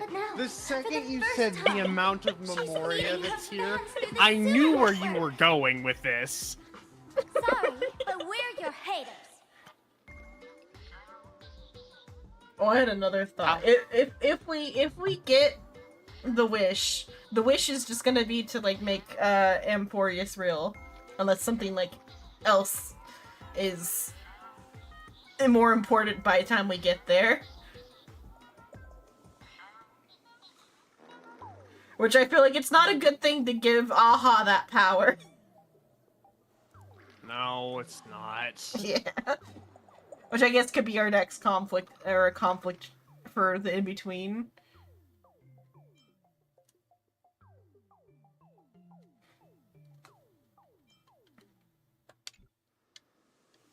Come clean now.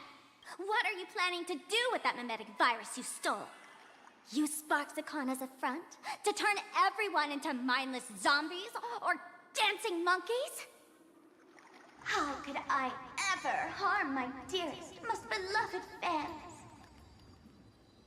You took an entire school of teachers and students hostage and turned them into your puppets to help you enter the Phantasmoon games. You're going to argue that you did it all for them? Of course I did. From the very first day I was created, I've been doing exactly what my creator asked of me. Listening to every fan's questions, empathizing with their pain and troubles. The camera already moved, but I like it on I'm sure Sparkle might have it too. On like the back of her neck, the like little two hairs from her hair being like put up or whatever. The little stray hairs in the back are nice. They feel insecure about being ordinary, cry when ignored by those they like, and strive to stand out because they desperately want others' approval. Sparksy hears every wish, and she answers. During these Phantasmoon games, I'll grant their wishes through the ceremony of the Master of Elation.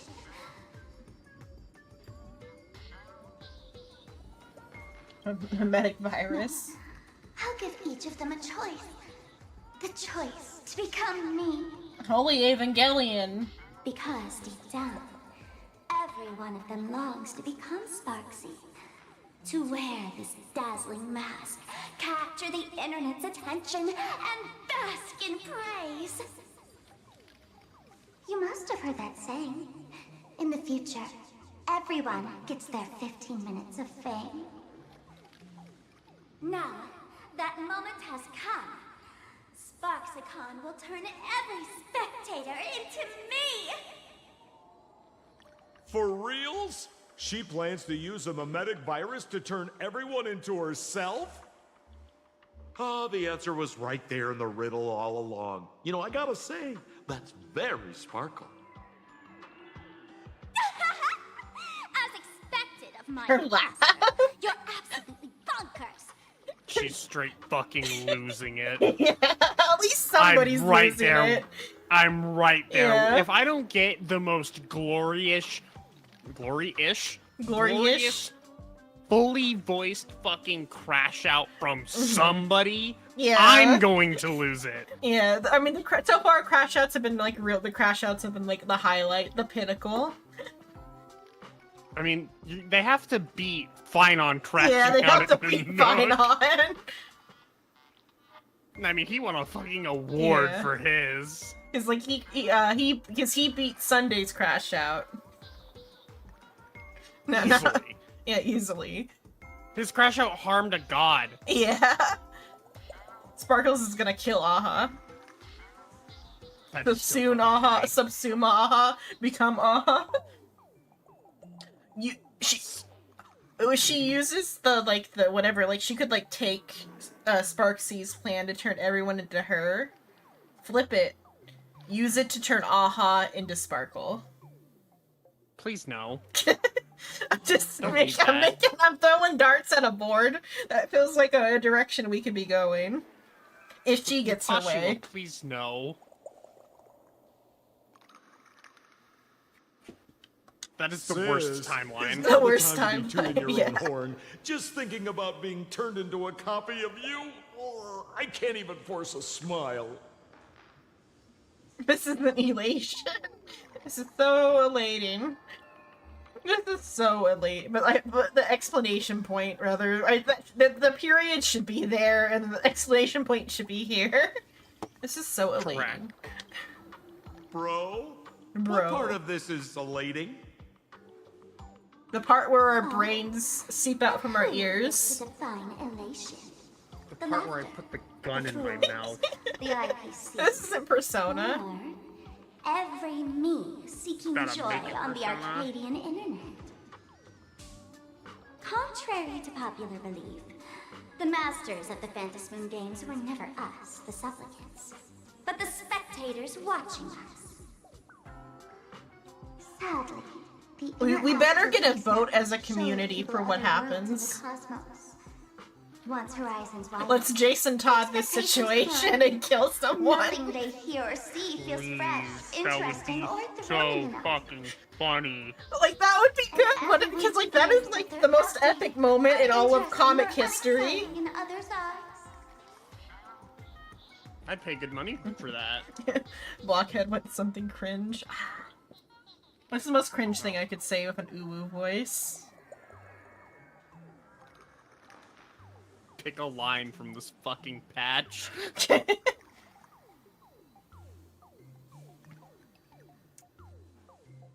Nothing's been memorable to pick a line from. Yeah, that's true. No, you're right.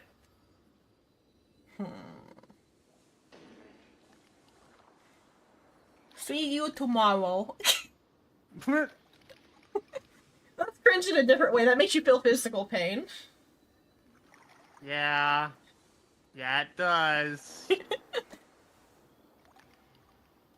There you go. That's my best. The best I've got for you, Blockhead. You are watching a master at work.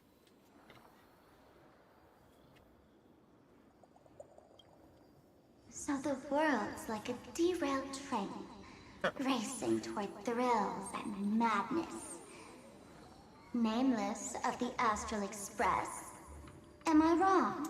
But as I was saying though, that vote or whatever was like one of the most epic moments in like of like comic book history and one of the biggest now you won't moments of fiction. Which is like kind of like the dilemma we're having here of like kill someone you won't. So it would be kind of great. The closest thing we've gotten to kill someone at this point is what they did to Sireene in that they're forever stuck in the past. But like, because that's like thematically good for her, though. Yeah. And like, the more annoying part is, I don't think it's gonna stick. Yeah, I don't think it will either. But the like, cause like that was kind of what they were playing up with the like, if we stop thinking about her, she'll die. It's like in relation to that, because they kind of like hinted at that, like she like erased herself to fix the timeline, which makes me think of that's how Blaze Blue ends. Really? Yeah. Huh. Which, like, kids, like, their world is, like, falling apart because, like, they, like, broke out of, like, several time loops. Because, like, they were in a time loop, but they were in a time loop, but then the time loop, got broken, but, like, the consequences of the time loop remained. And things just kind of started, like, going from there. Like, then the first game is the time loop that they break out of the time loop, but the consequences of the time loop remained. And then ever since then, it got, like, more and more. Xenon, I want you to know, you just saying it kind of just kept going is super fucking funny. Yeah. Because, like, they do that time loop, and then they do, game 2 is an amnesia one where, like, I forget how they do it, but they get back into the time loop, but this time via amnesia instead of, like, an actual time loop. And then I remember how 3 ends, but the middle part of, like, why it had to end that way, I'm not too sure. I think because their world was, like a bubble, like a pocket world, like how, these are pocket worlds or whatever. Something with that. I think their world was gonna hatch into, like, a disaster in another world, and so, like, it had to be put down or something. Jesus. Or it had to do with whatever Susanoo was doing. I forget why he wanted to end the world, but it was, like, in order to stop Susanoo, they had to, like, completely destroy the time loop, and, like, because, like, the remains of the time loop, the effects of the time loop were still with them, even after they broke the time loop. But at the end of, like, the 3rd game, the main character deletes himself, which completely, like, negates the time loop fully. Yet somehow, like, all the girl characters were still alive, even though, like, they exist purely to propagate the time loop. But our male main character was the only one erased from, like, everybody's, like, memory. Sure. But all his sisters lived. Because,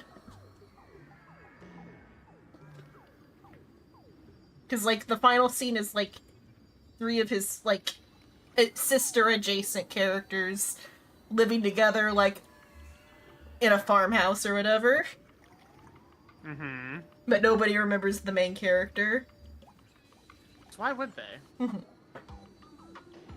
My theory for where they're gonna go, if they ever, like, continue that, like, part, is that they're gonna bring him back as a woman.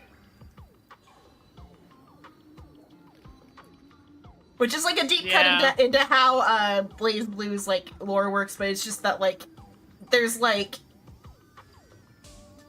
I'll use the term platonic ideal, but that's not quite what they are. Within, like, the, like, collective unconscious, there's the, like, the girls that are named after the, like, the Greek alphabet. And, like, they've leaked some of the designs for ones that don't appear in the, like, series. They've leaked Alpha and I think it was Delta. But Alpha is just Ragna, but woman.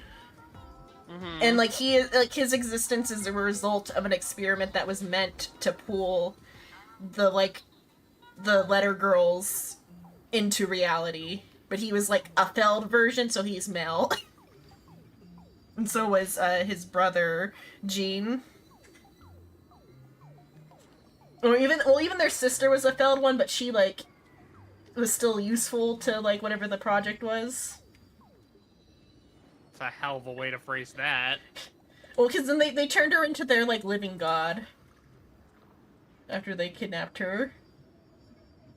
Mm-hmm. And, like, that's, like, related to, like, why the world was ending. I don't remember. Like, I played through all of it. I understood it when I played it. I don't understand it now. It's been, like, a couple years since I understood it. Just that, like, I understood it enough to have the theory that, like, if they ever make a 4th game, Ragna is gonna be a woman this time. I feel like that would be the best way for them to take that anyway. They already transed a character, like, it's not like it's out of the question. Of course not. Because, like, one of the side stories in 2 is about, like, a guy who just wakes up one day and he's a woman. And then we, like, follow his, like, story at the academy. I didn't finish that chapter, but I played through, like, the beginning chunk of it. Because that one's just, like, a visual novel at the academy. Mm-hmm. But, like, she's a playable character. In, like, the main part or whatever. And, like, they gave her, like, an entire, like, visual novel backstory about how, like, she woke up one day trans. She's also one of the more OP ones, Why are because... you here again? Or what? What the fuck is her name from Lord of the Mysteries? Oh, yeah, something E, because it's always an E. But Tracy? It's not. Trissy. My brain was like, it is Trissy, but, like, it's not Trissy. Like, come on. I don't know what they did in Chinese, but for whatever reason, all of the, like, ones where we know their, like, dead name, it's just their dead name with an E at the end. That is somewhat amusing. Because I think, what did they, I forget, I think Sherman might have had a different one, only because she was actually trans. But I don't remember what her, like, actual name was. I just remember, because, like, the whole arc with her is with the party character trying to, like, understand it and, like, sympathize with it. Like, or with the like, the state that she's in. What was her name? Zhou. It's Zhou. It's like, she's one of Zhou's friends. And, like, Zhou doesn't quite get trans issues, but she wants to be a supportive friend. And she is a pretty good supportive friend up until, like, of course, Shermany dies or whatever. I think she had an actual name, I just don't remember what it was. Because, like I said, she was actually trans, whereas, like, the other ones are just, like, forced transition. Yeah. And that's, like, why they go with that. Oh, what was the other? The pirate one might have an actual name. I don't remember what her name was. Because there's a pirate couple where, like, the, one of them is a demoness and one of them's a red priest. And so, like, eventually, the red priest isn't a high enough level for the, like, trans in the other direction. But, like, the eventual state, if they keep leveling up, is they're gonna be back at a straight couple from a lesbian couple. Classic.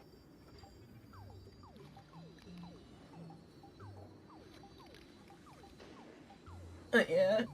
But that's Chinese, whereas Blaze Blue is Japanese, so it's treated differently. If anything, Blaze Blue somehow treats it better. Mm-hmm. Which is kind of crazy, but... Because, like, she accepts it. I forgot her name. I don't know if she changes her name or if she just already had, like, a woman's name, and so it was, like, an easy transition. I'll let them talk. talk while I Google that. Bingo! You got it. I'm a part of her. Wherever there's a screen, wherever my audience is, my eyes and ears will be there too. A little crazy there. I want to see how far you in this outdated model can go. The harder you struggle, the more spectacular it'll be when I live stream the Astral Express cruise derailment at Sparksicon. Well, I was looking at the iPad and listening to her. Is that on? Get a little crazy there, 13. Yeah. Oh, the eyes. God damn. I'm looking forward to your resistance, Nameless. I thought it was just about her voice going a bit crazy. And the like, I see you no matter where you are part. No, it was the eyes. Yeah. Well, I know that now that I've looked at it. Normal sparkle.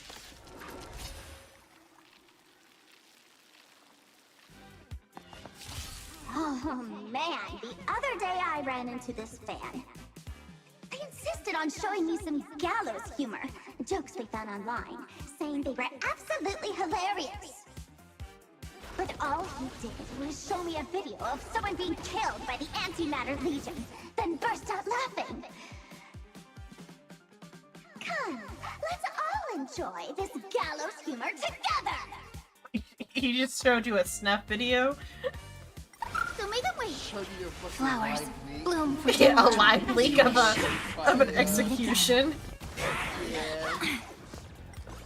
Night falls.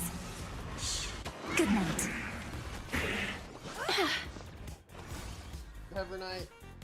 Embrace a new life. Good lord, casters lags your fucking game. Yeah.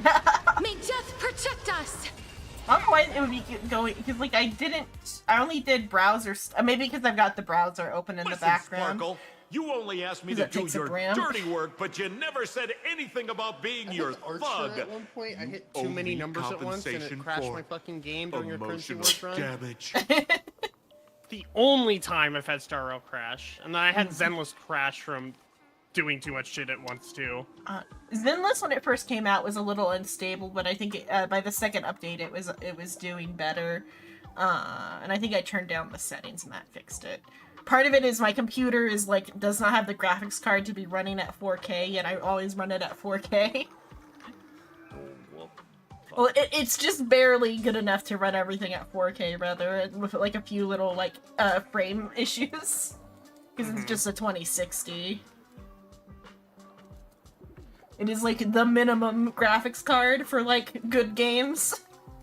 Yeah. In a couple years, I will have to replace it. Hopefully, well, I think assumably depends on how the AI bubble goes. If the AI bubble bursts, then like graphics cards will be okay. But even then, I saw a thing where they were gonna like sell like a generation down to consumers anyway, because they can't get the RAM for it, and like because the AI is taking all the like the RAM that's like needed, but like they're still like producing the like the next generation down cards that don't use that particular RAM, and that next generation down is still like better than what I have. So hopefully if they like just like bulk make those, then I can get like several generations ahead eventually when it becomes needed. But I also need a short card because my slot's a short slot, I think. I assume. No, the slot would be the same. It's just the like space in the case, though, huh? So it is a bigger case. It depends on if. Yeah, there is still like a couple inches of clearance, so I could maybe get a longer. It depends. Do you know if the short card has a smaller like plug than the long card, or if it's just like the length? It's typically just the length of the card. I want to say I can double. Well, okay. Actually, it probably depends. It also does matter for, I want to say, the port on the card itself for the motherboard might. Yeah, that's what I'm saying. Like the motherboard. My brain is thinking the back port for a fucking. Or no, that part's gonna be the same. Yeah, no, I mean like the motherboard slot. If those are different for short cards and long cards, or if it's just that, my computer happens to have the short card because it was the first batch of the Omen 30 liters. It should still be the same, because I never remembered having to shoot whether or not a card would fit. It was just like making sure it had the right like clearance. Well, no, because they all have the PCIe slot. Yeah, so that was like, so I think a long card might fit, because I think it is a smaller case, but it's not that much of a smaller case, because like long cards aren't that much longer, I don't think. I think it probably Basically, depends every on how the modern part backside will slot with another modern part. The only issue comes from compatibility of CPUs in motherboards and then RAM in motherboards. Yeah. I feel like I could probably get like a 30 or a 40 since it can handle like 20 though, right? Because it can handle a 2060. What DDR is your RAM? I think 4. Should be good to handle either of those then. Yeah. Because I'm DDR5. Oh, okay, at they're this at 5 point. now. 5 is the upper end. I don't think there's DDR6 yet. Where's my box? Let's check. So I have the box for my RAM still, because I put my Hang other on. RAM, or what? DDR7 is soon. Soon? Next year, at the earliest. So I assume maybe 6 is what they're using for, like, the AI then, and then... No, they're using 4 and 5 right They're now. using 4 and 5. Because there was, like, something where, like, there's, like, a RAM shortage because of that. Yeah, fucking... Hello, I have the internet. I can easily put this shit instead up. of doing it from memory. Where is my RAM box? It is typically using the, There's money in here. DDR5, because it is the common one. I found some cash. Congratulations.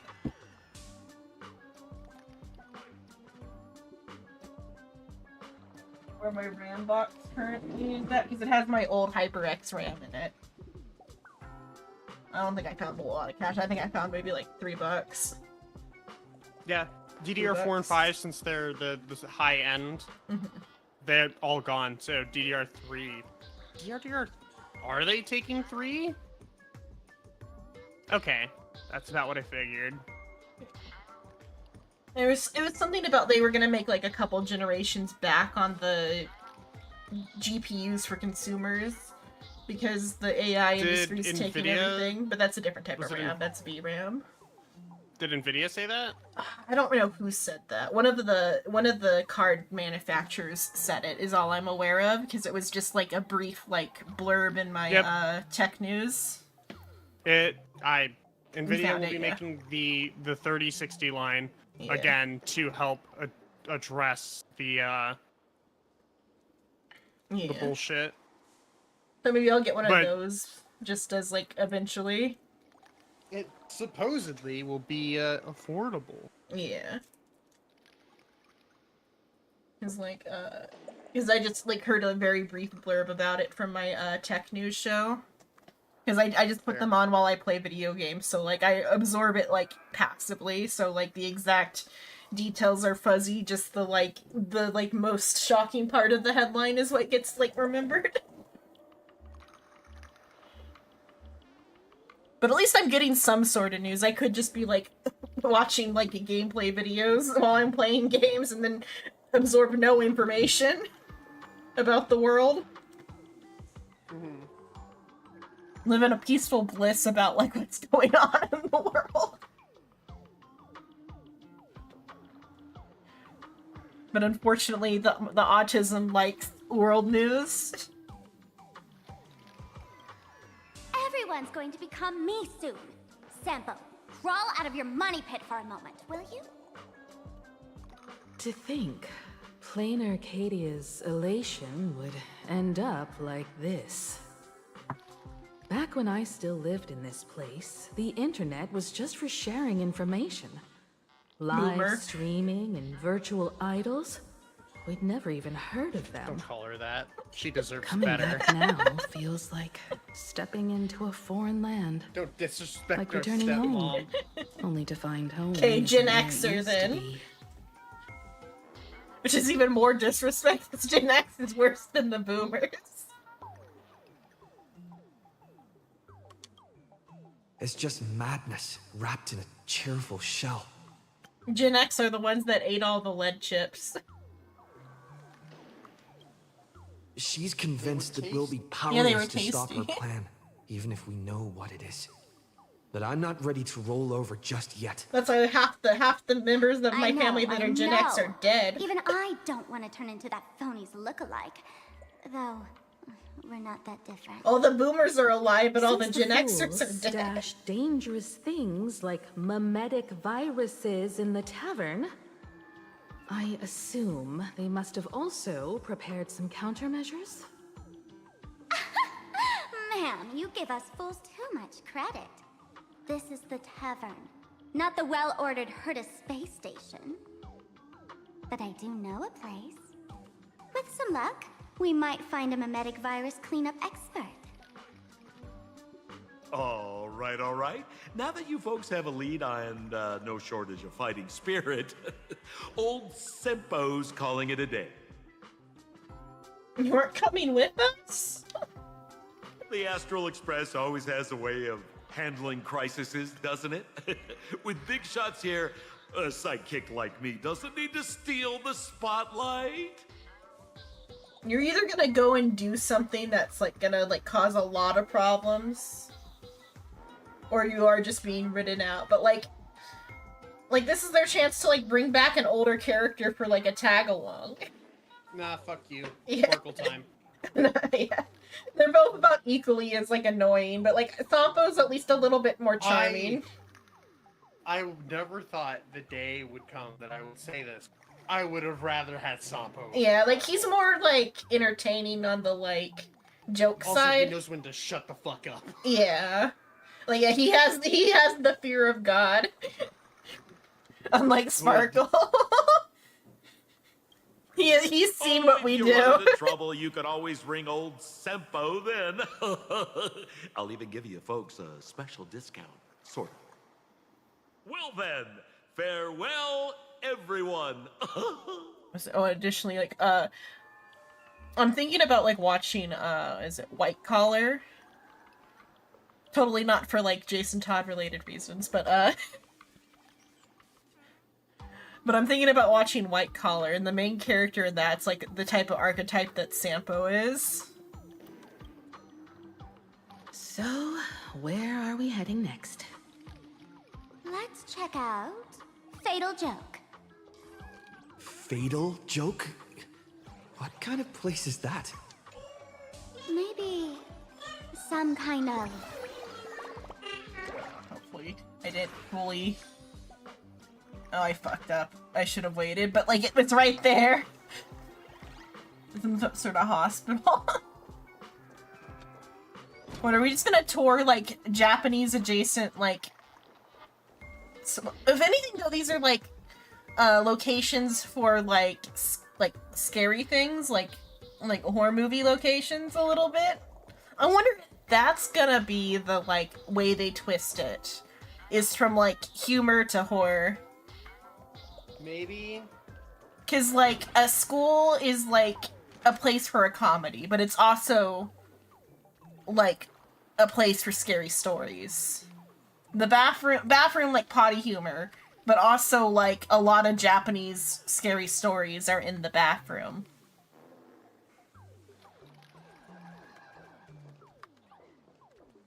Are we gonna have a bladder Playing competition today? Mahjong in here. I need to learn Mahjong. La La Land noodles are the loudest noodles. I could learn it on, what is it? Final Fantasy has it. And that'd be a good place to learn how to play it. But it's like, it's just learning poker hands, because it's just poker with tiles. Yeah.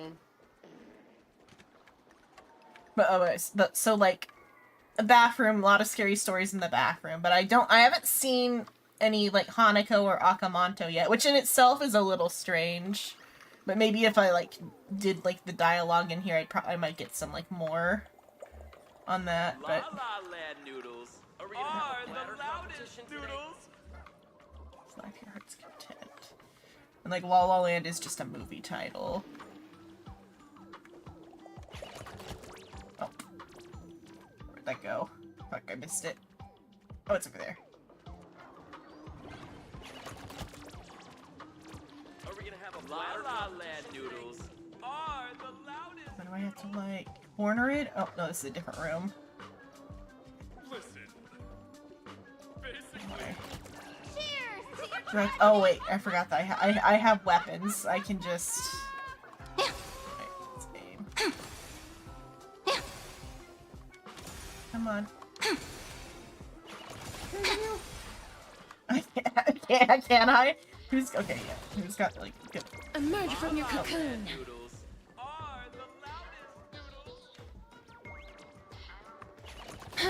Okay, no, I can't hit it. I feel like I would have hit it by now if I could. You have maybe your range. Yeah, it would have. I feel like I would have hit it by now.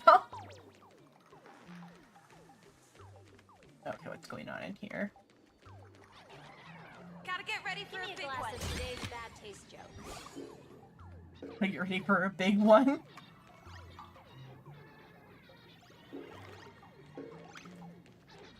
Because, like, the next location is a hospital, which does not fit the humor. Unless we find some humor in there, but, like... Oh. It's humorous because people hate hospitals. Yes. But though also, like, you know if there's gonna be, like, horror movie stuff there or not. Critique on Japan. It's now This critique on the place American feels healthcare. more like a maze Yeah. than a tavern.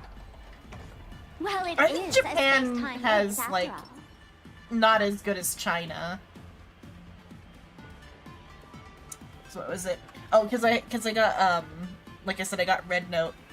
One of the genre of videos on Red Note is, like, how great the Chinese healthcare system is. But, like, a gal got, like, MRI for, like, 400 RMB. Let's see what that is. I think, or she could have been, like, converting it to US, I don't know. But even then, 400's not, like, for the amount of, like, stuff she had done. But I think it must have been Chinese, because she was saying it was, like, a good price.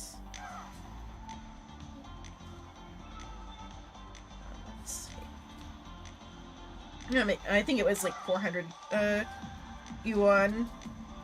Or I think that's RMB. Is that also RMB? Or is RMB a different country? Or not country, currency?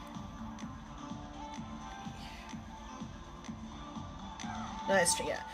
So yeah, so like, it was a gal, she only paid like $50 for an MRI with no insurance. Pretty good. Because, like, she doesn't have... I guess maybe they can get insurance, but she didn't have insurance, and she went to, like... She even went to, like, the somewhat fancy hospital, like, the hospital for foreigners.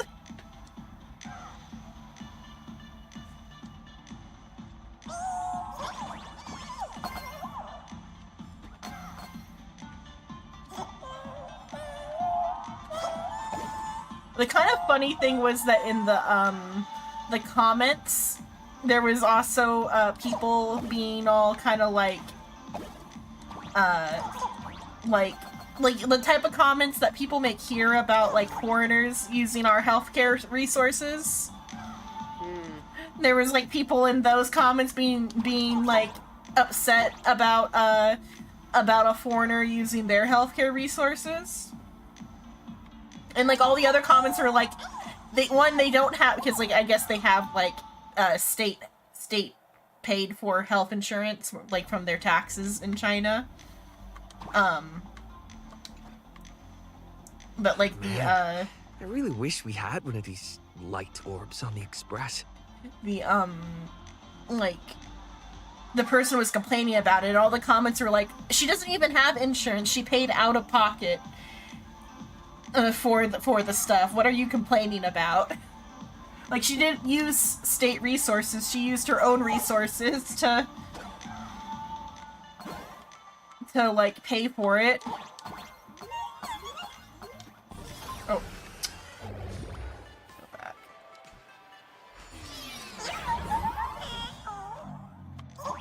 It was just interesting to me how, like, close the complaint was to an American complaint, and even the other comments were like, you really sound American here.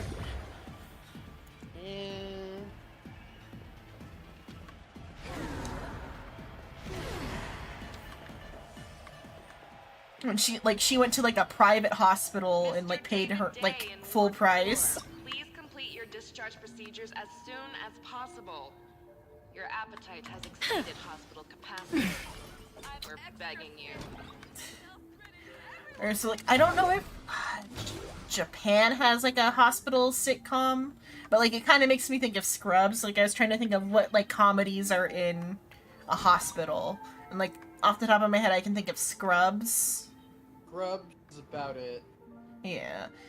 Because most of the time they're medical dramas. Yeah, because even Anatomy, yeah. The Good Doctor, yeah.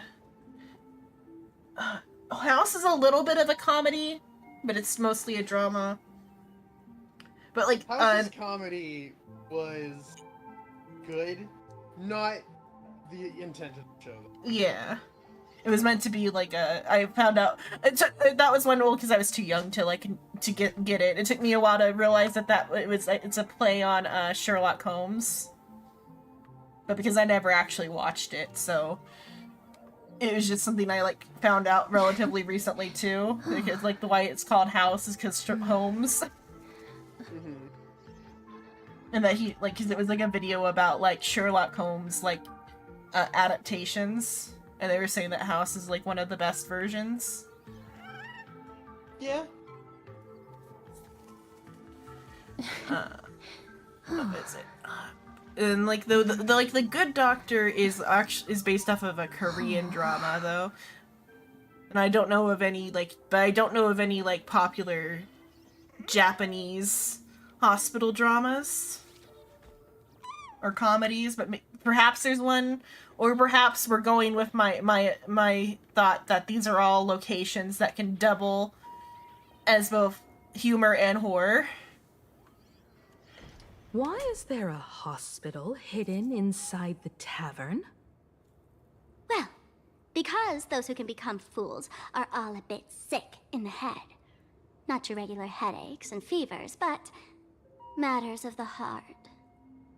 Every time someone goes bonkers and stirs up trouble in the tavern, like scattering nosewalker parasite ticks in every corner, or spiking the beer barrels with truth serum that makes people spew insults.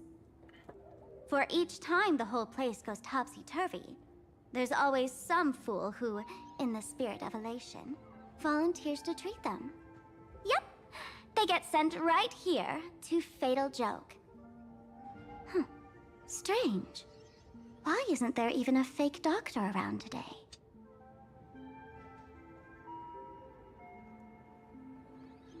Like I can only think of like there's like quite a few skits that involve like that are possible with like a hospital, but like I can't really think of like a hospital as like a inherently funny location. That's why it's here. Yeah, it could for the absurdistness of it, yeah. Yeah. Like, yeah, because that's like the two reads. So like if it's only for absurdism's sake, it goes with the like same thing with how the Trailblazer is acting. But if they're gonna flip it on its head to horror, then all these locations are also horror locations. Even if some fool claims to have a legit medical license, you wouldn't dare trust them, would you? Because even at the school, there was like the little chunk at the school that was like horror themed, where we met Yai. I don't remember what Yai's name is here. What's the rabbit girl's name in this? Evanencia. Evanencia. Yeah, that's how pronounced. Because where we met Evanencia was like kind of like a horror themed location, and then her appearance was horror themed, but then it like turned into a joke because she like face planted. But then like also like comedy and horror are also like so like closely linked, because like a lot of like horror as it ages becomes funny. So that could also just be the reasoning like so bad it's funny type of horror. Attention patients, please refrain from eating beef hot pot in the hallway. If you wish to dine, please invite the hospital director to join you. Thank you. Would Dr. Hartman from Plastic Surgery please report to the director's office immediately? This hospital doesn't even have a plastic surgery department. Who on earth are you? Dr. Zhongshan from Mental Health Care, please report to exam room 1. We're 1 player short for cards. Thank you. Is this a theater? Or Not in the hospital. Well, our current running theory is that, like, the point of the joke is the absurdism. So they're eating hot pot in the hallway because... Is hot pot good? I don't know.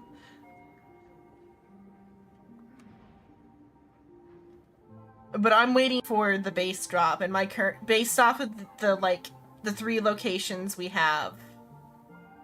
Plus, well, the city, but that's, like, a different type of location. But these, like, vignette locations...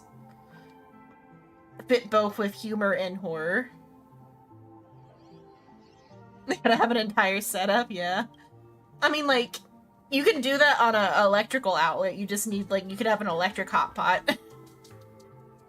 Or one of the, like, little, like, single burning ones, like, put, like, a candle in it. Was it the first time I went to Japan in high school, when we stayed at the, onsen, they served us, a set meal that had, like, a little tiny hot pot on a little burner that was, like, powered by a tea light. It was just a tea light on a little, like, pedestal. And for, like, a little tiny bowl of soup. Alert. Patient detected ahead. Patient detected ahead. Please line up in an orderly fashion for registration and wait for the doctor to begin consultations.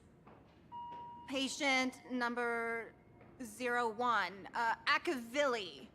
Is there a Mr. Akavilli? Present. Mr. Akavilli, diagnosed with Stellaron symptoms per the records. Are you present? Please proceed to exam room 1. Are they just, like, telling us now? They called you by name, Mr. Akavilli? You might as well go take a look. That would be interesting if they just spoil their entire overall plot as a joke.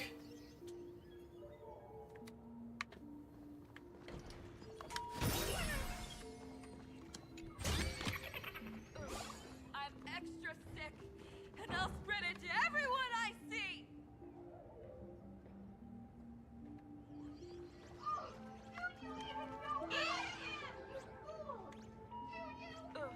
I'm extra so sick. Funny if you were not funny. I'll spread it to everyone I see!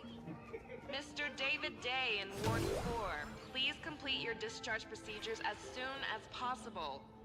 Your appetite has exceeded hospital capacity. We're begging you. You're finally back, Akavilli. I've reviewed your clinical records. Your Stellaron symptoms are stable. Continued observation will suffice. I'm your presiding physician. Good news for you. You don't need to rush into treatment just yet. Though, I can't say the same for Miss Sparkle over there. Patient number 02, Miss Sparkle, please come in. Hello there, Miss Sparkle. You're one of the few Victim who voice. didn't mistake me for that imposter, Doctor. But, just a reminder, yours truly isn't sick. I'm perfectly healthy.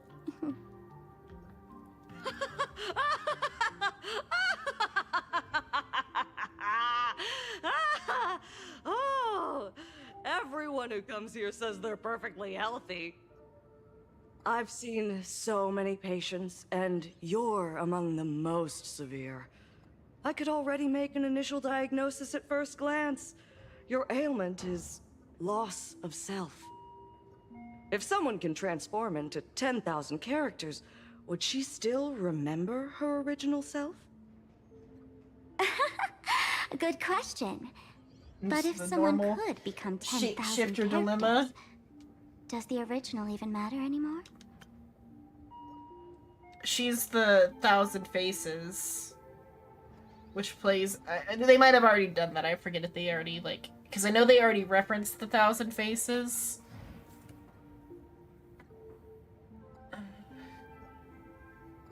Which fits with the Fools, I think. I'll have to Google that one particularly, but like, I forget if they've already referenced. I think they've brought up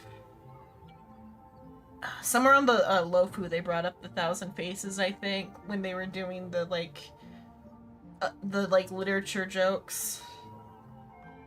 And that means that like, I wonder if, so that would make Asheville tied kind of closely to Sparkle a little bit. Wonder how that's gonna play out. Also, are you still there, Rice, or did you step away? I had stepped away. I just came Okay. back. When it called for Akavilli, I'm like, wouldn't it be funny if they're just gonna give it all away right now? I honestly, I would have been pissed. I would not have been able to contain myself. I would have been genuinely mad. I mean, I think they already are kind of giving it away by, like, calling us Akavilli.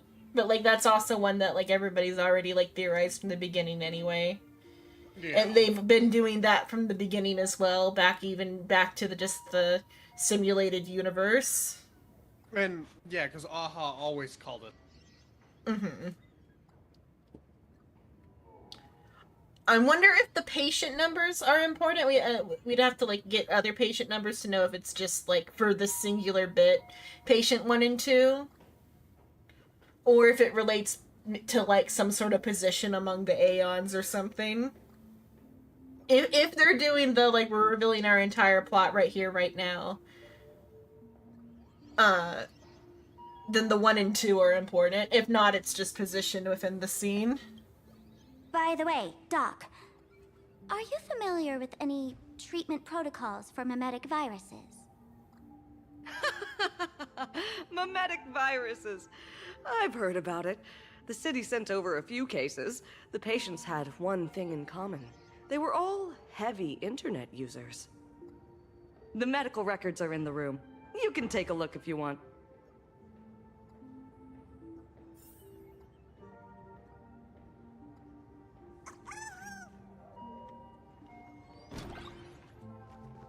Is this Dual-Mention City?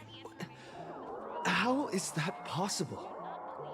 The tavern's spatial structure is bizarre to begin with. It's not that strange to see Dual-Mention City here. Was Dual-Mention City just the name of the city that we were on Plan Arcadia then? Yes, because Okay. that's the bridge we cross right Yeah. there and all that jazz. Yeah. Fucking screaming. All of the... Yeah. Attention, Professor I fucking love them all. Just Consultation room 7 immediately. Casually browse through the documents on your computer desktop. Finding those unarchived medical records are a real parade of characters. Patient claims to be Inna incarnate, and those who give them a thumbs up are blessed past riders of the order. The next record is even more absurd. The patient claims to be that H.E. What's H.E.? no, Is that. it- Oh my. Oh, he. Xenon. Oh. Well, Xenon. I forgot that they're doing that for Oh. the thing. But he is Xenon. Inna. Sorry. I forgot that they were before they were doing they, and now they're doing No, he. it's just that he, as in I am Enna. It's he's exploitating. My Yeah. brain cannot think of the word right now. Yeah, I get that now. It's just I was focusing on the. Oh. Look at the cap capitals threw me off. Reading is already a challenge.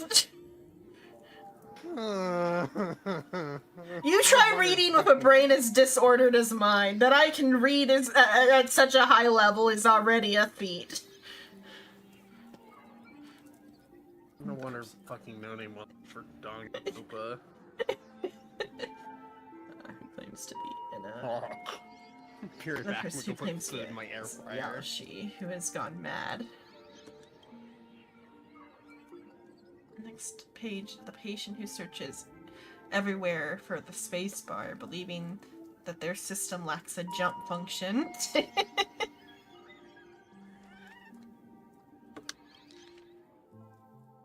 Oh. A record for Yao Guan. Humanoid category, celestial subspecies. Temporal department. Patient suffers from an unusual chronological disease. The disease has lasted for 30 years and causes skips of space-time induced misplacement. The disease has temporarily been dubbed the temporal dislocation. 30 years ago, the patient experienced an accident in the exploration array, leading to symptoms of temporal displacement. No similar case has been reported to date. During episodes, the patient unconsciously deviates from the current space-time coordinates, leaping through the space-time continuum and reappearing in an incorrect temporal position. According to the previous diagnostic records, temporal displacement ranges approximately +1 to 12 hours, accompanied by spatial displacement within a radius of 15 kilometers. The cause of the episode remains unknown, and the pattern of occurrences is unclear, though there is a suspected increase in frequency. Infinite lifespan is in a stable state with no risk of becoming Mara-struck. The patient is in good spirits, with stable breathing, clear speech, and normal physical condition. There is no trend of disease progression. After wearing the Nexus Sapientide, the frequency of displacement episodes has decreased. The patient's self-awareness remains uninterrupted during temporal lapses, and the brain function remains highly active post-displacement, suggesting a possible maintained connection with the space-time structure of the decalite reflection barrier. Following displacement episodes, the patient exhibits a temporarily decrease in blood pressure and blood sugar. Cardiopulmonary function and bone density remain unaffected by space-time displacement. Carry sugar pills and ensure regular intakes of sugar. Attached is a long-term permit. Declaration rejection by patient. Treatment. Schedule a visit to the clinic upon feeling unwell. No way. Are these General Yao Guang's medical records? So like at first I was thinking it was like a time traveler's wife style thing, but it's not quite that because it's only within a smaller range, whereas like the time traveler's wife is through like all time.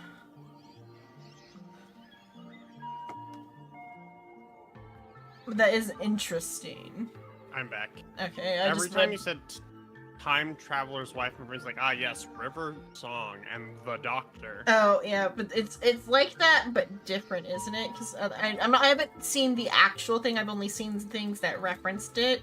Because I read a fan fiction where they did it, when they straight up said that they were doing time traveler's wife. And then I've seen one of those because that was Yao Guang's medical records. Yeah. So like her fucking moving throughout space. Yeah, because the time traveler's wife one is like throughout like all moments of time, not just within like a 12-hour period.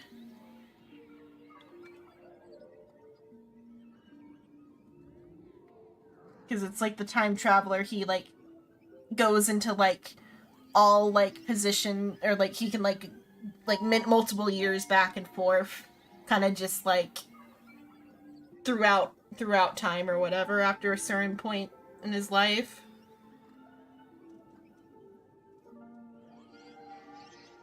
It's a slightly different version because it's not within a 12-hour range. It's within like a lot of years range.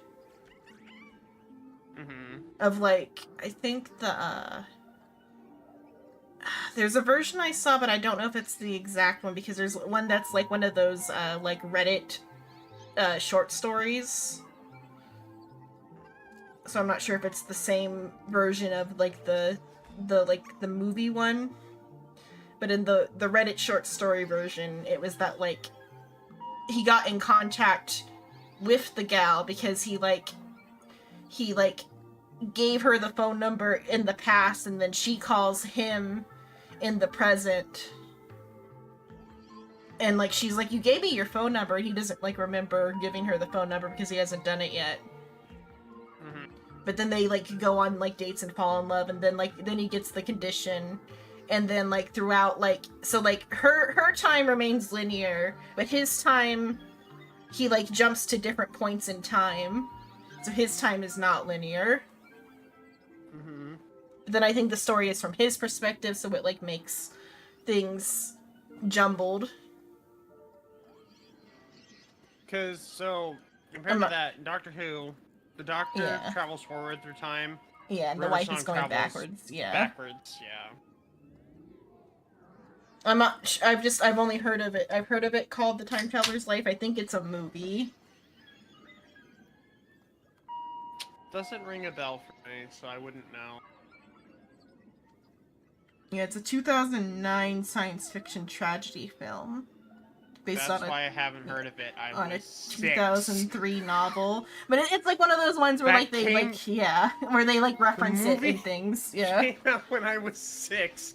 The novel came out when I was born. It's one of those ones where I think it like was like so good it became the trope name. Because like other things have done it, but like it's like just that's what the movie is like the one that named the trope. Fair enough, I suppose. But it's just that scenario, as far as I'm aware, has a lot broader range of which time the time traveler is sent forward and backwards at random intervals, whereas Yao Guan is just within like a 12-hour time period. So she's just kind of like skipping through time instead. Good old time skip. The Reddit story one was that it was like a like some sort of like mimetic parasite, which might be what they go with here if they if they turn this into like horror story theme, because that is like one of those like Reddit horror stories. Hello, Ace. We are streaming, as just to let you know, but you may join in the conversation. We had just been introduced to a character that has a condition where she teleports forward and backwards in time and at 12-hour intervals kind of randomly. And I compared it to the Time Traveler's Wife, and Rice didn't know what that was. Or a Tracer. A Tracer. Yeah, Tracer does that. It's closer to Tracers. Yeah, it is. That I'm more familiar with.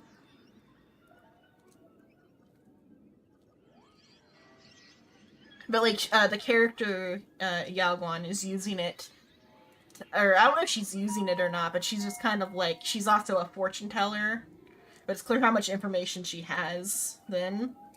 She's just kind of like, her time is non-linear.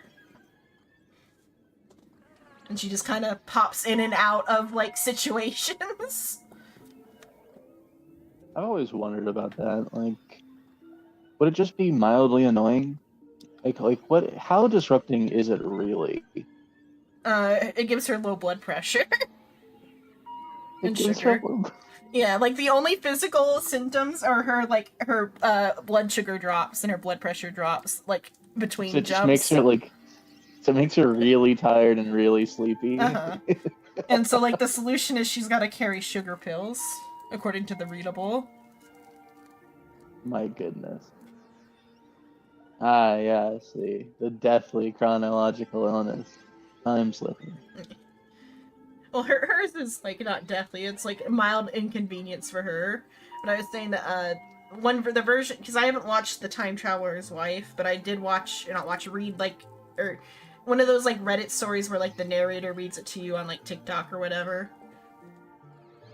A similar one, but it's like a parasite, and like the guy is like being like dragged like to different points of time in time.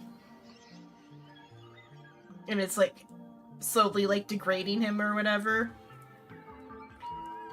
But his like his son or grandson or something like joins some sort of like SCP Foundation and like solves the problem and like removes the parasite from him, and then he's able to like remember his life linearly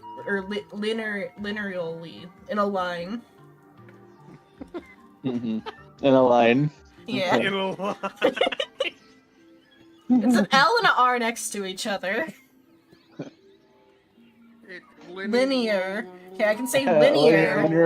Linear. Linear, but linearly. There we go. Wait, don't hurt yourself. Okay, no, let's calm it down. I mess up on words so much. Like I have to jump on that. I'm sorry. Like I can't let it slip. It's only fair. Yeah. It is only fair. Yeah. But we're on like the new Honkai planet, and it's all like supposed to be jokes, but our like vignette locations are a city, a school, a bathroom, technically a bar, but that bar is part of the like other thing, a bathroom, and now a hospital. And like one idea is it's all absurdist humor, it has no meaning. My idea is that they're gonna like flip it into horror and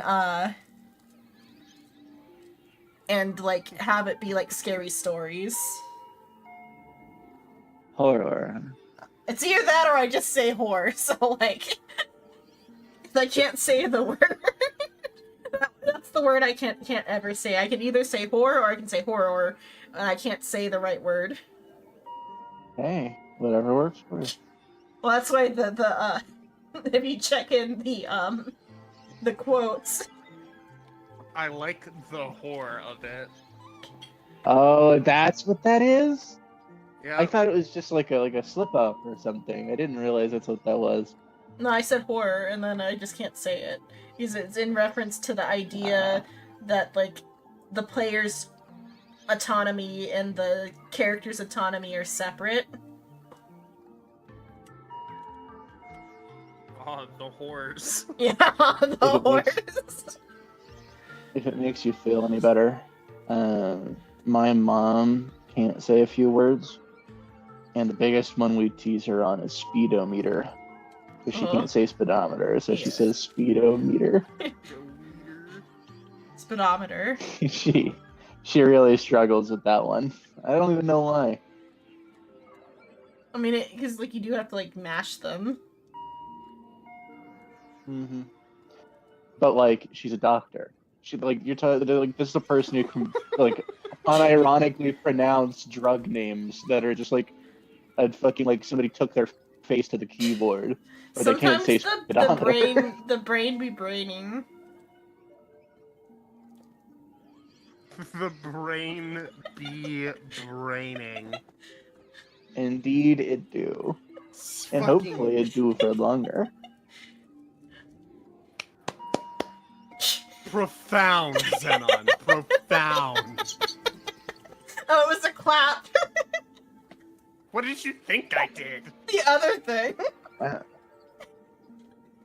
Pork, clearly. That's a fucking... That's vague. What does that mean? Fucking... What? Oh no, did my clapping go through? Or does the like the noise gate kill it? Yeah, the noise gate kills Yeah, I it didn't off hear of anything. clapping. So I'm assuming it did. Let me turn off noise gate. What's that sound like? Sounds like clapping. Uh-huh. Get your mind out of the gutters, Xenon. God.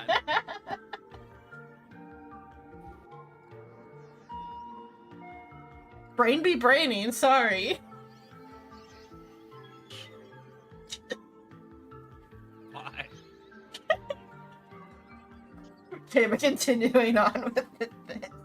Looking at Yao Guan's medical records behind her back.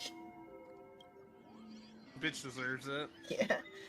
You can secretly look away. Some things are better left unknown. Now I read all that shit out loud. Said it with my chest. The medical records are on the bookshelf. First file on the left. Okay, Sparksy's virus causes the treatment plan, or cases and treatment plans. Affected by the supplicant Sparksy, the Sparksy virus is spreading outward from Graphia Academy to surrounding areas. The Department of Aberration Defense has activated the Phantasmoon Games Emergency Response Plan, established quarantine zones, and providing targeted treatment to infected civilians.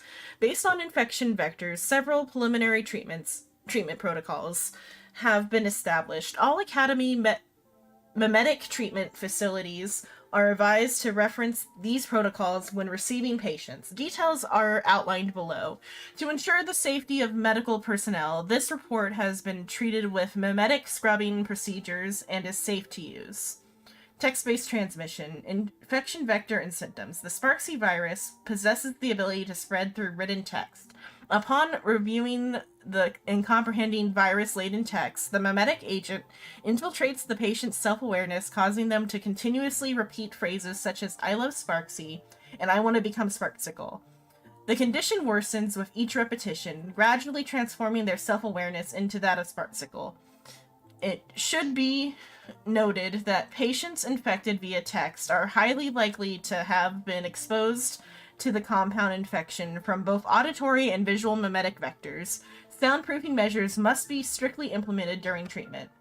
Treatment plan. Immediately isolate the patient to prevent secondary exposure to the memetic virus. All treatment equipment must be disconnected from the network after memetic decontamination.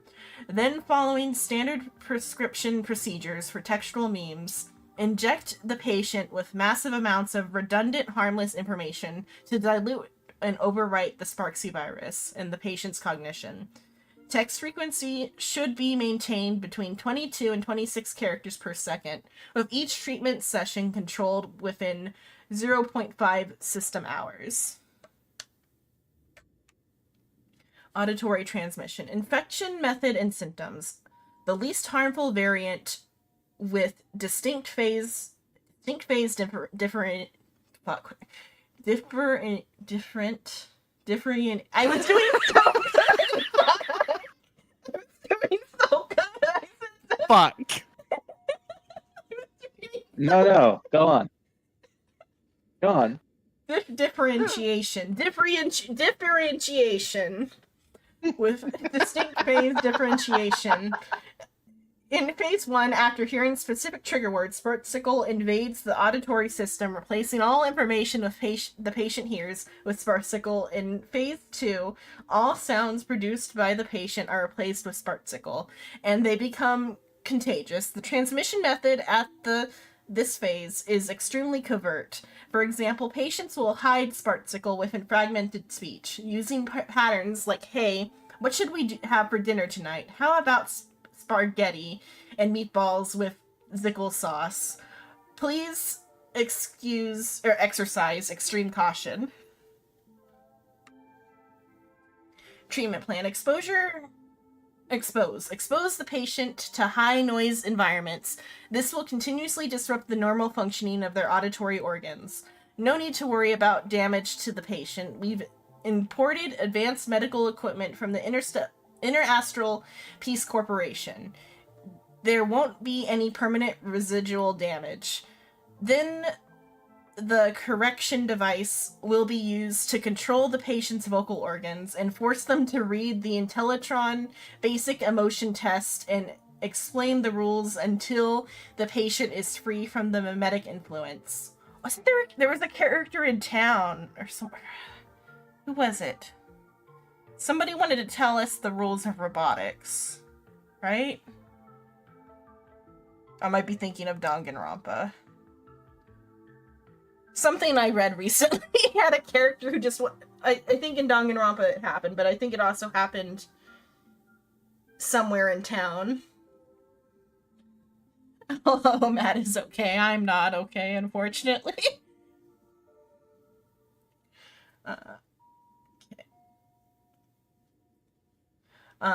Visual transmission, infection pathways and symptoms. High-risk infection type. When the patient is exposed to patterns containing the Sparksy virus on the network, the cognition will rapidly become infected. Memes will cover their visual senses, causing the patient to perceive all faces as Sparksy, and their own face will also shift into being Sparksy. Additionally, there are also extremely dangerous infected individuals who will sprout Sparksy on the surface of their retinas, and anyone they gaze upon will become infected. Some like, what is it, in JoJo's The Man in the Mirror, it was that, I don't remember which tarot card goes with that, but it was it Guile? The man with, you know, the man with the two left hands or whatever. Mm-hmm. That's like how he gets you. This is my battle to win. Treatment plan. Enclose the patient in a dark room and separate them from direct visual contact. Use counter-mimetic images provided by the IPC to train patients with visual functions to precisely remove the mimetic virus engraved in their visual system. Currently, the Sparksy virus continues to spread with potential for mimetic mutation. If any unusual situations are discovered, report them immediately to the Department of Aberration Defense. Do not attempt to handle it on your own. The Department of Aberration Defense is similar to like what I was saying in that one novel. Are there already victims in the city? To eliminate the mimetic virus, helping Patient Zero face reality is a crucial phase of the treatment. Huh? What's happening? You've never been to Fatal Joke before? We never left the school. That's not Either that or surprising. Sparkles. I don't spend much time Victim at the one. tavern. And to reiterate, I'm perfectly healthy. Sparkles fucking I losing it. love Yeah. patients who deny their illness. I'll personally shatter their self-confidence. Miss Sparkle, I'm going to write up a detailed diagnosis report for you. I kind of wish In the Zhong meantime, Shang... Why don't you chat with your fellow patients who share your affliction? I kind of need if Zhong Shang had like a custom model, but I guess rather that police lady's gonna appear more than this, because she seems more important to the plot than the police lady has so far. But she might appear more later, or in like one of the events, like how Siobhan did. Siobhan. Gray hair, let's go. I don't want to waste any more time with this quack. Miss Sparkle, please wait in this room until the consultation is complete. There's gonna be more sparkles behind every curtain. Or not. Sparkle, you're back! You seem happy. Yeah, I'm keeping my spirits high, just like she asked. Sparkle, Sparkle! You're the one who told me that a smiling mask will never have bad luck, aren't you? This world doesn't want to see too much sadness, cruelty, rage, or pain. You told me that I just need to smile, no matter what. I did everything you asked. But why did you abandon me? Right now, I just want to scream, to cry, to shout. I just want to devour you all. Just how many masks have you thrown away? Don't worry about it. Everyone sheds just as many versions of themselves in a lifetime.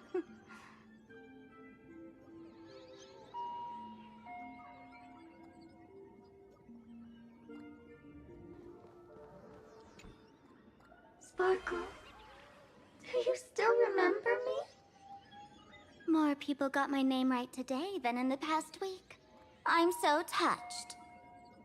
I am your original mask. The Sparkle Roll mask.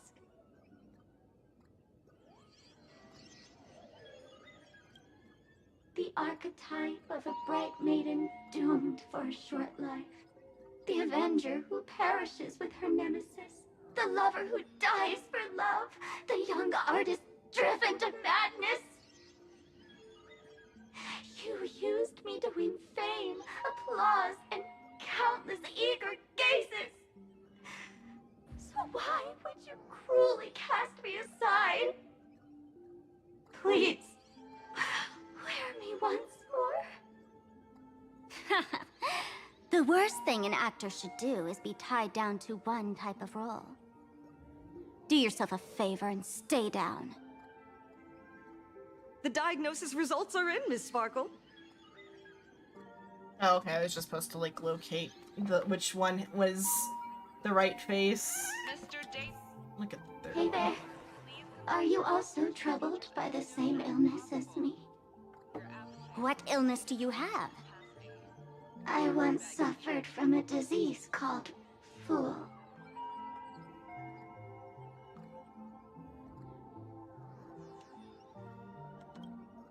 A masked fool named Sparkle grew out of me, slowly becoming one with me. She used me to bear all the pain caused by her performances, left me battered and bruised, while she slipped away from everything. But I was lucky enough to find this tumor called Sparkle. And I expelled this malignant growth from my body. You're just a tool I discarded.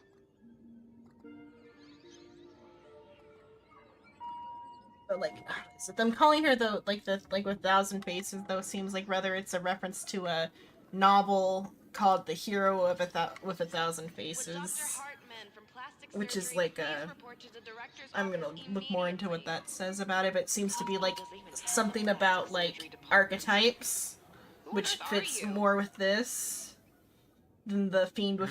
Then I found out that the Akechi Kogoro thing I was thinking of is the Fiend with 20 faces. It's a couple faces still. But then, like, when I searched the Fiend with 1,000 faces. There's, like, a World of Warcraft, thing called Yogg Saron, which is a Fiend of 1,000 faces. It's a hell of a pull. Or this is just what, I don't think it's that, I'm just saying, I think, like, it's of the same, like, general theme, rather. So I'm thinking it's gotta do with, though, this, like, the hero with 1,000 faces, because it's gotta do with archetypes. And then there's, original. That's a webcomic. There's a webcomic that has a similar title, but... Miss Sparkle, I have your results. Your main components are madness, humor, and a theatrical personality. Unfortunately, the proportions are badly imbalanced. You're beyond saving. But the silver lining is your mask has fallen off. She's free at last. And that's where everyone's misfortune began. None of the masks I've cast off ever had such strong opinions or such a temper.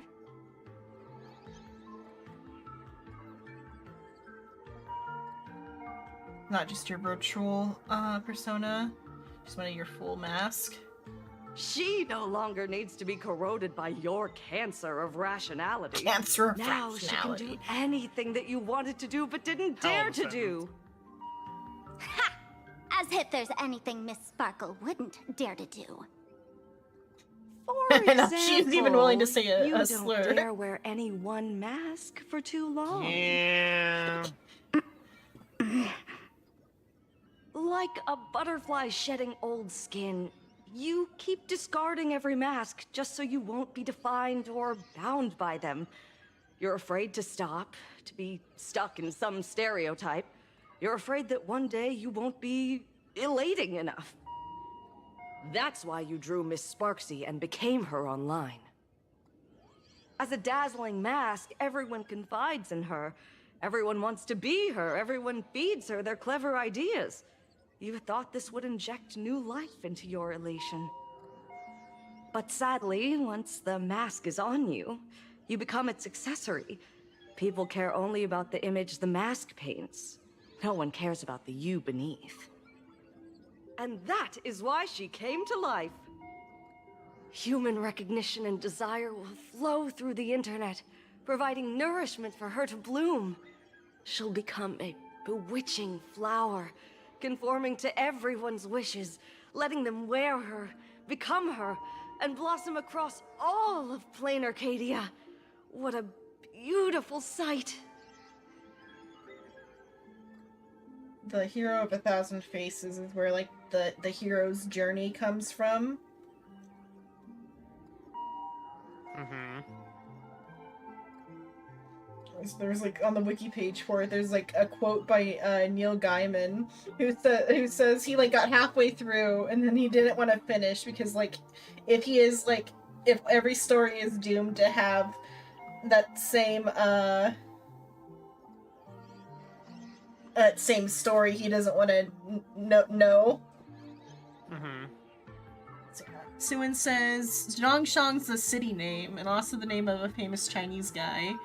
That's what Suin says.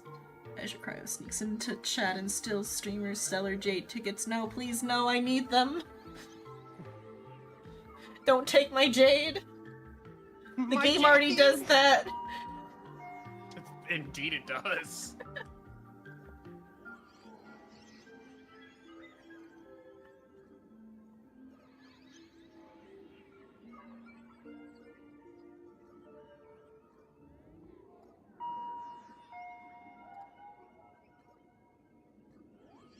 What does it do with like hero's journey?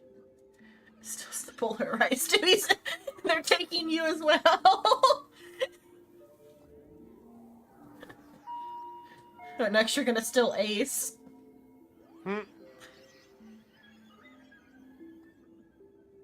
Just don't take Walnut. Walnut is mine. Yoink. No, Walnut. Not my decayed Furby. Still Walnut too, no.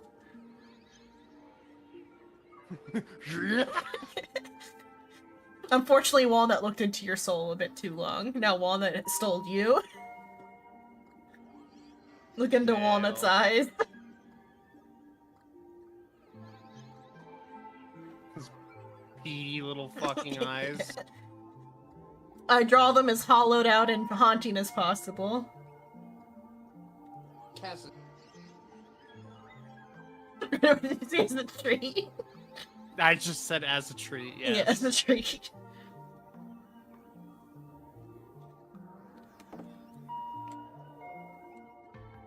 I can still have Walnut with flesh instead. Flesh nut. Yeah, flesh nut. Flesh nut is less terrifying actually because he's just green. He's just like a green fox shaped thing. He's less horrifying. Yeah, he's less horrifying. Marginally. Only marginally, because then the maggots. Because, like, you know how, like, walnuts decay? Mm-hmm. Yeah. Believe me, I'm aware.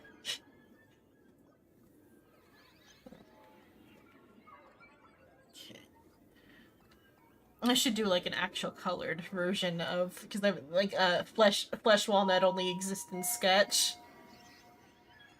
I still need to figure out because I want to make a phone case and then have it, like, because you can get phone cases with, like, a wood panel. Mm-hmm. So I want to, like, do, like, a phone case design and then have it, like, etched into walnut wood. Pretty cool. But I didn't end up like having a drawing that I liked enough for that, so it's just my my phone background instead. Because I'm happy with the phone backgrounds I did. But like for the case, I kind of like envisioned like Walnut kind of like looking down and having like, because like there's the one drawing where like Walnut does like the face print with the like the red paint that I like. So like the envision was like the red paint coming out of like the eye socket, or like a light coming out of the eye socket, but I couldn't like get it to like visualize properly because I'm bad at like spatial stuff. So that never went through, so instead I have the Aventurine phone case.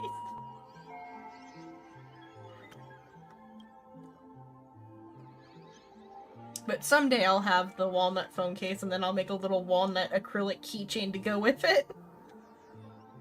Someday. Yeah, someday. It can go with my Xenon Moogle keychain. It's actually pretty cheap to print acrylic keychains if you do them in like a batch of a couple. They're like $3 a piece. For a small batch. The more you do, the cheaper the price. That's amusing. And like the service I used, everyone can have a different design. So like if you had like 100 keychain designs, you could just have all the keychains you want for like $1 a piece. They don't want you to use like copyrighted art. I don't know what the check for that would even be, if they would catch you or not. If they would catch you.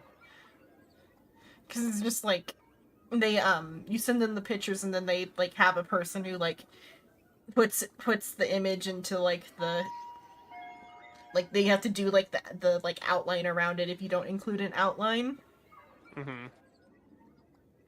So that would be, like, the point of, like, where somebody could maybe catch it if you were, like, doing piracy. But, like, if they would even care enough to, like, do anything about it.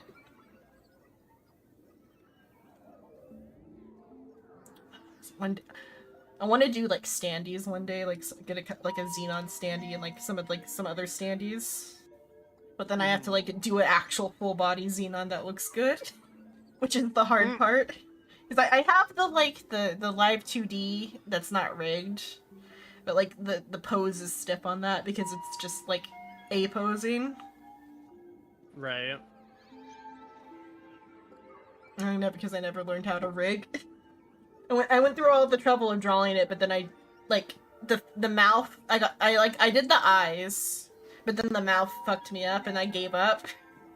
Because I drew kind of like a little bit of like a, not quite a cat mouth, but like the thing where it was like a little bit cat mouth shaped. And that was the mistake, because then it did not deform right. And then since I already finished all the art part, trying to like fix it, my brain would not like get the mouth right, so I gave up. So I just have an unrigged live 2D model.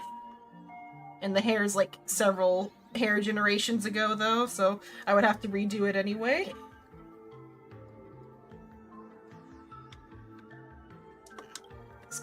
Stop? You mean treat? Yes? Cremate Sparkle. That's the best treatment I can prescribe. Let's do this. Yes. And here I thought you had something clever. After all, there's only one radical cure for all suffering. Make oneself disappear, right? Please. Miss I Sparkle, beg. don't think I'm joking around with you. I only misbehave outside the tavern. But here, I am a doctor, without quotation marks. My treatment is real and effective. Generally, when a fool vanishes, their mask loses its power and becomes a dead thing. You're two sides of the same coin, after all. I'm waiting for somebody to come in here and like be like, no, stop this, this lady is one of the patients. I think it's funnier if she is just straight up the doctor and she's telling Sparkle to fucking die. Sure. Yeah, the During only way to Spark's save time, everybody she'll is be for you to worn kill by yourself. Millions of ordinary people in plain Arcadia. feeding her with sustenance and strength. Google your window of the name, 'cause opportunity Sue said is it was like therefore something fleeting. real. Go on, lie down on that bed and say goodbye to your friends. Press that button and the nurse will come wheel you away. There's a door in the tavern that absolutely positively leads to a still-burning star in Siduni Rama. The nurse will send you there, and that'll be the end of it. And if I say no? Then I'll have to be impolite. Still-burning star in the... Oh, so we are just so like when we saw the disco ball, she did kind of say that like they wanted to sacrifice her to it, and so it's just like sacrifice yourself to the Stellaron.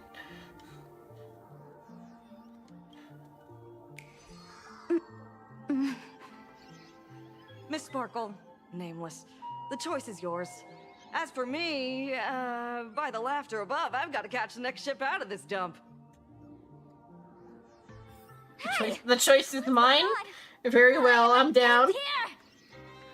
Gray hair.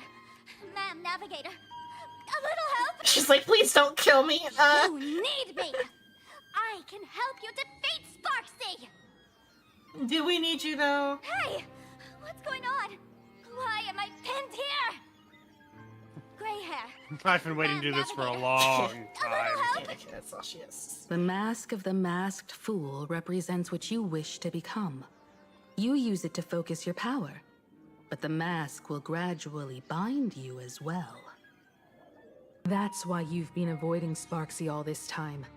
She didn't just steal a vial of mimetic virus. She stole your strength. No wonder the fool at the bar joked, when a masked fool loses their mask, what remains is just a fool. Yes. Every fool has at least one such mask. Not mere decoration, but a part of our destiny crafted by our own hands. It might be a morning actor mask you took a liking to and stole from them.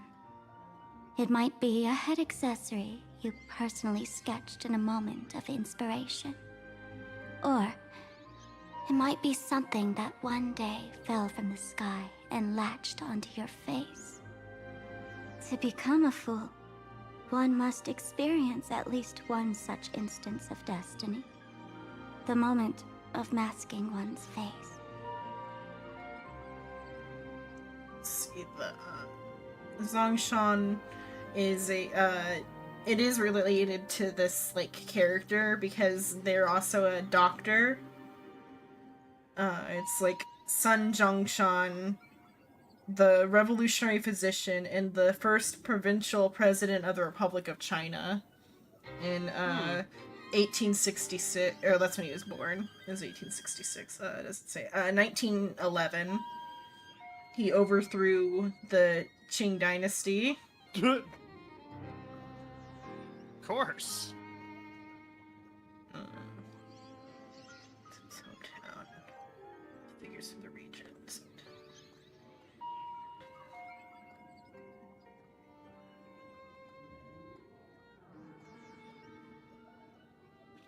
Oh, that's interesting though. So like that, like this doctor is like it'd be like having a like a dentist named George Washington or something. It's the other, I guess, a dental patient named George Washington because he wasn't a dentist, but like that's like the closest little equivalency. Mm-hmm. It's Chinese George Washington. Hell of a way to put that. Chinese George Washington. Through the mask's eye holes, we gain a different perspective. Finally seeing how the universe is simply churning with endless jokes, and the absurd nature of our existence as living beings. The mask is who we want to be. And now, this imposter is more me than I am.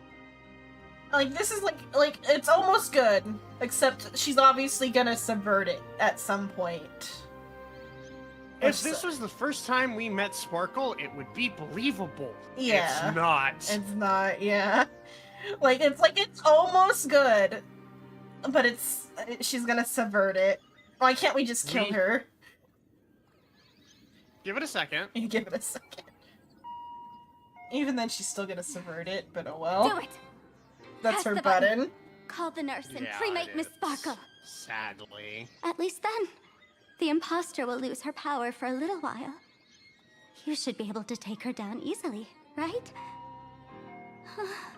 It was just so they could have her writhe on the bed for a You're bit. not actually going to press Yeah, it. that way everyone who loves Sparkle in the weird way is Give us a getting their rocks moment. off. Yeah. To hesitate. To think. Waiting No is torture, hesitation. you know. Hesitation is You're defeat. not doing this Yeah. on purpose to punish me, are you? Yes. Hey, gray hair! Say something! Frantically mash the button. Hey! Gray hair! Have you forgotten our friendship? You'll make the button What? smoke at this rate. Forgotten your Kill you with my friendship. shit. Yeah, this I is- took the battery out of This the is button the earlier conclusion. while no one watched. It was a 4.0 test. ends now. And Yeah. Since the fool. Then made we her get to go choice, to she Binzai must have a Tengoku plan after to this, reclaim right? The mask, right?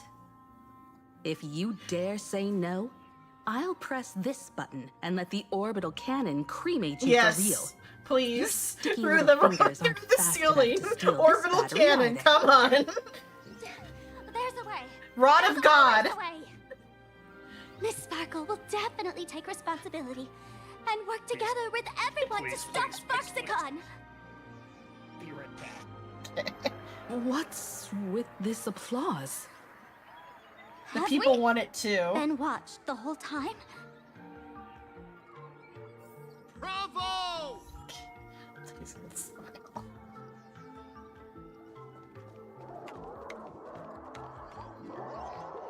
What am I supposed to click on? Attention patients. Please refrain from eating beef hot pot in the hallway. If you wish to dine, please invite Break the wall. Okay. I had to break the. Oh, I had to break the fourth wall. So the audience watched our every move in that treatment? Why is This a Yun Li here? hospital or a theater? That's life for you. While there's life, there's judgment. In every unseen corner, countless judging eyes are watching, diagnosing, and writing their own prescriptions. I must admit, Fatal Joke is a fascinating place. Real shame I didn't come check it out earlier. They're doing like omniscient reader's viewpoint level literary critique, the fucking fourth wall, and like what did Himiko just say?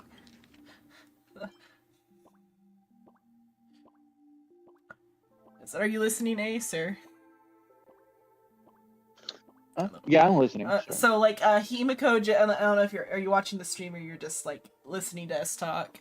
I'm just listening because I'm on Xbox. Yeah. I'm playing games in the background. You're my podcast. Yeah.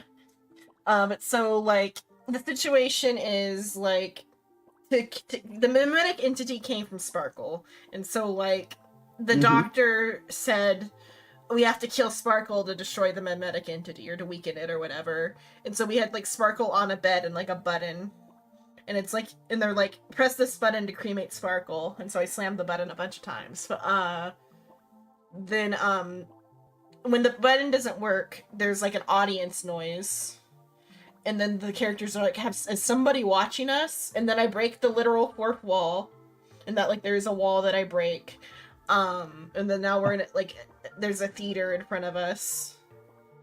And, but though, then Himiko says, and this makes me think of Omniscient Reader's viewpoint, the way, she says this here. Oh, the whole situation's a little bit like the critiques they have in Omniscient Reader's viewpoint. But Himiko says, that's life for you. While there's light, while there's life, there's judgment. In every unseen corner, countless judging eyes are watching, diagnosing, and writing their own prescriptions. And it was giving a little bit omniscient reader's viewpoint of the, like, their critique about, like, the viewer, judging the, like, media or whatever. Mm-hmm. It was just giving that, and since I had you read omniscient readers. Are you caught up on that, or is it, only a little bit? I am actually caught up. I'm up to date. He's getting his ass beat. He got his ass beat so bad he got sent to the library. I don't remember what part that is, because, like, I read the novel years ago, and, like, some of the, like, in-between arcs are... So the scene had, like, a big, delay, and during that time, Dokja got sent to the fucking Nether Realms, and he didn't have any stories, so he was dying because he's a constellation now, and he doesn't have any stories. Yeah, like the demon realm stuff, yeah. Yeah, so they did this, like, big tournament. Yeah, the tournament to decide parts, I can't remember properly. I remember the, like, werewolf style game that they're playing with, like, the revolutionary. I remember that part. That was before that. Yeah, I skimmed, like, some recent chapters, and I don't remember whatever this battle royale thing is now. Which probably means it's, like, they're probably just stretching it out for, like, so there's some sort of, like, combat, but in the manga. Because I don't remember the battle royale thing, because, like, Suin was saying something about that too, and I'm like, I can't remember that part. I remember the part before that. And I guess I don't remember the direct part after that, which I guess is this battle royale part. Guess what I said. Has he made past the hero stuck in the time loop? Has he made him eat dirt yet?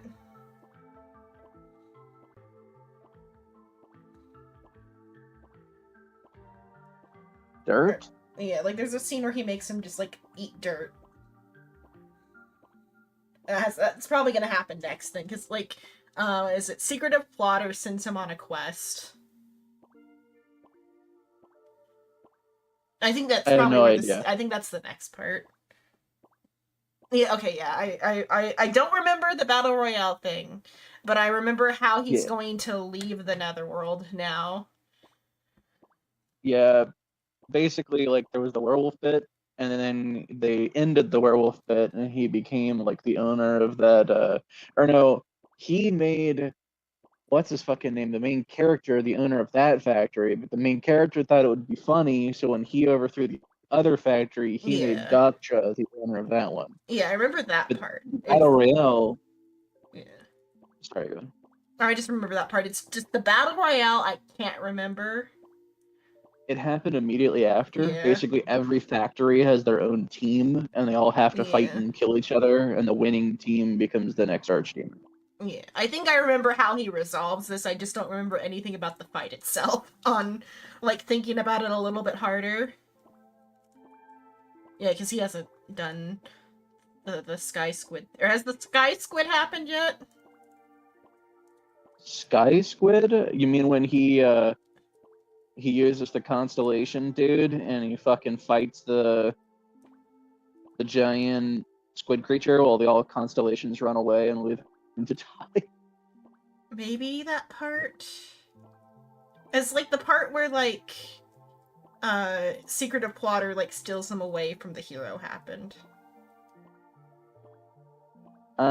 Secretive Plotter's done that a few times. Yeah, he does do it a few times, so it is, like, hard to remember when that happens. In the current one, he had to fight Adam, the founder of mankind, and who obviously, even though they were all debuffed, was absolutely trashing everyone in the cast, the main character included. Yeah. So he managed to kill him, but in the process was also going to, like, actually perma-die. So Secretive Plotter ripped him away and put him in a library. Okay. And the last chapter was him sitting there reading, because, like, it has every book that'll ever be written, and he's reading them like, maybe I could just chill here and I wouldn't have to, like, potentially die every 10 seconds.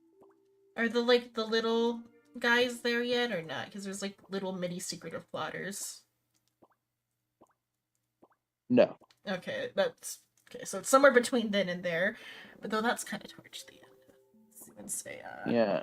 The only mini secretive plotter I know is that the one with like girl who 742 or pretends to something. be a boy. Not sure. There's like a girl who pretends to be a boy, and she also has like all of the crazy fighting style bullshit and kind of like one hit gods. Or is that how that like reads? It's rather that she's like a girl who got isekai'd into a boy's body. So she's technically like a trans adjacent character. And Doksha's too homophobic to yeah. Like Doksha I think I like the blonde girl, right? The little Yeah, I could have sworn the blonde girl just posed as a boy because she didn't want the extra attention or some shit. I don't No, instead remember. she's like trans adjacent, but because she like got like actually isekai'd into a boy's body. I don't really remember them too well. I remember that they got the fighting style, and then the very next scene they were like fighting deities, and I was She's like, actually "That's kind neat." of important. Yeah. Yeah. Like as I mean, all of the as like characters as are- like a fuck you to Doksha specifically, she's important.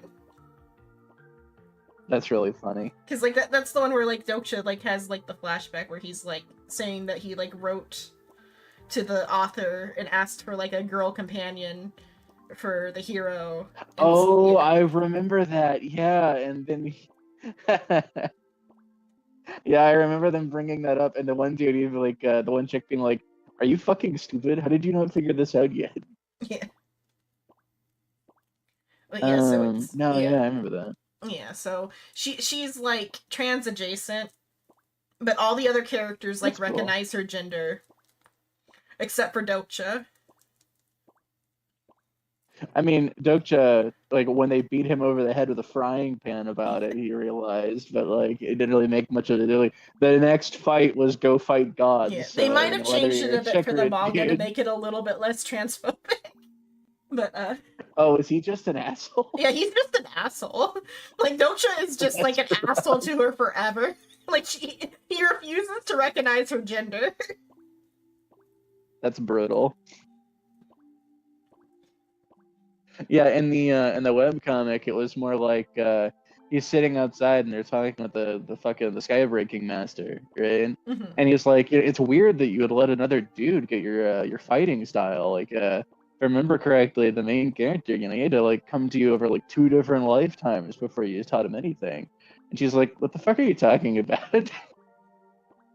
Oh, that's funny how that actually comes up later with like how the main guy gets that fighting style too. He has to like magically trans himself to get the fighting style. Yeah, I remember that. Yeah. Oh, okay, that that happened already? Okay. Yeah, that happened during the game of Werewolf because he was like, "Oh, we should have this person be the revolutionary. Have you heard of them?" And the main character was like, "No, we can't use them. They're completely unreliable. Never talk to them again."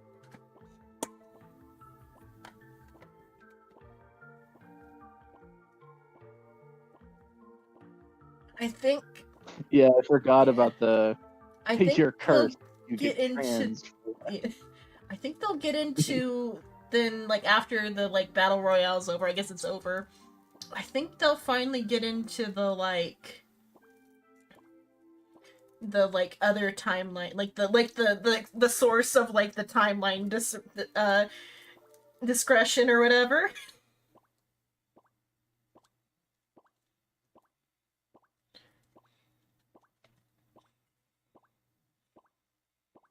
Secretive plotter tries to commit suicide via time travel. What? He sends Doksha back in time to kill him before he can ascend to godhood. That's kind of crazy. He doesn't succeed. Instead, it is the thing that causes him to ascend to godhood. Yeah, the classic like Olympic prophecies. No, I think my favorite part so far with like between Duckja and the girl has been when like he learns that she can just randomly text gods, like just type it, like text them up, just hit them up at any point. And he's going back and forth, and she's like, yeah, this is what I've been sending, and it was like almost like a fucking spam email of like, I am a like what is it like, yeah. I am a teenage high school girl, please help me or something like that. And it's like you just been sending everybody this like, Well, yep, Wukong that's what I've been falls for doing. it. Yeah, Sun Wukong falls for it. But a lot of the themes in Omniscient Readers are like similar to themes they have in Honkai. That's just because like the nature of meta jokes, I think. But like if they are where because like do you get it's at the they even like they might cut those for copyright reasons. Is what? Like Secret of Plotter lives in a round house to protect from hounds of Tindalos. Oh yeah. And then he it's in the Forest of Nagai, which is from like it's a song, but it's also like an adjacent to that or whatever, like the Hounds of Tindalos. But they might cut that. I mean, the Hounds of Tindalos themselves aren't copyrighted. Yeah. I don't know. Did the Hound of Tindalos show up when Secret of Plotter took Dokja to the library? Oh, never mind. It's that light. Never mind. I forgot about. I was like trying to think of where the library is, but that's a different thing. Never mind.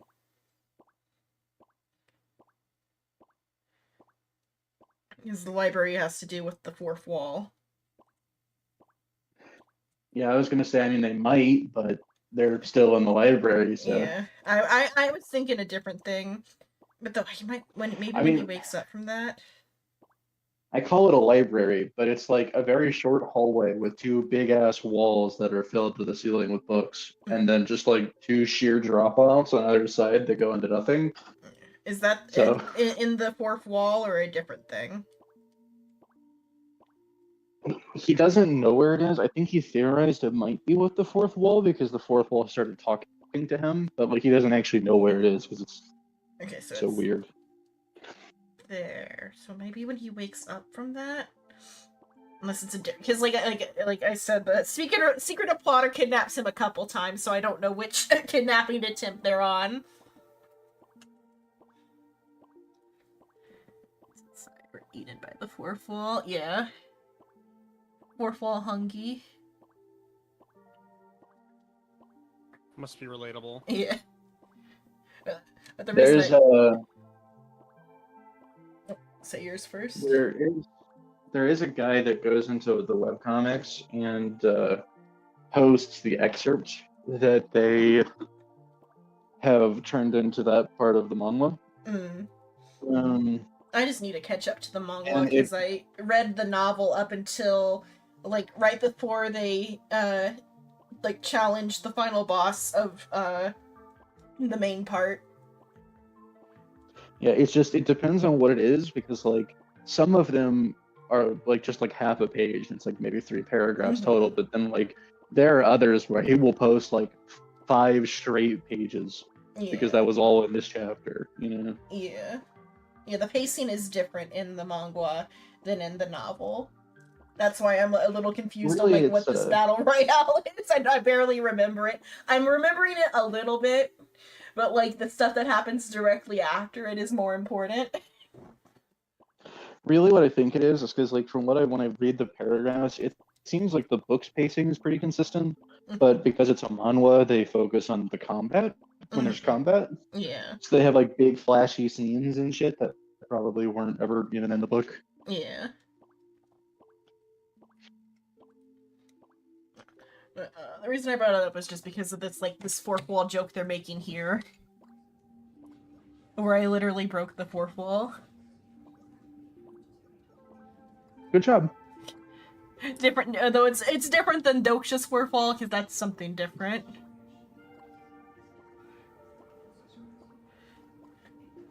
This is just a fourth wall. Doksha's thing is the fourth wall. I still like when the fourth wall is talking and talking, and he's like, "Okay, I need you to shut up. Like, seriously, you're making it hard to think." And it shuts up, and then he immediately starts dying, and it's like, "Yeah, Doksha's such a fucking idiot. Yeah. I can't believe he didn't figure out what the wall was doing." Yeah. The narrator is the only thing that, like, validates your existence right now. Let it keep narrating.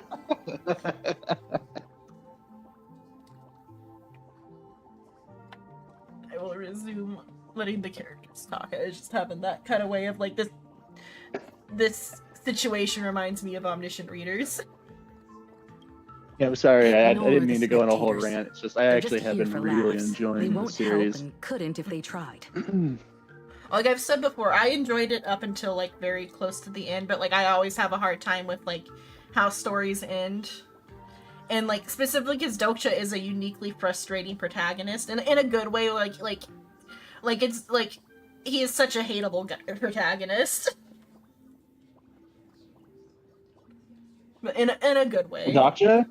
Yeah. Yeah, Doksha's a dick, dude. Like, Yeah. even in the manga, there are a few times where he's just straight up like, "Now, I could help her and prevent her from having to go through all this suffering and pain, but, like, I really need her Character to be growth. strong. So, so I'm sorry, but you're gonna have to stand in that fire for a few more." Yeah. Which, like, it's a well-written character. He's a well-written character. He's supposed to be frustrating. Mhm. I just got frustrated with him, as everybody else in universe is frustrated with him. And decided to wait for the manga to catch up to that point. But that was also before the sequel came out. And Doksha's even more frustrating in the sequel from the spoilers I've seen from the sequel. He just completely, like, reincarnates to advocate all responsibility from all issues. I still love that, like, the main character is, it goes to message him, but he's been, like, absent the whole time. So he goes to check his unopened messages, and he's got, like, 15 of them, and the last one's like, "I'm coming to find you," Yeah. period. Which exemplifies that is the entire plot. Of, like, Doksha ignored the main character. I'm coming to find you. It's just really funny because he's like, "Oh man, he's here? He's not supposed to be here. Hold on, let me type. Let me go talk to him." Like, he goes to open up the chat window and he sees this whole list of, like, "I am going to find you and strangle you." It's like, oh, okay. I think I know why he's here, guys. That dynamic continues past the reincarnation. Of the "I will find you and I will kill you," motherfucker.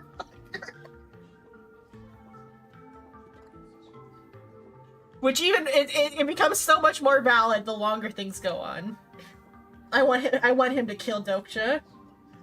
There's like 100 Dokshas now, so he can have a couple.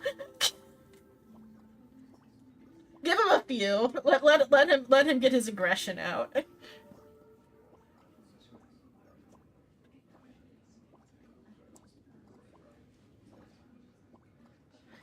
I'll continue this though. You said you had a way to stop Sparksy. Let's hear it. What's the plan? I've got a few anti-sparkle weapons in my collection. Why would you go against yourself? I've always had this premonition that one day Miss Sparkle would become an unstoppable terror in this universe. Someone has to find a way to stop me before that day comes. Sparkle has contingencies for On a herself. trip, I met a girl who shared my tastes. She had quite the Take knack notes, to be Batman. Yeah. Oh yeah, that's Not bad Batman's at one wits. weakness. She nearly turned me into sparkle Well, paste to be fair, using the local Batman's tumbleweed contingency for himself is himself, She but it also has had a massive superpowers. mech with beam cannons up the wazoo, ready to blast away any time. Thing is, though, that's when he needs the contingency, because every time he gets superpowers, that's when he's a problem. I don't know if that was a canon thing or not about Dick being the contingency. I think in Gotham War that plays out, because like Dick has like codes to shut him out of the system, and he uses them. He should have gone farther. Dick should have fucked his shit up for what he did in Gotham War. Instead, they're still playing house somehow. It's like, nah, after that shit. Honestly, I don't know how Bruce gets away with some of the shit he does. Oh yeah, sorry, I accidentally like leaked my plans to have all of you incapacitated and imprisoned for life, and someone used them to kill you. Like, oopsies, and everyone gets a little mad about it, but then forgets it by the next arc. It's like, no, dude, I almost died. Okay, we're running hands. Oopsies, the split personality I gave myself, lobotomized Jason. My bad. Yeah, my bad. Jason is like hopped up on Joker toxin to get over what Bruce did to him. The anti-drug PSA character started doing drugs to cope. The most anti-drug character.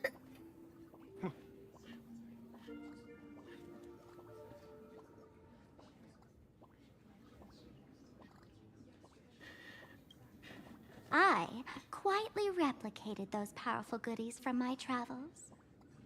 With these anti-sparkle weapons, that imposter won't know what hit her. What's the other part? Full context.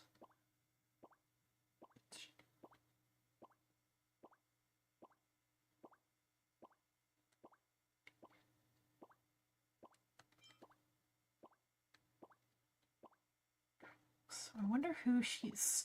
She met a girl who it's, I guess maybe... Firefly or some other, like, person from the same faction. She met a girl who shared her tastes.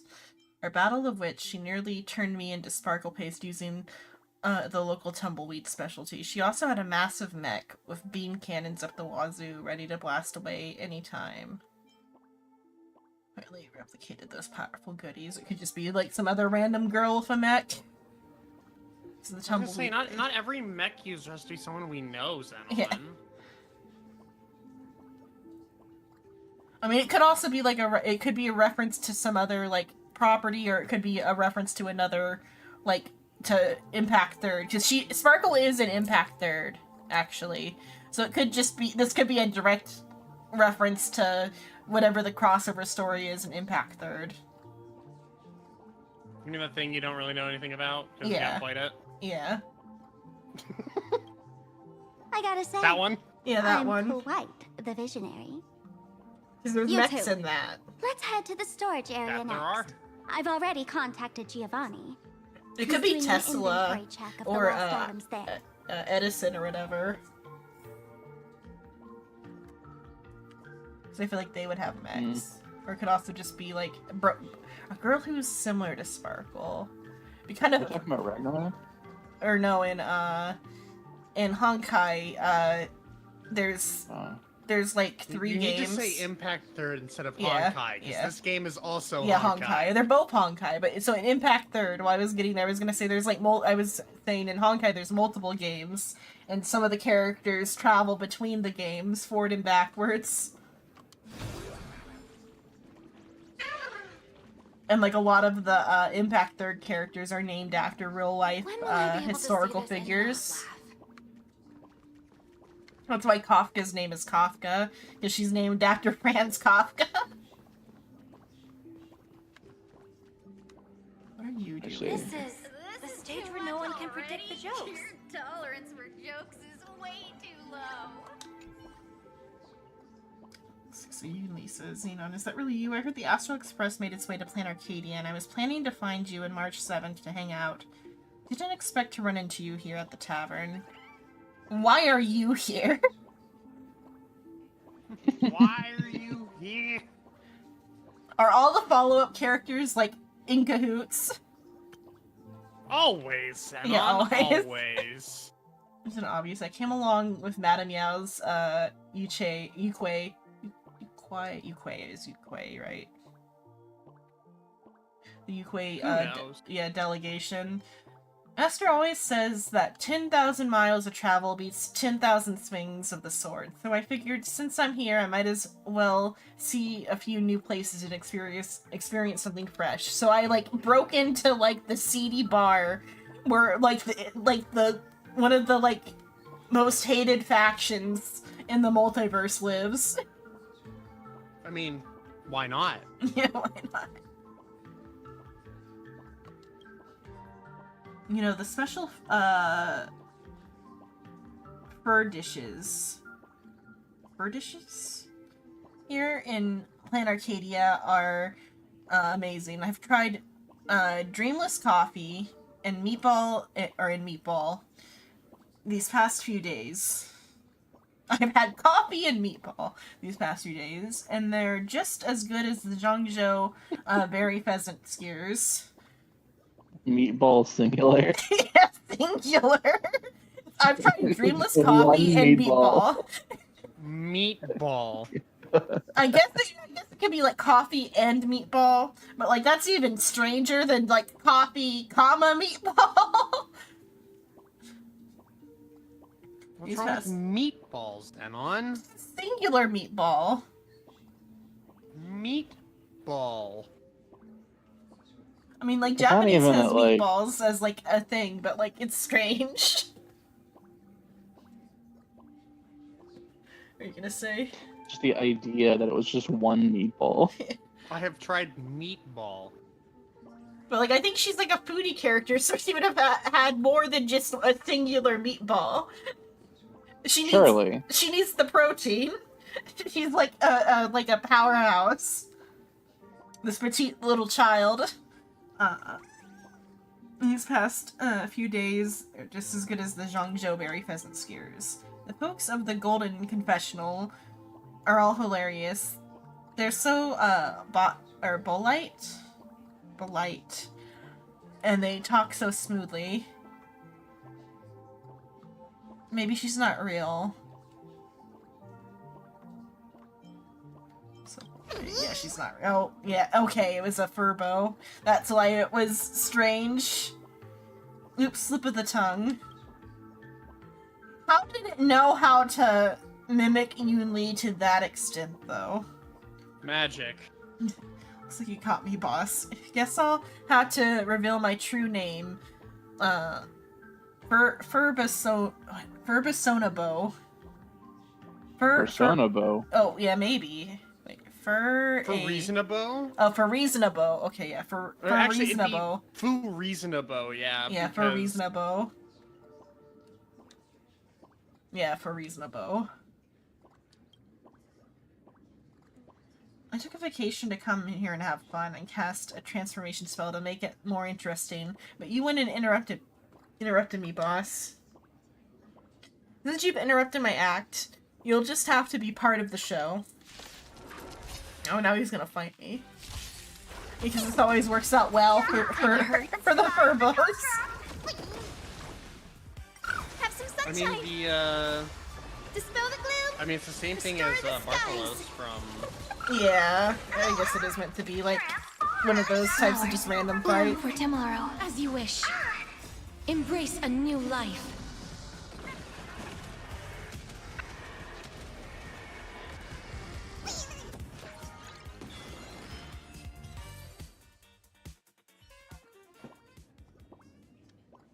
Oh, boss, how heartless. Even my dad never hit me. Wait, that's Maybe not you should have. Yeah. So, yeah, I was going to say the same thing. That's not right. I was drawn on an assembly line, so I don't have a dad. That is a fucked up thought about this planet. Yeah. Imagine they are created. Yeah. I must find somewhere to ponder these nonsensical questions by. If you want me back at the magazine, wait until my vacation's over.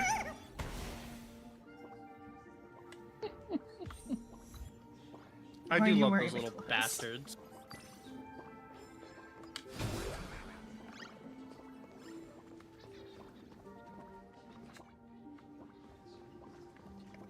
Fucking emoticon. Yeah, the emoticons are everywhere. I love them all. When will I be able to see this in If there was non-stop? any other puzzle.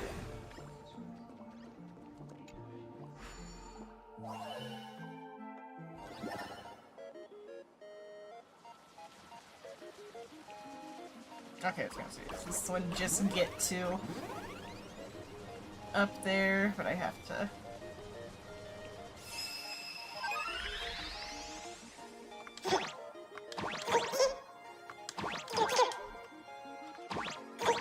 Okay, I have to. Okay.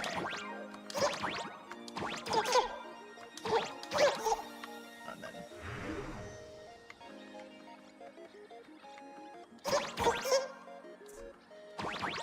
Nope, okay. This one's gonna be frustrating. You've got this, Xenon. I believe in you. Nope, okay, I have to. Read that, okay. These can't rotate until I activate them.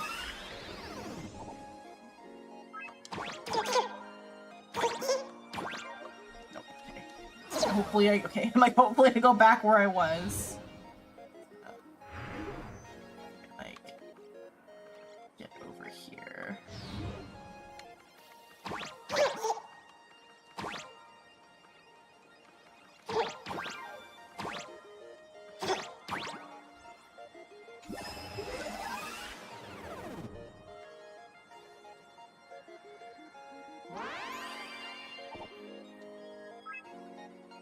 Can I get up there this way?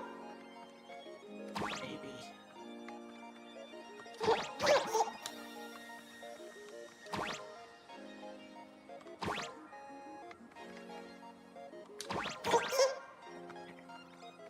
Is there anything? Oh, there's one there, maybe?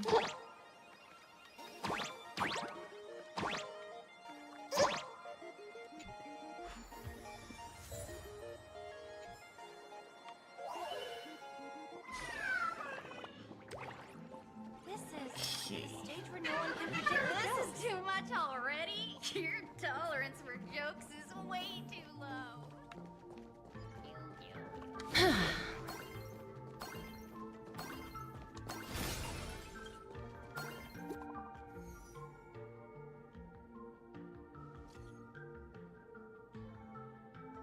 Boop, frontline reporter, bringing fresh intel, bad news, something weird happened to all the students at the school.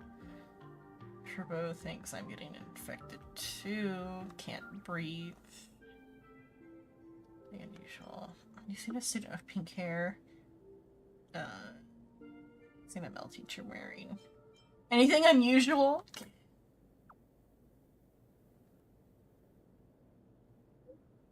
Something's not right. They're taking down the wave mural from the school. The movement heading towards the Furbo's position. Do you remember my contributions to the club president talk later? Intel from the school? Oh, I think yeah, he's already infected because he like treated it like a school club instead of a publication. The undercover journalist discovered something unusual. The Furbo journalist couldn't find March or Mr. Yang, but they did spot Sparksy taking down the wave mural in the school courtyard. Oh? That's noteworthy. Looks like Sparksy is busy making preparations too. But why do all this? Never mind her for now. Let's check out the Fool's storage area. Oh yeah, that's why we were here. Yes, Xenon. That's why we were here. This tavern is huge. It's alright. I just wish there were more fun spots around here.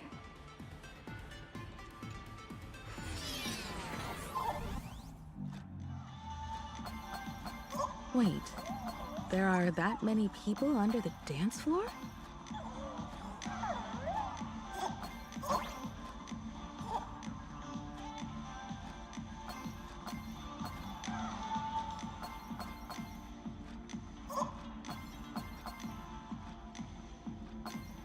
Another thing that, like, supports my idea that there's gonna be some sort of, like, heel turn is that, like, the Imagine are yokai.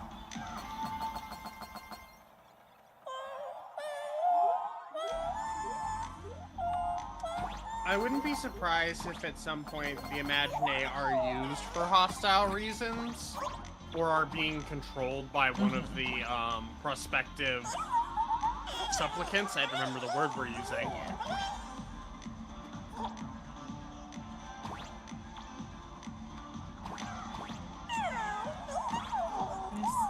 I feel like I should be able to get up here. Maybe. Maybe I can't.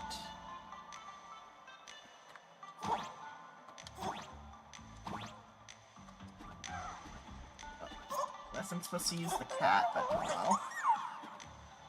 Why are you trying to get up there? And just because there's a spot that's like thinner in the corner there, but it might just be that the images, it's just the corner's thinner, I think. It's like that on all the corners though. Yeah.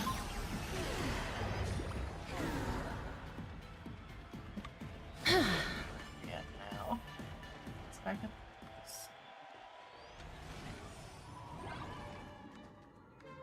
Or no, this is in like some sort of... Oh, because this... Okay, this is the actual storage area. But this is almost giving, like, Pinnaconey a little bit, this, like, particular corridor. Just a little bit. That's just because of, like, the Inception theming.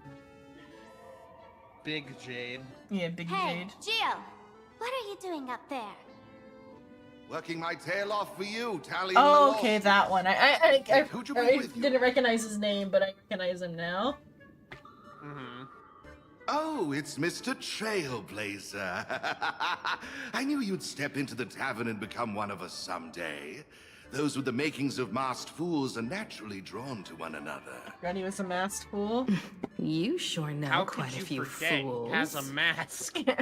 More just and I the forgot lovely about lady him in behind general. You must be Miss Himiko, navigator of the Express. A pleasure to meet you. Well, there's Mr. even an Giovanni, origami bird. Just call me Himeko.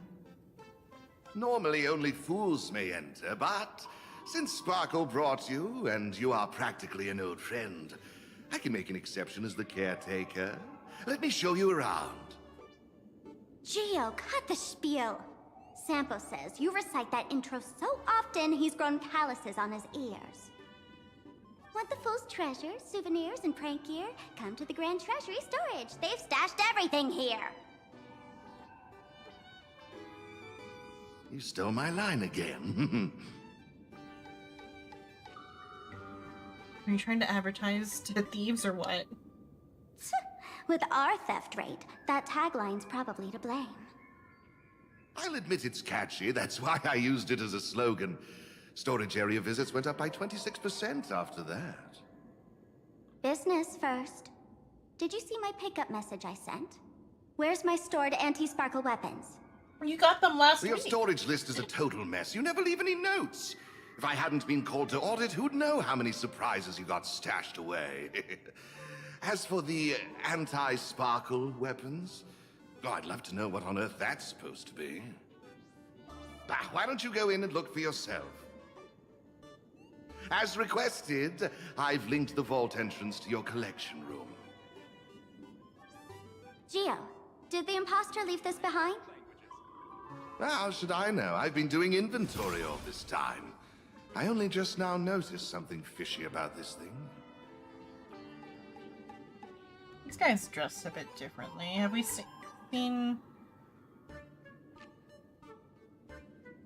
anyone dressed like that before? Nothing immediately comes to mind. Yeah. Oh, maybe on the space station he might be like one of the space station guards. Maybe. Because that is like, it's like a pretty unique outfit from recent stuff, but it could be like one of the space station ones, in which case it's just, that's also strange that he'd be here. I guess though, like, this area is open to like exploration, so there could be like anybody. It's a Herbo. There's Shifting Furbo. Catch the Furbo disguised as an object. What is the tell on here? It's a different thing. Oh, wait, that is the tell, isn't it?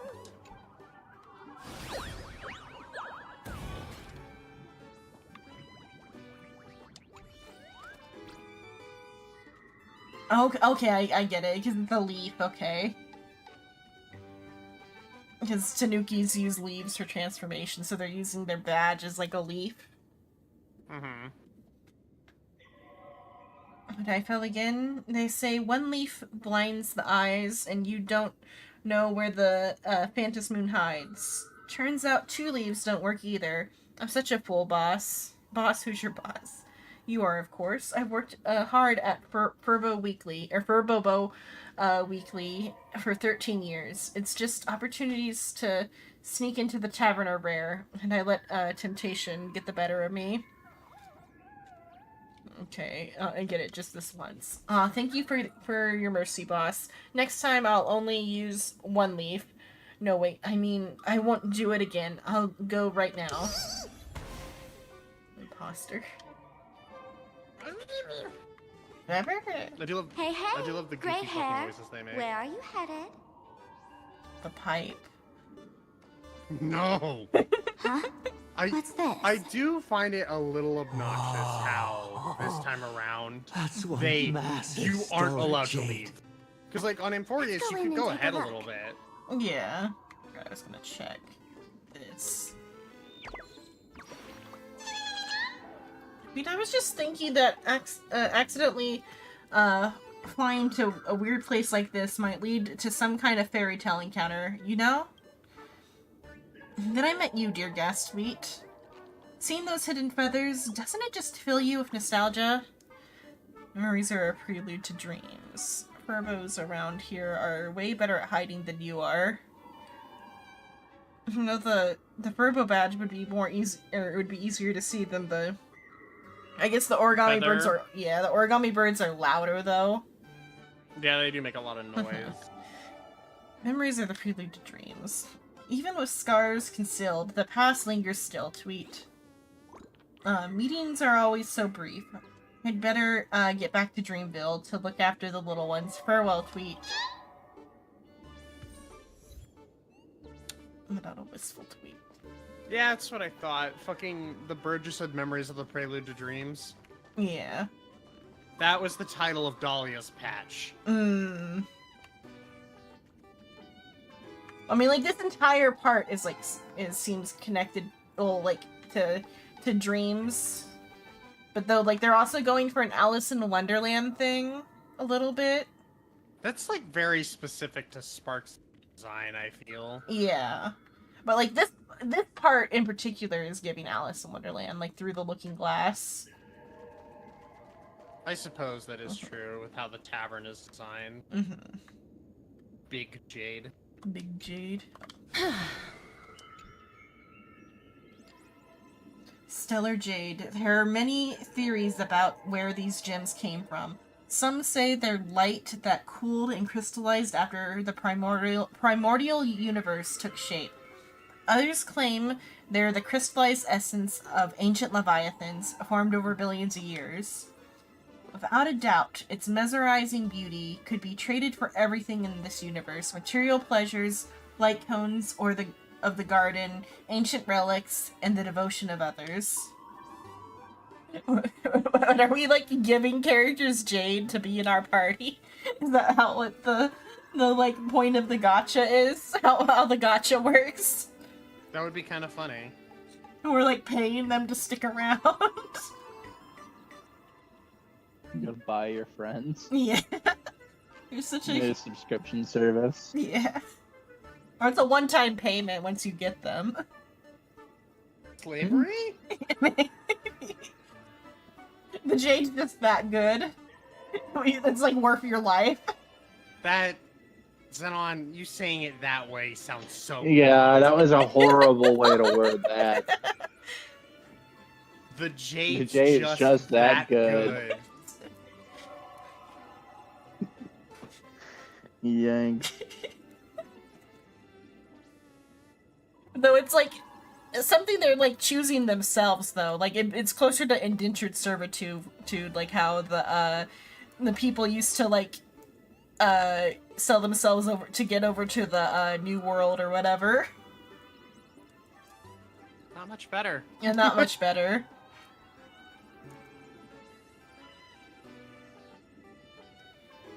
Drive everyone crazy, that's right. You want it. You really want it. You're about to go into a frenzy, my precious. Kid, wake up.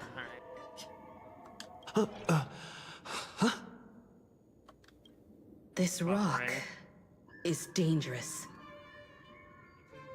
Dangerous? I'll smash it with one swing. It's radioactive. Smash every last one and bring them all back.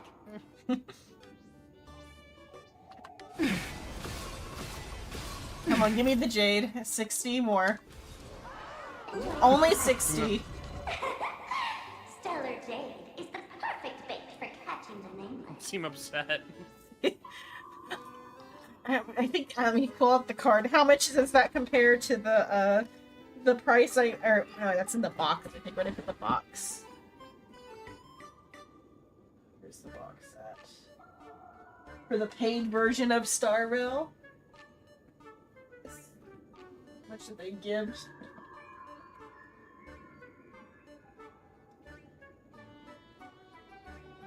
That's more than they gave for buying the physical copy.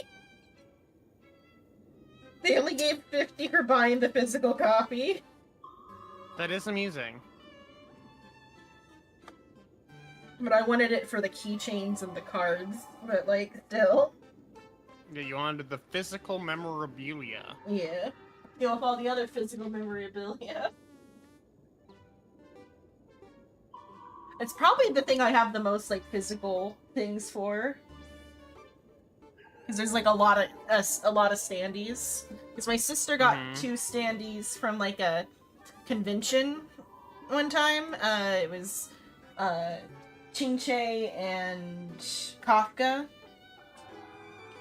Those ones I think are knockoff because they're smaller than the real ones. Because then in Japan, at Don Quixote, they were like, maybe like 5 or 7. Just the into my bank account. Not too soon. But I think they were like $5 or $7 for like pretty good sized standees, and it's the entire like art with like the background even. I got a couple more there. I got I got Fujuan and Yanqing, but I thought I got some others. That's all that's over there. And then I got a bunch of like cards and stuff. Like I got like a pack of like tarot cards and some other stuff. I also got a bunch of Conan things. I might have more Conan things now. Of course. And that was the Conan ones were more expensive, and the standees are like less nice. Of course. Just like the little, like the just the guys standees or whatever. Got all the like adult men plus Kaito, but that's because he's Kaito kid. Phrasing things in the strangest ways, Anon. I got all the adult men. Well, I guess at least she knows what she's about. Better than the alternatives, I suppose. With the like the little There bit of are time worse skip. alternatives. With the little bit of time skip, I think Kaito might be over 18 by now in the like story of Detective Conan, because like Conan has had like at least 2 birthdays. Conan has had at least 2 birthdays. Well, That's the metric we're going for at this point, Xenon? At least 2 birthdays? Well, because he was 17 I mean- before the I 2 mean, like, birthdays. it's not wrong, though. It's not wrong, though. Conan has had at least 2 birthdays. Meaning that he's like around 18 or 19 now. So Conan's not. Conan's not, but Shinichi, Ron, Sonoko, and Kaito Kid are like within the range. Conan will live forever. Conan will live forever, yeah.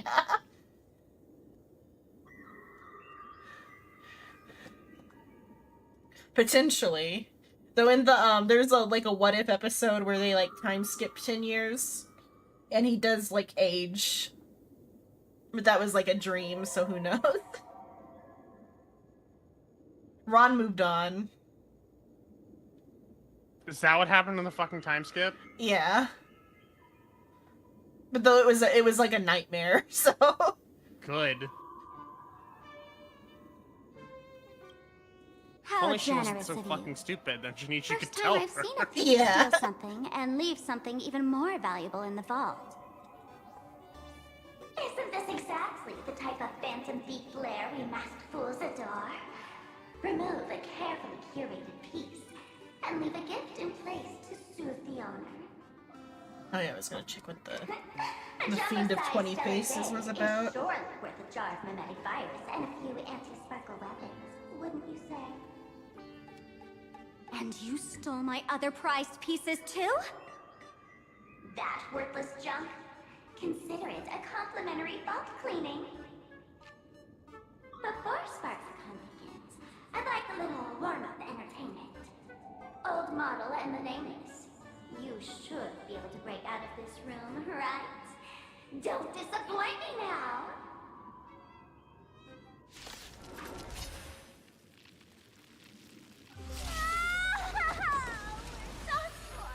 Game over! My anti-sparkle weapon has turned into a failed science project!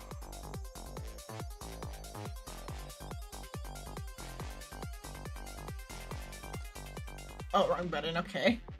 Okay, it's okay. That was auto before, now it's pause. Good night. So may the way. It took a second for that menu to open, so I'm like, is it like frozen? Stars, shine for the heroes. As you wish. Again, again, till we meet again. Embrace a new life. This enemy, Make my death boss probably protect has us. mechanics. Paint. Geo, the security here is an absolute mess. Who gives You're a in shit no about position game to talk. mechanics? Even the drinksmith here is a temp. Count yourself lucky I'm kind enough to help tally your storage. She didn't just steal my power and my collection. She completely destroyed Miss Sparkle's reputation. This is the worst day ever. Suffer. A correction. Miss Sparkle's worst day so far. Shameless Simpsons reference. Want to make fun of me? Er, Go ahead. oh wait, was it a Simpsons reference? Yes. Bart says this is the worst day ever. Homer says, correction, your worst day ever so far. Mm. Yeah, and he says it all smug and happy with himself. Yep. Also, like, that's like the best thing I think about Star Rail is it's just so full of references. Got a few. Got a few. I don't know if I've ever played anything as referential as this before. Probably not. Don't get me wrong. I also don't think gear tumbleweeds and giant mechs would work on someone spreading mimetic viruses. I thought of a way just now that might suppress the mimetic contagion at Graphia Academy.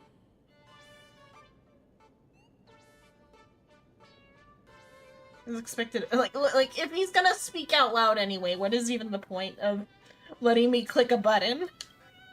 You can fight okay, fire he didn't with speak out loud fire, for that one, okay. But a mimetic Which is virus strange. is showered away with water. But like, it was like a long, like a second ago we did one, and he had a short response on like the click, and then he went on for like a paragraph in like voice. This one he says something that's, and then like he doesn't say anything after, which is strange and inconsistent. Yeah, I don't know why. Zenless does the same thing for some fucking reason. It's really, But really like Weiss bad and in Bell have Zenless. actual personalities, which is like strange, even stranger. It's so much worse. So you'll have the two dialogue options, right? Mhm.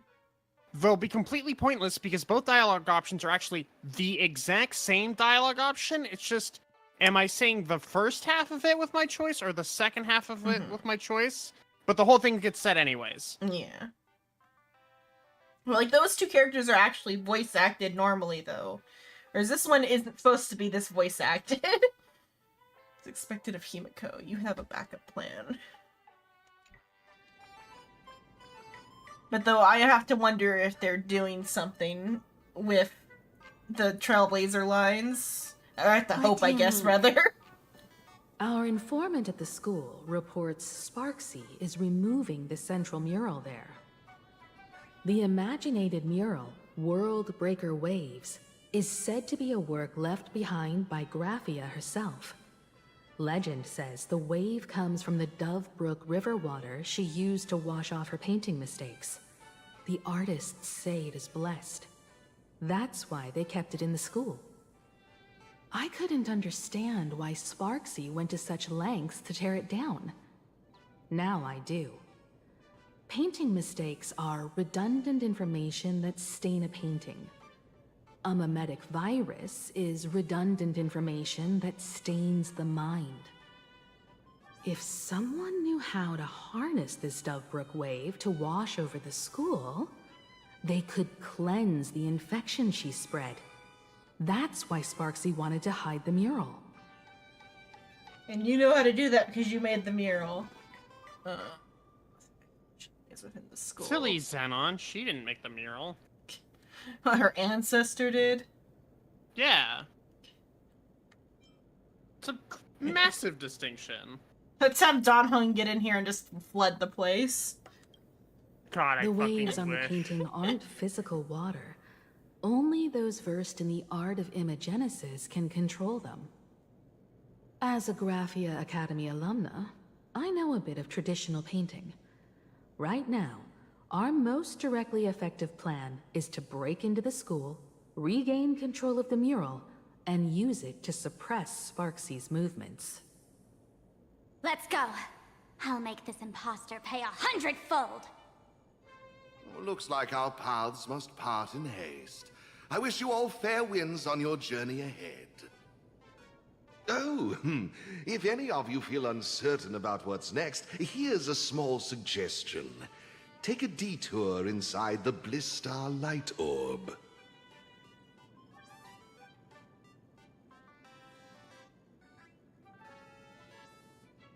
Or they still want us to sacrifice Sparkle to the disco ball. For us masked fools, that light orb holds the same significance as the Phantos Moon hanging above. Deep within the orb, everyone can find the divine revelations of the elation. You want to talk to God? And by God, Yeah. I mean aha. Yeah. Is it time to Newsflash. get the new power up? No. Okay. Yeah, we will not be getting EMC until 4.2. This doesn't look like where we came in.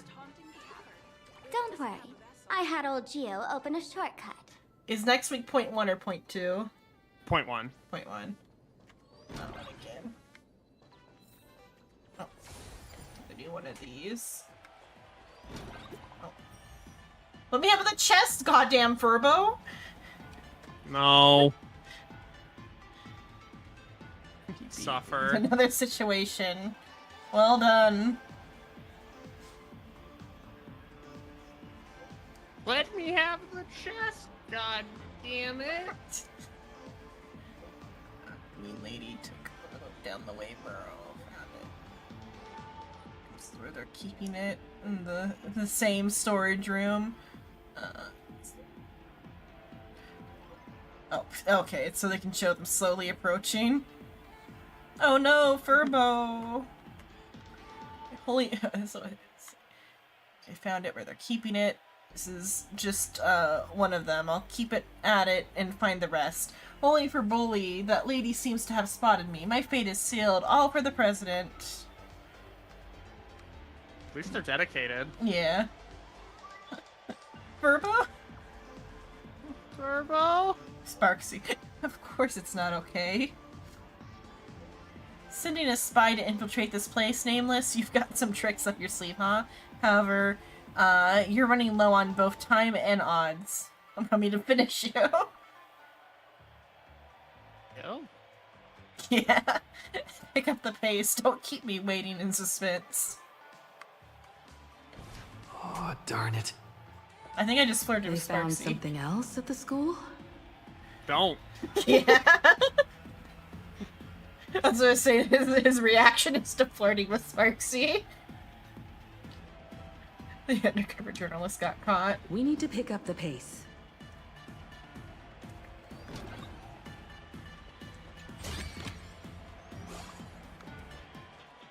This is just another terminal that lets you into the thing, right? Yeah.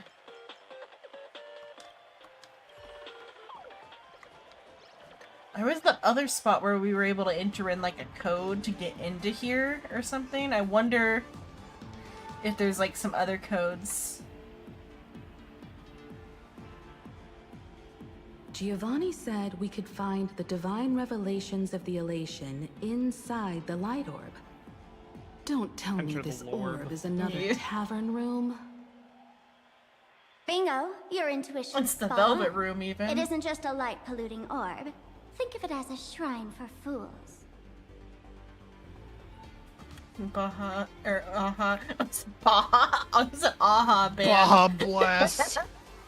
It's an Aha band from entering. The youngsters only revoked the Laughter's right to enter the tavern. They don't reject things associated with them. Inside this light orb is a miracle tied to Aha. It responds to any fool who approaches.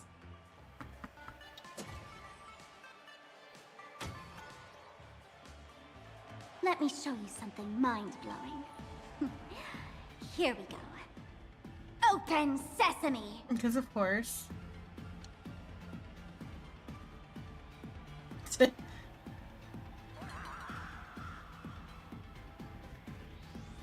I said, open sesame! Open sesame! Sesame? Open?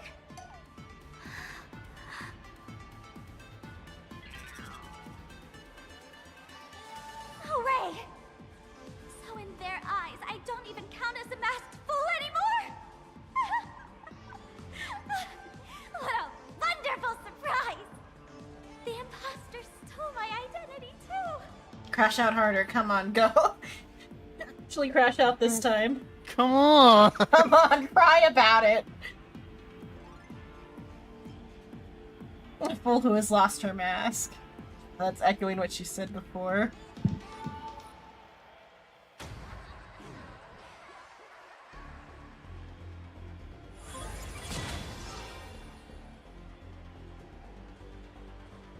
The good news is, at least one of us is still a masked fool. Hey! That's way too harsh. I don't know I if they- forgot. Yeah. Or say your part first, because it might be relevant to what I was gonna say. Going through this, I forgot that we're technically a masked fool. When did that happen? Because that's what I was, like, thinking. Fucking... It's probably something with Sampo. Because I was thinking, because, like, she went on about the mask earlier, and that it's, like, just something you put on your head or whatever. I was thinking that the head emblems are what's gonna make, what technically makes us a mask full. It's, like, why we have the head emblems. It also could just be because of the fact that we're a supplicant. Yeah. I like to think it's because of the head emblem, because that matches the lore around the mask. That it's just something you put on your head. Just goes there. Yeah, it just goes there. I hate to admit it, but gray hair, it's opened for you. The light orb has acknowledged you. The light orb has acknowledged you. Such a fun statement. Yeah.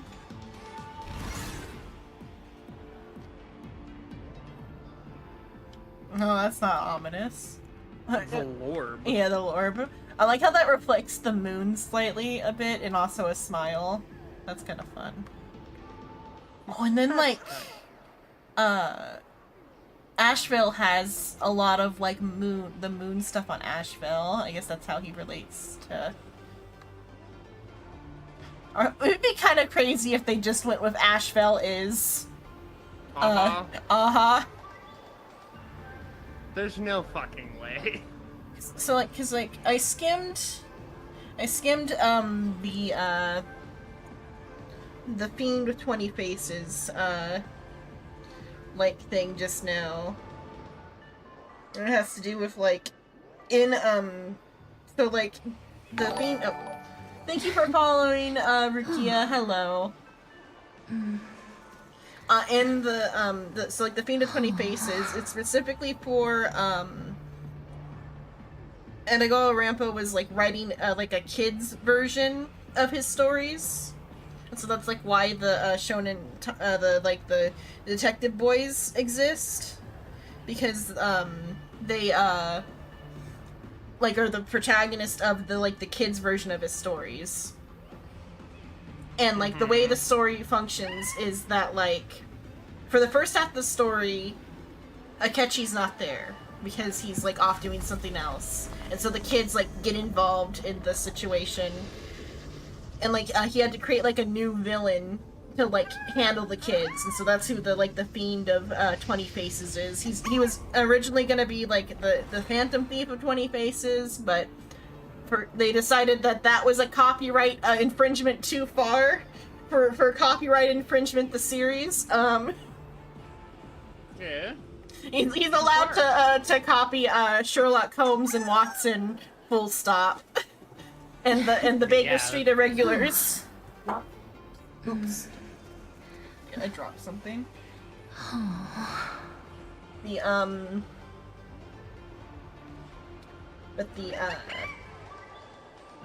But Arsene Lupin is a stretch too far to copy directly.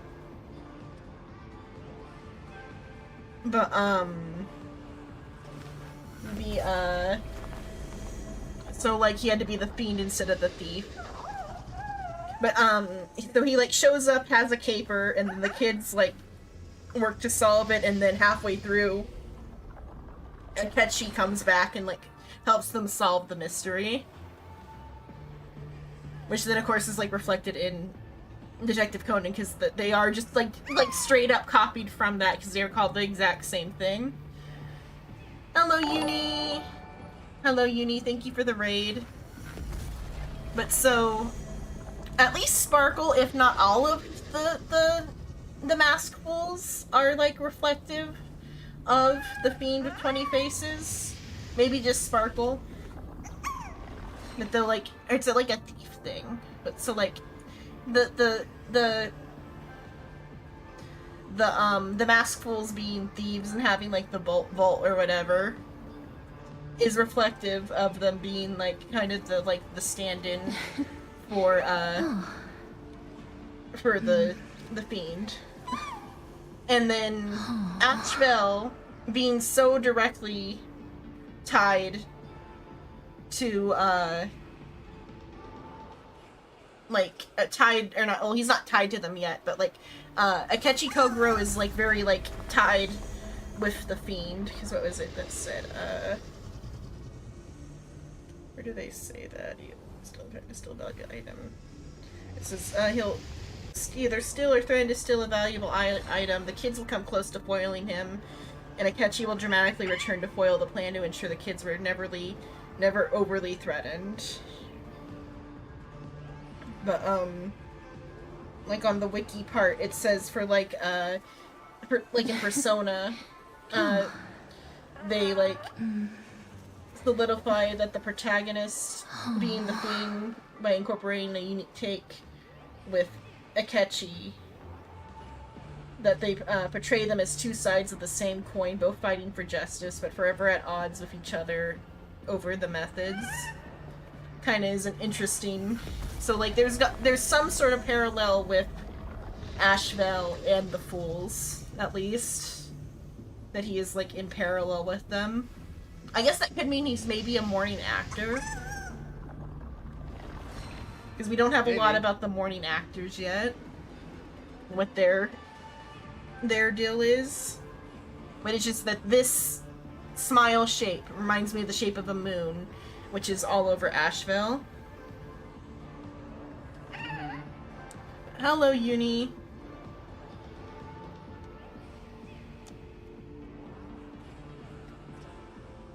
Okay. Let's continue forward. So, this is the miracle you meant? Yes. Among the masked fools, a myth is told. When the Master of Elation climbed the highest boughs of the Tree of Existence, they glimpsed the cold, abhorrent void. The stars turned like machinery, and all meaning yielded to nihility. They gazed further, until they witnessed a newborn fall and cry as if wronged beyond measure. Then they burst out laughing. That crystalline laughter tore through the cold, dead universe, echoing through the realms to this day. Many think the laughter that tore apart the cosmos is just a metaphor. But sadly, it's real. The tavern folks call this thing the echo of primordial laughter. It tore open a spatial rift. They say other tavern branches have this too, in multiple locations. No one knows how many there are, or what their existence means. When we shout into it, there's no echo. Toss in trash, and it merrily swallows it all. No one knows if this thing will keep widening and swallow the tavern whole. Either way, it just sits there, right over there, motionless, grinning at us forever. I know you weren't here for Summon Night stuff, but that reminds me of the primary setting in Summon Night 6 is like an infinite, or not infinite, but like a plane, because it does have walls, but like a plane where like shit is just constantly falling from the sky.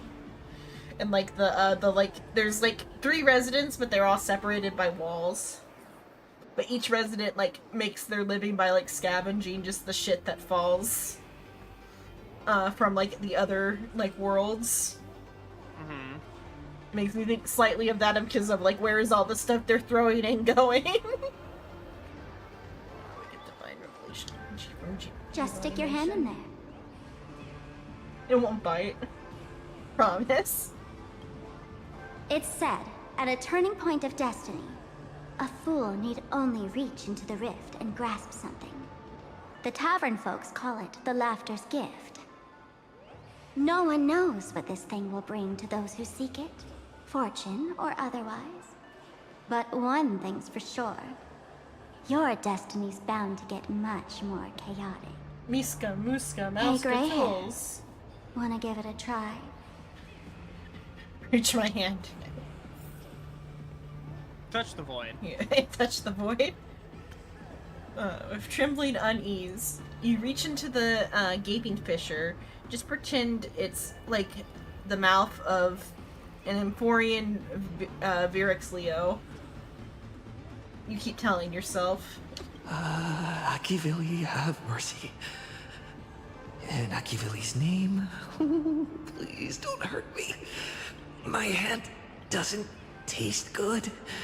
It's like, I guess we technically follow Akavili, but like, we've never had reverence for any of the gods before. Now, all of a sudden, we're using Akavili's name in vain.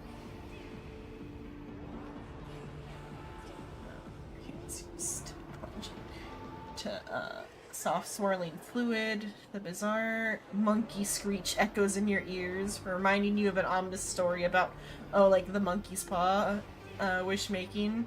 Then you sense that you've touched something. Okay, monkey's paw, what are you gonna give us? A Stellaron with your monkey. It's so much worse than what you think. Trust me, it's so bad. It'd be funny if we just did pull out a Stellaron, but let's see. An angular and blocky, it hurts to hold. A slight stinging sensation, like stepping on a small toy. It's just gonna be Lego's toy part hidden in the carpet. Is This? Are we gonna fight the mimetic virus with Slumber Nana Monkey? Yes. I'm not even gonna bullshit you. Yeah. Yes. Are we gonna? Yes, Xenon. Yeah. So the Welcome entire to hell. the entire time I brought up and then there was a ninja. You're dying on the inside of, oh shit, that's the solution. Well, I was just that I'm dying on this. Yeah. Mm-hmm. All Chinese media is the same. Fucking kidding. Huh? What's this? You know for sure you've seen this thing before, right there in Pinacone. The extraordinary experience of fighting alongside the dazzling ninja, aka Rappa, against the Osaru evil ninja, flashed through your mind. The answer, like a banana hanging in the sky, compelled you to reveal its origin. It's a mimetic virus banana. The laughter above, they really answered! But what's their deal giving you another mimetic virus? The gods are testing my patience. Yeah. Now I get it. Are we sure we aren't, like, already infected with a different mimetic virus with the way the Trailblazer's been speaking? Audiences infected with the Sparksy virus naturally won't be able to resist Sparksy. We'd end up like that soon after breaking into the school. We were infected with the mimetic But virus of love. if we're already infected with another mimetic virus, we wouldn't act like that. Well, that changes things. I feel like we might, like, cause, like, how are we not already infected? We've, like, been directly grasped by Sparksy and didn't catch it. Unless she's like probably because she wasn't a supplicant yet. Maybe, or she was just that cocky at the time that she didn't think to like manually infect us. Alternatively, it is because we had help from an outside force and then became a supplicant. Yeah, it could be from. Hate saying that word repeatedly. Supplicant, yeah. Like it is a word I should have to say one time and then never again for like a year. Yeah, it could be Vanessa protecting us before now, because she was like obsessed with us. Well, also it hasn't infected. It did infect March, but she broke free with our help. Yeah, and I guess it did technically affect us a little bit at the school level, so it's not like we're totally immune. It was just a matter of we shook it off. I don't remember that exact sequence of events. Yeah. And this banana serves exactly that purpose. To buy us some time to resist. She became a supplicant. The elation really has a twisted sense of humor. Hello, huh? Toast. Hello. All right, let's move. Evanescence. No, just Evanessa. It's, oh, they're here. It's, Yae Sakura's name in this. Haven't you heard the rule? Oh. Have a good Only night, one Uni. fool's Bye allowed in bye. here at a time.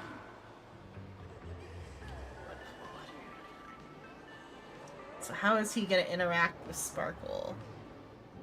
If she is meant to be the, like, the fiend with 20 faces to his Akechi Kogoro? Who am I? Well, just a passing detective and his assistant. Have I been asleep too long? Or has humanity sunk so low they don't even care if they turn into monkeys?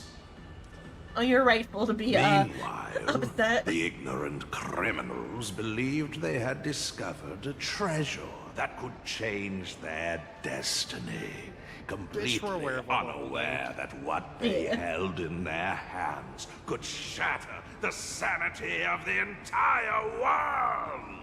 Well, we just gotta bring Rappa Hey, in. Mr. N, cut the narration when it's time to fight. Well, I gotta do something, right? Like this? You're missing him. You really thought that was Sampo locked in? Just from listening? Oh, you actually missed Sampo, who was here earlier, and said a lot of things. And we haven't seen Sampo and Asheville in the same place at the same time yet. And they both do have the same color scheme in the hair. Puts on hair extension. Yeah. Does like makeup and everything. Yeah. I mean, like, the What's the faces weight are like the window? same shape. They have like same face syndrome, so we wouldn't really know. Based off of that, he wouldn't have to.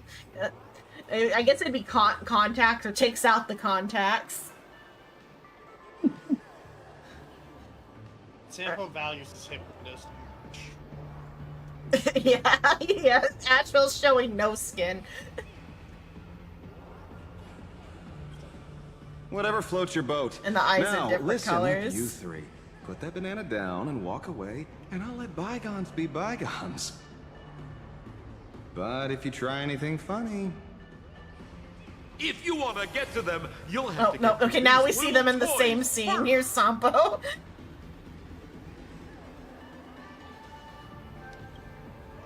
But their hair is similar. I love having to play along because I know what's coming. Yeah. Are these folks really the Nameless? In all my years, I've never seen the Nameless dealing with mimetic viruses. Paperfold University. The 2 years real deal. A year ago. Just a little some over a year ago. nameless Yeah. passing through.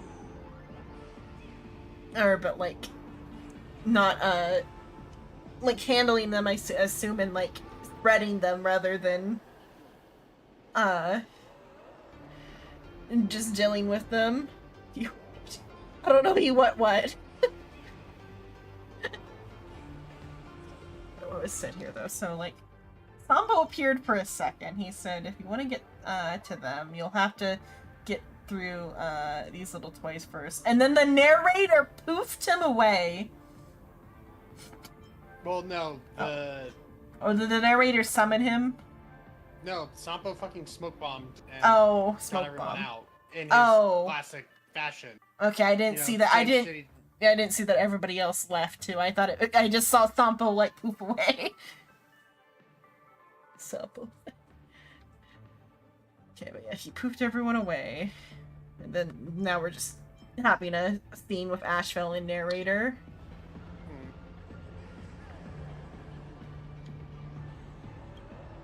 Mr. Wren, I've got to go after them. You won't be able to keep up with me. Just head home and wait for the news. It's just interesting, like, that he's got, like, the moons. And Unless... he lives on plain Arcadia. Yeah. We'll see what his deal is eventually. Also, he is... I swear, his I path won't let the is tragedy that hunt, happened to you so repeat itself in this world. If he has wolf theming or werewolf theming, then yeah, he's gonna have... Yeah. But though that also kind of goes with, Kechi Kogoro hunting down the thief.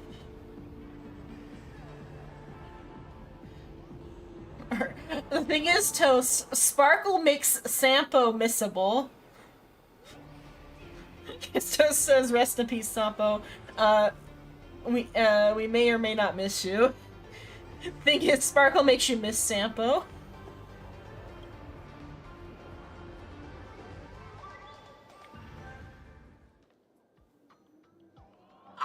Over here! This way! Run faster! You don't want to get caught by that guy back there, do you? Yo, bro! Just how many troublemakers did you people manage to tick off when you landed?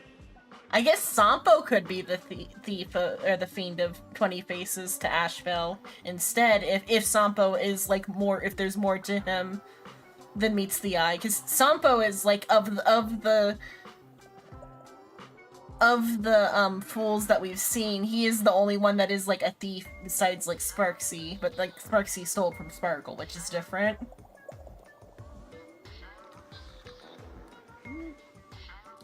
And because Sampo really fits, like a Kaido Kid type of character.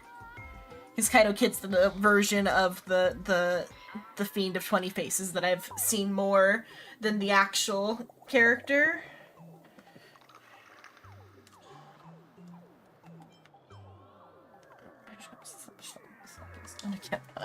Good old Sempo came through with top-notch service, saving your lives in the nick of time. So it says, he's such a loser. Who put a jester's soul in a hot man's body?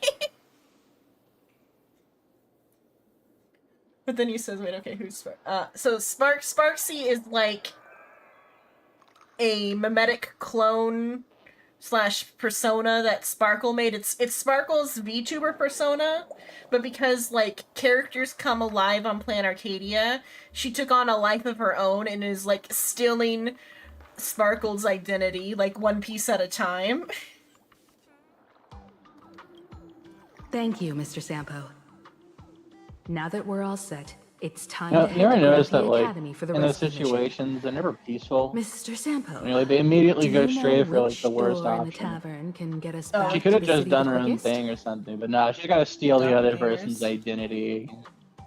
I've seen a few where the doppelganger is like friendly though. When?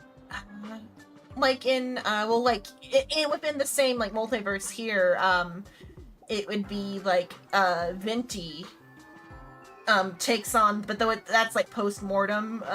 All the positive ones I can think of are post-mortem, where like the shapeshifter liked the person so much that they now take on their form in like memory of the person. Venti. Isn't Venti the little green twink? Yeah, yeah. I know who that is. Yeah, he's taking the form, because he's a wind spirit. It's like just like a little sprite thing. But he knew a boy who was like friendly to him a long time ago. And like assumably when the child was alive, they had like a friendly thing going, and like with Venti taking on the form.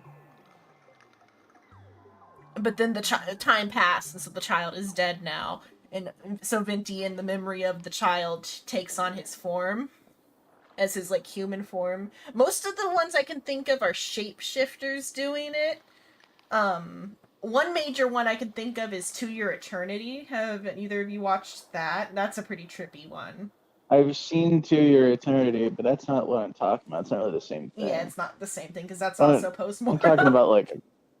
Yeah, it's post-mortem. There's a whole thing about souls and spirits and away vessels. Like, that thing, that gets deep really fast. No. I'm talking about clones, you know? Like, they get a clone of themselves, and the clone almost always immediately runs straight to violence. I've seen a few where they like become like a twin, but like not. It's never like a character that permanently keeps that shape though. I'm sure I've seen one where they have been friendly and stayed around. Like but though it's always like just a creature temporarily taking that form. Because like I think of like Cone and Bleach, but he doesn't permanently have Ichigo's body. Then Cone does start out though with the like I'm going to like replace you and be you bit. Yeah, but that's body snatching. It's not Yeah. a clone, it's body snatching. And then there's one in D and Angel, the like little sidekick pet thing is used as like a body double sometimes, where he like takes on the shape of the main character to like interact with the main character and also like act as his like alibi while he's like doing Phantom Thieves things. But then he also like only temporarily takes that form also. I feel like I must have seen a version where it was friendly, but it's typically always wanting to like replace your existence. Yeah, they want to always take the original.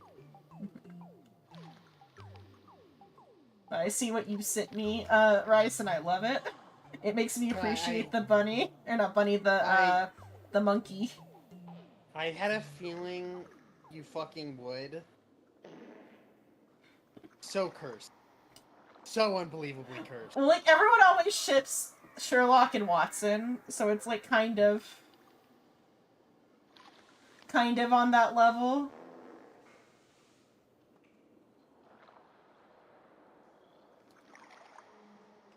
But like, so The only one I can think of is Spider-Man. Spider-Man with what, Venom or something different? No. Spider-Man had a clone back in the day, but they weren't really. Hold on. There's a Batman one in the recent Ben stuff. Reilly. I watched I read a short comic where it was like the aftermath of it, because I just kind of picked a random comic and I was reading through it, and it's like at the end of Gotham War, Zur made a clone of Bruce to be his Robin, and like gave it all of Bruce's memories. And for a bit it was a teenager, but because Zur didn't care about the longevity of the clone, his age is accelerated. And so by time he's caught up with Bruce age-wise, that everything is resolved, and Bruce is trying to stop the aging so the clone can live his own life. But he doesn't find a solution, and they bury him in the back of the manor. Dog. Holy shit. They don't own the manor anymore. They snuck onto the property and buried him. Not Batman, Superman. You know, Superman. Oh, Bizarro, yeah. Bizarro's not Bizarro. Bizarro is just Superman from a different dimension. Would be what, Superboy? Or Superboy, yeah, Khan too. But that's brother son. I was gonna say he and Superboy, because Superboy is a clone of him. They were never on bad terms. He was usually pretty chill with Superboy. I think in the one run he was kind of weirded out by him, but he never really was just But though that's hostile. he's not just his clone; he's also Lex Luthor's clone. Well, technically he's their kid, but we're not gonna get into that. It's his brother's son. That's a whole nother thing. Bruce had a brother son in Dick, and so Superman needed a brother son as well. Yeah, no, the only genuine time I can think of a clone just not trying to kill them and actually being a decent dude was Ben Reilly. And even then, I'm pretty sure Ben Reilly was a villain for a bit before he kind of just chilled out because it's Peter Parker. Sometimes Superman's Bizarro awesome. is a clone. Like the Bizarro that's in the Outlaws is a failed clone of Superman. Really? I thought he was always from the Bizarro dimension, where everything's I think in reverse. it's dependent on version of the. I guess maybe it's a clone of the original Bizarro. That might be what Bizarro is. Because I didn't know about I never thought about the reason why. I know everything he says is reversed, but I never thought of the reason of that. I just thought it was because he was a bad clone. It could be that I'm mixed up, and it's that the current Bizarro. No, you're right. Well, it might be that the current Bizarro is a bad clone, and then original Bizarro might. It could be that there's multiple. Well, there are definitely multiple Bizarros. No, you're right. Originally, he was a botched duplicate, and then they started to do other runs, and they introduced Bizarro World. Mm-hmm. Which is what I knew about. I didn't know he had freeze vision. It's kind of funny. The current one is, well, I think that one died, though. Jason can't keep any friends. But the one that's in the Outlaws, was a botched clone that, they of multiple clones. And, the last, Bizarro left. So Jason adopts him. It's very cute. He calls Jason, Red Him. Because then he calls, Artemis Red Her. It's very cute. Toast has one. He says Pete and Petey from Dogman, but I don't know Dogman.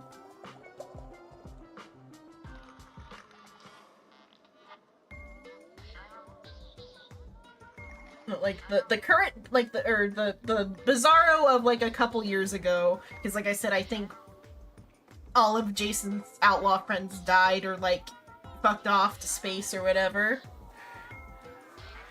So I don't know if Bizarro is currently alive, but last time Bizarro was alive, he was like a good clone of Superman. And then also, like you said, Khan, but Khan is his brother, is Superman's brother's son, and not just his clone. Mm-hmm. Like, sometimes it happens, but typically it is the, like, I'm going to steal your, like, the changeling, I'm gonna steal your life thing. Lord of the Mysteries has a whole characters whose entire power set is to, like, Mr. Steal Your Life. Oh, he's Hush. Okay. Or, like, worse, like I'm talking about Amon from, Lord of the Mysteries. Or, like, the air, like, if on the wiki, if you look at the air power set, it's just, like, it literally steals your fate and your existence, and you just, it's what Sparksy is doing.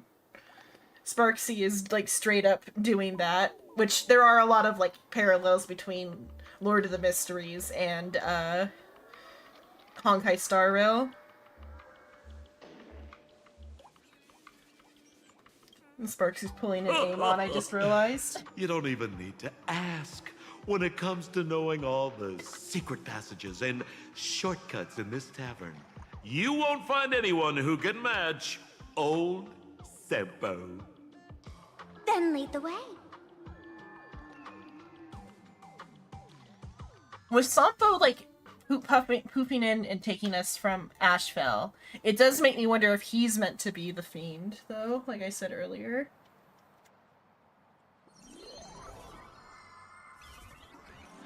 Because I was thinking Sparkle just because of the, like, they called her, like, of the thousand... One of the crows is here, fuck off. You can't escape them.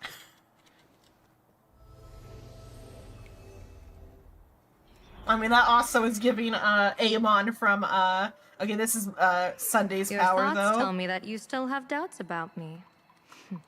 Yes, it is Sunday's Did you ask to power. meet here so I could clear up some of your doubts? Him being a supplicant, his bullshit is being amplified. Greetings, Lady Yao Guang. Being able to hear others' thoughts anytime. This tuning ability sure comes in handy. Moon. Compared to the seer strategist's ability to come and go as she pleases, this is nothing but a parlor trick. Based off the medical report, it's not as she pleases. I've heard that Xianzhou folks are big on etiquette, yet here I am, and you're still playing hide and seek, General. Isn't that a bit discourteous? Also, Sunday is very quickly slipping back into old Sorry. habits. I have this old problem of suddenly disappearing. It's really something beyond my control. As for the reason, I'm afraid I can't disclose it. Please forgive my rudeness. The reason we tried to manipulate the flow of time, and things got a little fucky. It's my guess, like some like actual like time If you're experiments. truly that curious, Dunamancy why not slash use your chronomancy tuning are things and you find don't out? Yeah. fuck with lightly. Yeah. You know I won't do that. One minor slip up and you Besides, no longer exist. I couldn't even if I wanted to Her right now. existence as it is become Limbo. weaker from this. Couldn't. Yeah, fucking Limbo, right? He misplaced a 0. Literally, that's all he did. He misplaced a 0, and it scattered his body across the known universe. Yeah, don't fuck with time. What, in reference to what? Warframe. It's from Warframe. Yeah, when you go to do the mission, it has you like flying around all these random places collecting these theorems. And you're not really sure what they are, and neither is your like robot until you get the last one from the last signal. And then he's put them together and he's like, oh, we've been collecting body parts. And it's like, oh, that's pleasant. Thanks for that. What is it in this, but in like Impact Third, Locha, which is Otto.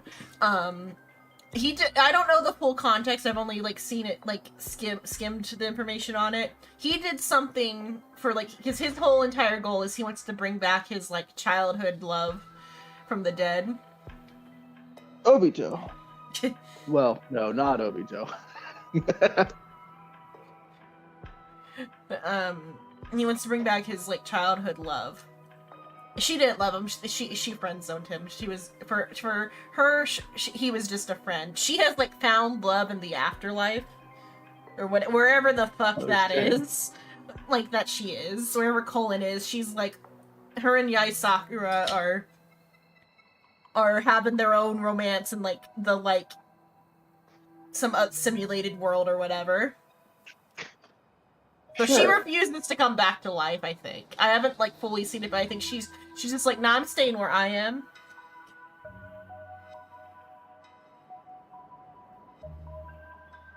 His first crush was when he was a kid loser. And, yeah, luckily they were both kids, like however many hundreds of years ago it happened. So she, like, died. And, like, he has, like, spent the last, like, century hyperfixated on bringing her back to life. And, like, he's, like, finally about to do it, and, like, the heroes stop him or whatever. And, like, some like, last-ditch effort he does to try to bring her back to life. Because, like, he tried cloning, that didn't work, so instead he's got, like, a clone of her as his daughter. And for whatever reason, that clone is also, like, unable to age properly. So she's got, like, the 1,000-year lowly disease or whatever. And then, he's a villain. He's meant to be the villain. He's, like, the overall villain of that chunk or whatever.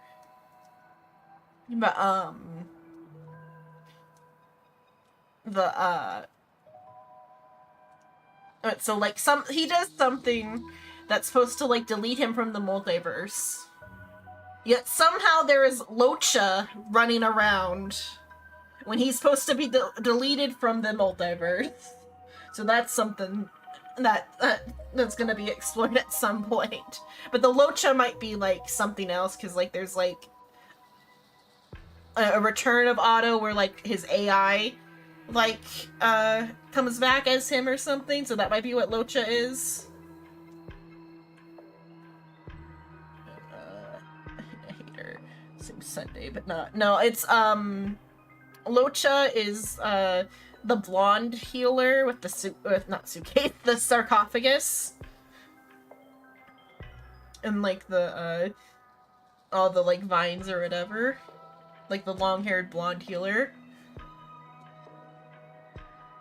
But though he might be an XP of the, like, AI, or just the AI version of him, or whatever, like, because Welt brought the new character that is, like, of Otto with him on the train, and something happened to him, and he's gone. And I assume is maybe the exact same Otto that Locha is. Because, like, he didn't meet Sushong until the part in the story, but he still has the name Locha, which is a name that Sushong gave Otto in the other world. So that he, like, when Sushong asks for his name, he gives her the name Locha. Implies some connection to the, like, other world. Oh no, the previous loser, I'm not sure. I'm not talking about Sunday in any of this part. I was only talking about Otto and Locha. It's Otto Apocalypse. No relation to Sunday. Even though they both try to ascend to godhood. At this moment, the crowd's thoughts are crashing over me like a tidal wave. I can't block out all this mental noise. Just keeping my own thoughts from getting tangled up in everyone else's is hard enough. I see. So that's why. When you were speaking with Miss Himiko earlier, I accidentally intruded on your private conversation. Oh, I thought she could just intrude on telepathy, because that's the power some, like, my tuning is spiraling masters out of control. have. This mask is distorting my abilities. I thought it was just she was pulling some, like, Taoist master bullshit. Because they can just interrupt, telepathy. I forgot No, there's Sunday's just McFucking losing it. Yeah, he's just fucking losing it. I forgot what it is. There's like a fancy, like cultivator term for the telepathy. Like they like have a fun cultivator themed term for it in like other works.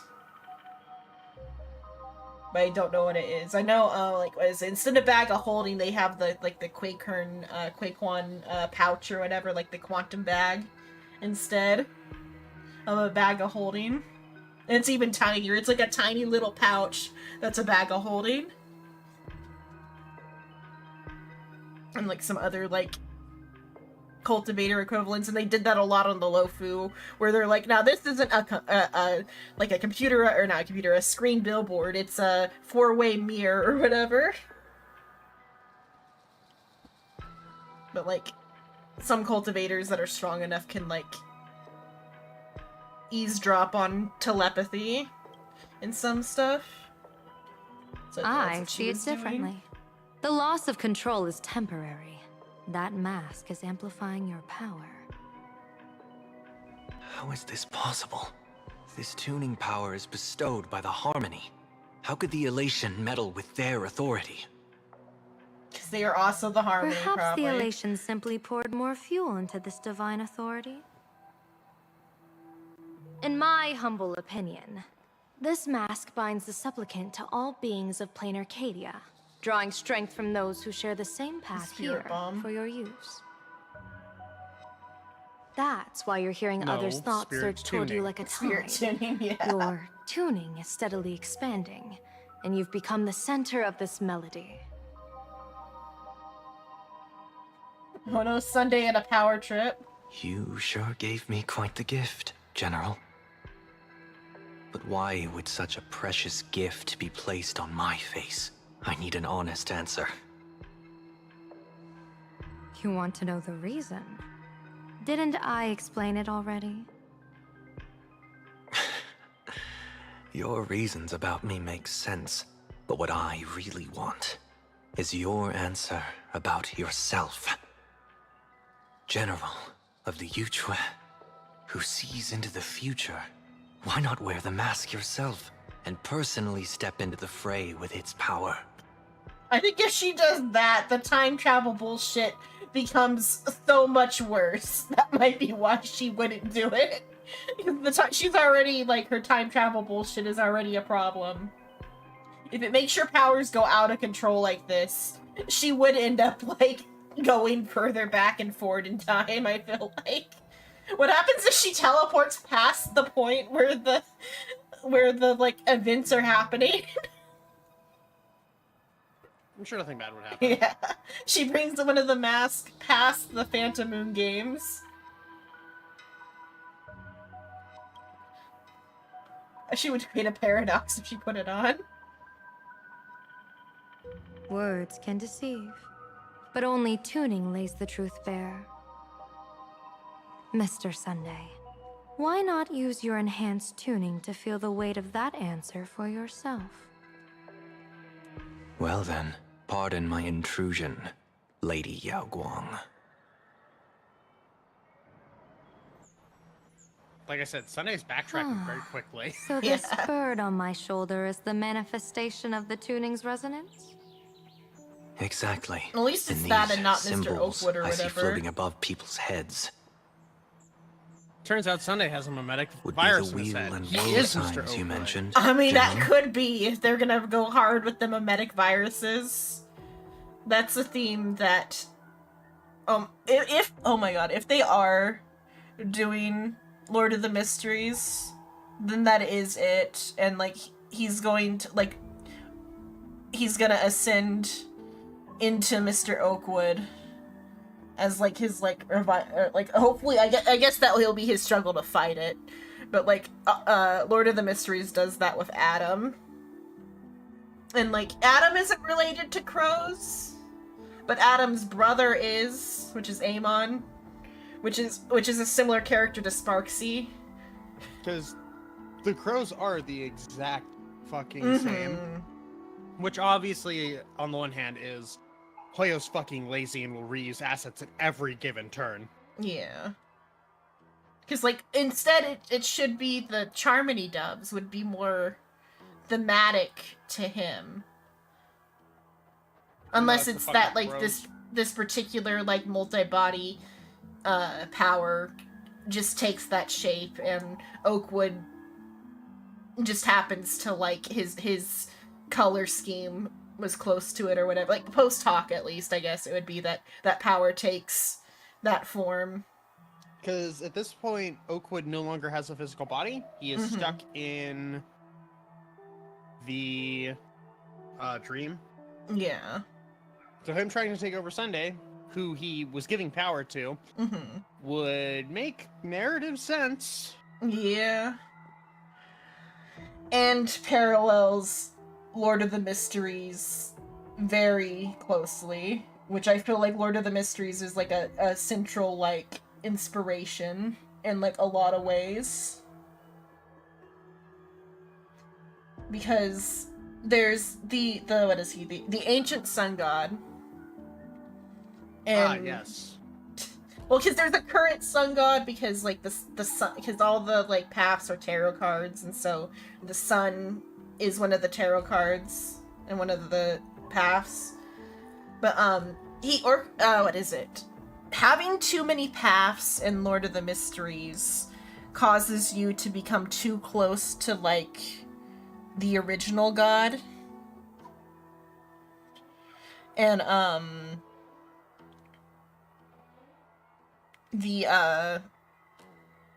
it, like, causes madness to be too close to the original god.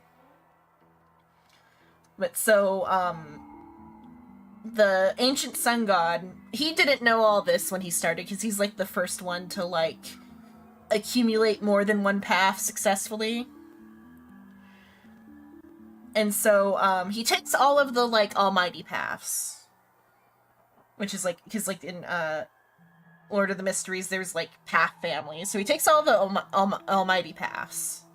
But he also accidentally takes on the one, like, or the air path as well. He, like, all the way? Assumably all the way as well, because he took, like, half of all the paths into himself or whatever. And he is also a very Christian-themed character, because he's from Chernobyl. Like, when the, like, the things happen, he's in Chernobyl. When the things happen. Yeah, when the things happen, he's in Chernobyl, and then he wakes up and he steps out into, like, the new magical world from Chernobyl, and he was, like, a Christian guy, and so, like, when he, like, he's, like, he's able to amass all the paths because he's got, like, old world knowledge.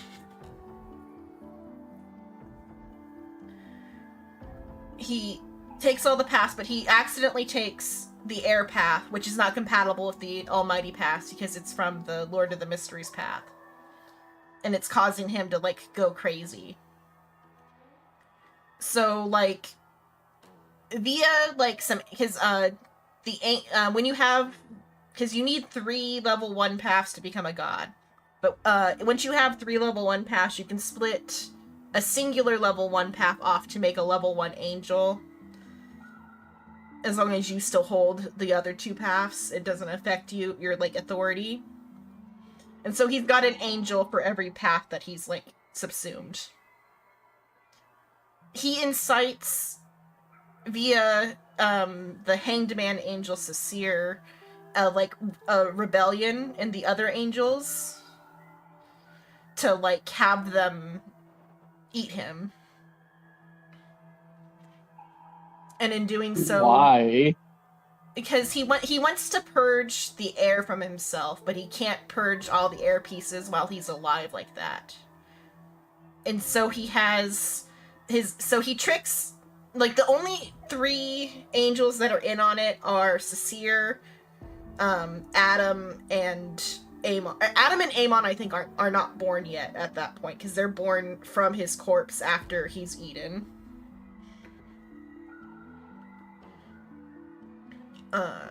But so, like, he has, like, the other angels eat him under, like, Sasir's, like, influence. Because, like, Sasir is, like, his, like, sleeper cell, like, copy of himself or whatever. Because Sasir has his, like, mind and personality, but, like, distorted. Like, I guess, I think he has Sasir take all the madness, maybe. So maybe Sasir wasn't distorted before that. But then he has Sasir take all the madness into himself. And that makes Sasir, like, a distorted mirror to himself. Which would be like the oak wood in the dream. And then so he has the other ones, like, eat all the pieces. And then Adam and Amon are born. And Adam's goal is to, once things, like, settle out and, like, again, and, like, all the gods, like, reestablish themselves, because all the angels now are the new, like, pantheon of gods. His goal is to, reascend to the, what's the author path? What is that? I don't remember what, tarot card it goes to, but it's author in the pathways. To retake the author, like, godship, which at that point reawakens the ancient sun god's, like, ego within him. And then Amon is just meant to be, like, his, like, controlled opposition in the and take the Lord of the Mysteries path. Because then after, like, all of the, like, super paths are formed, they have to, like, fight against the, like, outer gods or whatever. But it's just an interesting, like, parallel, especially because of the crow, because, like, Amon's shape is a crow with a monocle. And just, like, the overt Christian symbology with Sunday and, like, being a twin.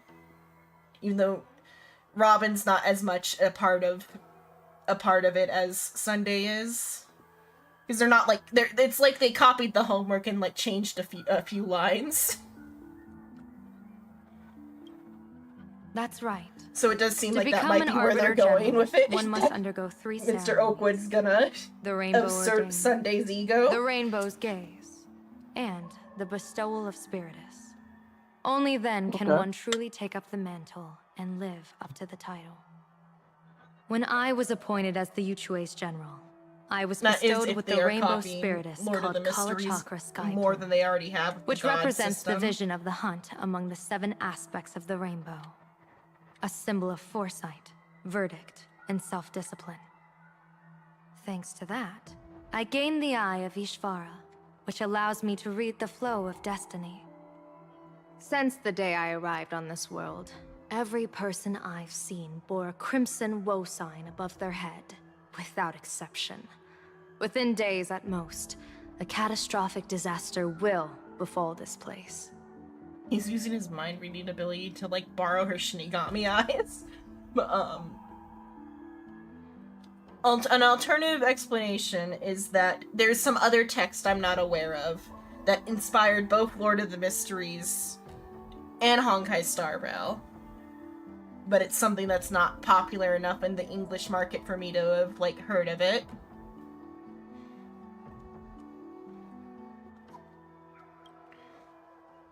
It's not impossible. Yeah. That red glow rising from the edge of the city is... The blazing light, formed by the convergence of all those woe signs in plain Arcadia. I'm pretty sure the dragon struggle thing has to do more with that than Don Hung and Blade. Because there's that dragon there. She's like, oh, Don Hung and Blade, yeah, Don Hung and Blade are gonna beef over something. That's what the 2 dragons struggle means. It's like, did you think about the giant dragon in the horizon? That's not a dragon. It's just a big fucking lizard. Yeah, it's just a big Imagine. That's not a dragon. Reason for you to wear the Imagine can't be Once your dragon. sight It's into the silly. future is strengthened. No, they're you won't need imagining. to That's fear not a dragon. Deathly omen in your readings. Come on, Xenon, keep up. Mr. Sunday, have you heard the diviner's iron law? Never divine the same matter twice. In Penacony, diviners also warn clients beforehand. You can't ask for another spread just because you dislike the result. There's a reason for that, isn't there? Divining the future is, in essence, a form of observation and calculation. It's an interference with the future. Each reading drives the murky future towards a definite outcome. A collapsed quantum state, even if that outcome isn't to one's liking. To be honest, when I set out for Plain Arcadia, I had fully intended to personally participate in the Seems Phantasm like Lord of the Mysteries itself is actually an original, which is rare nowadays. Yeah. The main inspirations were old various pantheons like Greek, English, or Greek, Norse, Christian, not English. Obviously, there's Lovecraft, the Great Old Ones, Baldur's Gate 2, specifically. SCP Foundation, which is where he got the concept for like sealed artifacts. Yeah. JoJo's Bizarre Adventure in One Piece for the inspiration for the power system. Yeah, the like tarot card thing.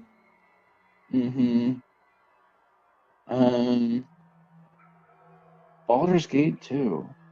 Yeah, like my AI overviews has that one too. Of course, though the wording's slightly different only because AI overview gives you a different wording every time you Google something. Isn't that great?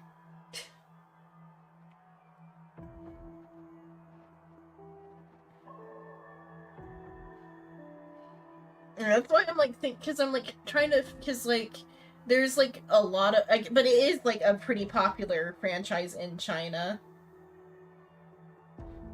and it could just be that they drew from the same concepts. But like even like the use of the Sephira, instead here they have they use the opposite of the Sephira but for a different purpose though. They have the quill off instead is what they use. How are potions made in Lord of Mysteries? Is there like a unique method? Kinda. It's more of like there's the Beyonder like aspect or whatever. Like it's like a divine aspect piece. The Beyonder there's a specific term for the ingredient, but there's another term but I can't think of right now. The Beyonder ingredient, and they're like tiered pieces. Each piece is tiered. And of a certain path. I guess that's what people claim is inspired by Baldur's Gate 2. I don't know that's anything just about having Baldur's like, Gate or 2, I feel like rather it's just the very like D&D-esque power system. Because assumably Baldur's Gate 2 also uses D&D as heavy inspiration, yeah? I have no clue, honestly. I've never touched any of them until 3. Or is 3 unique in that it's the one that has like the D&D / like Pathfinder / like class system like that? I think it's just, I'm sure, I don't know anything about it's probably more plot-wise for Baldur's Gate, because like it's more of like, and just Baldur's like Gate 2 was Advanced D&D. Advanced D&D? Yeah, 2nd edition. What are the classes like in that? The classes are... They're defined differently, but are effectively the same. Okay. Is how I would put it. It's a little more nuanced than that, but that's the gist. Because it's, so the potion, it's like you have the Beyonder ingredient, and you need to, like, put other ingredients in with it to make it go down, right? Because if not, like, it can, like... just kill you? Or it doesn't... You can just eat it straight, and there's a chance you'll live. But, like, it gives you more madness to eat it straight. The other ingredients, like, makes it go down smoother. Like, you can do it without them. Like, you could just, like, eat another... You could just, like, chomp down on another Beyonder 1 level up from you. And... Yuji eating Sukuna's fingers. Yeah. Fingies. Like, you could just, like, chomp down on, like, a guy, like, a level stronger and, like, have a chance of living. But then, I think it makes it take longer to digest. Because you have to digest each level. And the method of digestion is you have to act out the role that's associated with that level. Because, like, there's the overarching, like, path name. but each level has a different role associated with it. Mm-hmm. So like using Klein, it's like what is seer, clown, faceless, marionettist. Which marionettist is okay. In the older translation, it was nimble right master, and I like that one so much more.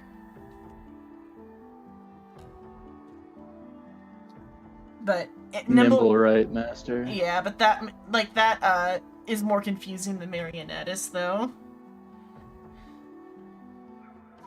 Also, that's when it gets utterly horrifying. Well, Maggots, it has been worm fun. body.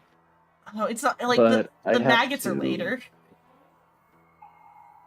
But I have to step out. Okay. So I have to go play Ready or Not and get my legs blown out by crackheads. Have fun. Have a good one. I don't think I will, but I'll try. I should probably wrap soon because it is already 4 a.m. Mm-hmm. So once we get through this, I'll But the wrap. moment I laid hands on the mask, I understood the consequences of wearing it. Once this miraculous item is donned, the Eye of Ishvara would transcend mere sight and permeate throughout this realm. The Kalachakra sky plume would predict the future of all beings at tens of billions of instances And per set second. their fate into concrete, You're probably. saying that simply by your observation, our future would Yeah. become fixed. Indeed, just like how the Wisdom Walker expounded the way of destiny, anchoring the fated moments. If I wore the mask, I would become the noose of Plain Arcadia, and I would personally anchor a destiny that drives us all into a bottomless darkness.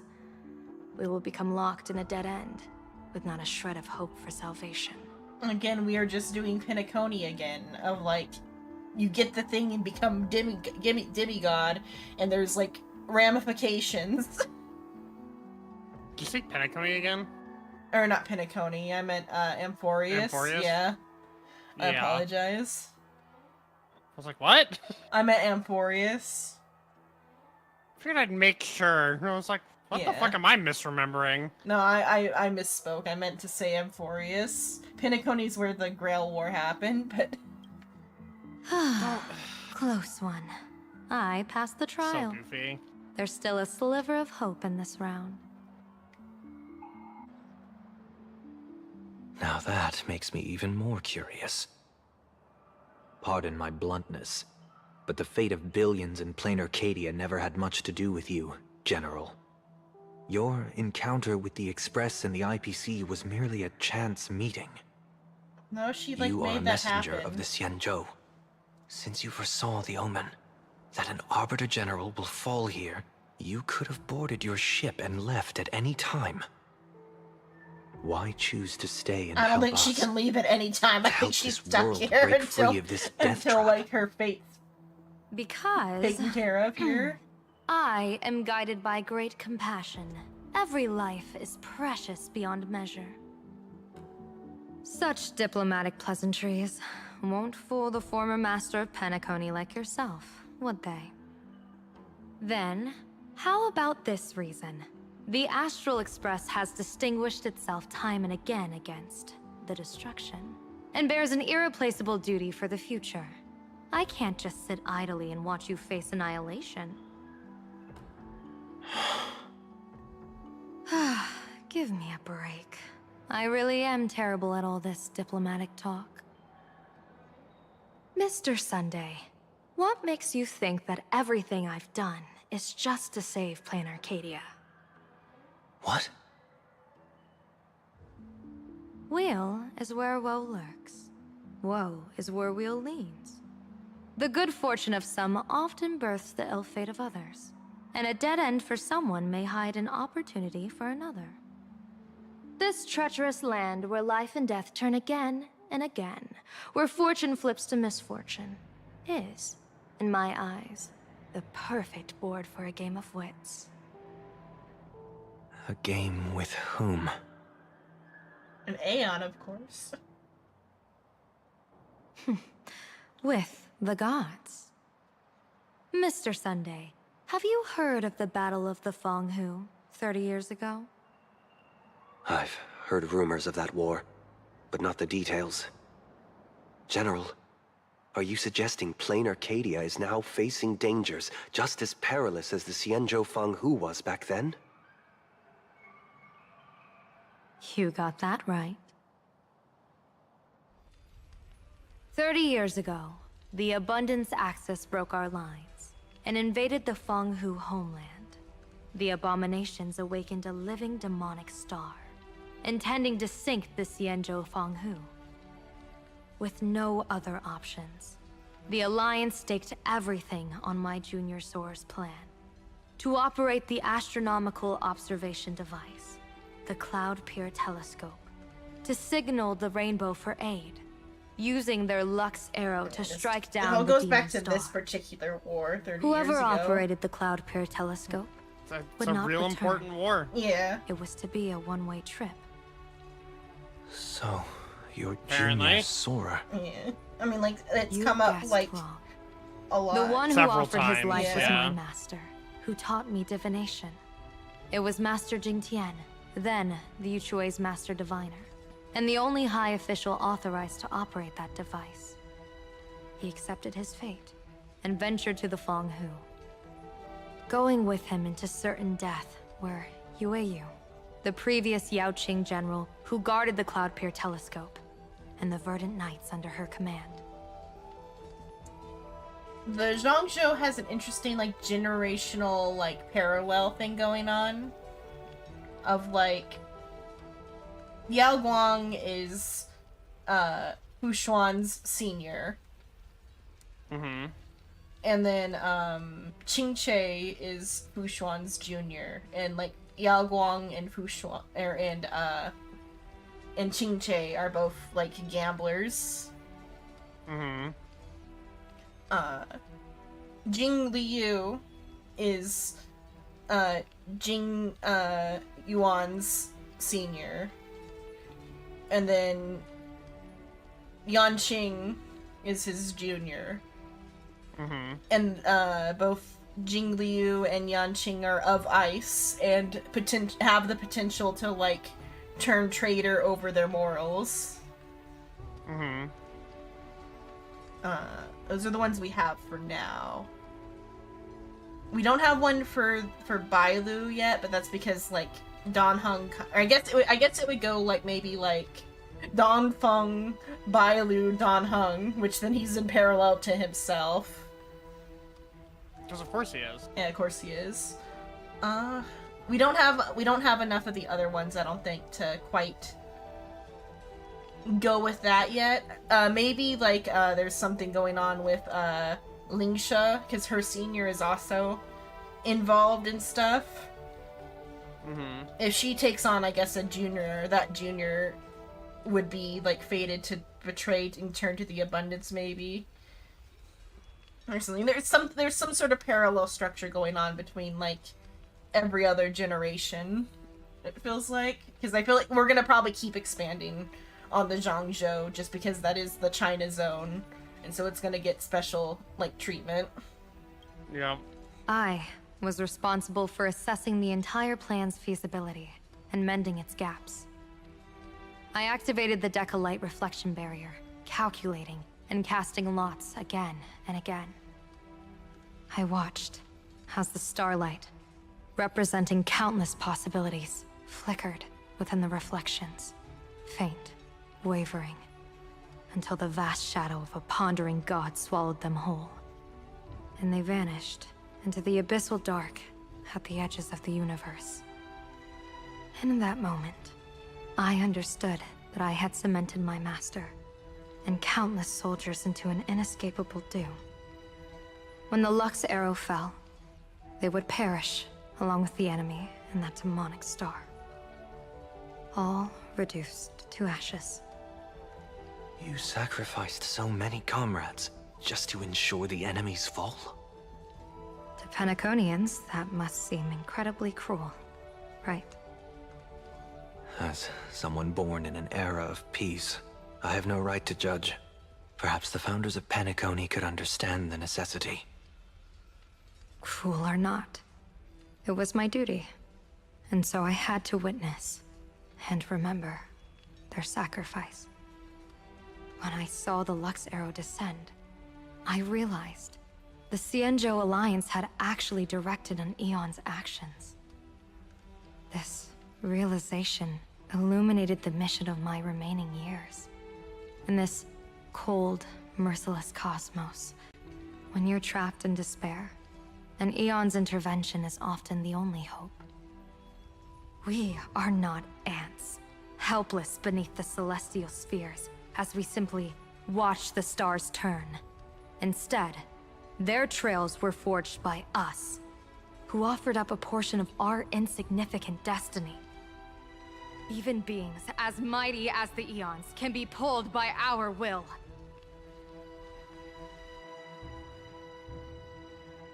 Is this what you want to do in plain Arcadia?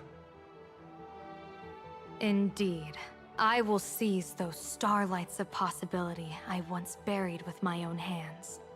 Just like the Battle of the Fong Hu 30 years ago.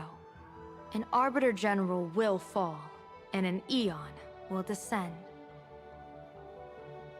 I will forge the destined death into wagers and game pieces, and invite the god who delights in meddling with destiny to sit at my table. This time, I will invite them into my calculations, to draw a great wheel for the cosmos' future. Mr. Great Sunday, time to end the world by surely you accident. can understand this mad idea of mine.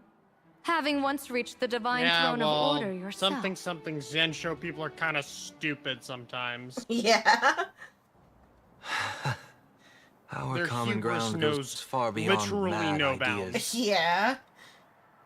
That's how they But got I was into the reviving a situation god they're who in already anyway. lay dead and buried in the infinite dark. Kind of hard for me to pity General, them most of the How time. can you be sure that the Yeah. most capricious Eon would be led by your fancy?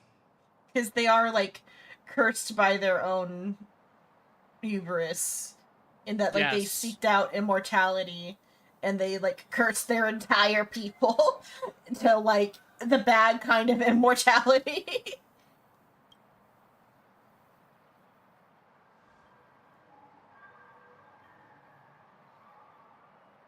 Have you heard this myth about the elation? They say Ahab once climbed to the highest bough Are we of gonna the keep tree of repeating that one? existence, gazing out. What? They saw stars No, this turning origin of coldly, Aha. like machines, and the meaning of everything yielded to nihility. Only the cry of a newborn made Apparently. them burst into laughter. Mr. Sunday, answer me.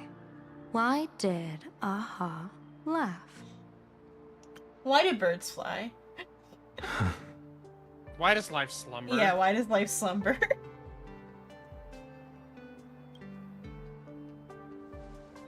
I think it's because they finally saw an audience arrive at this long, empty stage we call the universe.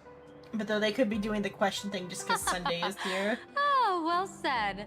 You're way funnier than you look. I kind of hope they just did that to, like, parallel Sunday's arc. At the same time, they might, because, like, having the, like, repeated lines is, like, a thing they do. So we might be asking, why did Aha laugh? A lot. Why did Aha laugh? Yeah. I don't fucking know.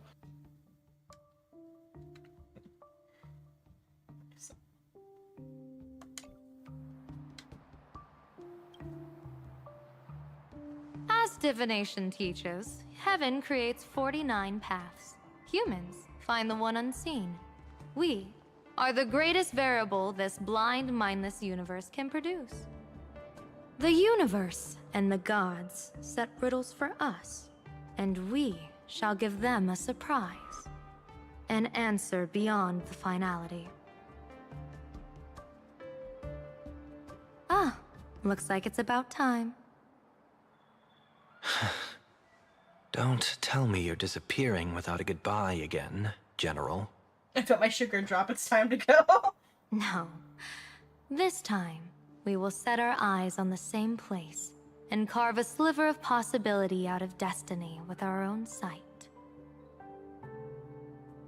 Could you be talking about the school where Himiko and the others went? Yes. The crimson light there pierces the sky today, marking it as a locus of woe. The Arcadia's first calamity will erupt there. I think I might get my I should have turn asked you to give them a few that I wanted. secret strategies before they left.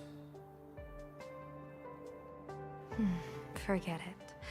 The stuff in those pouches is all harmless banter anyway. We should let them off the hook.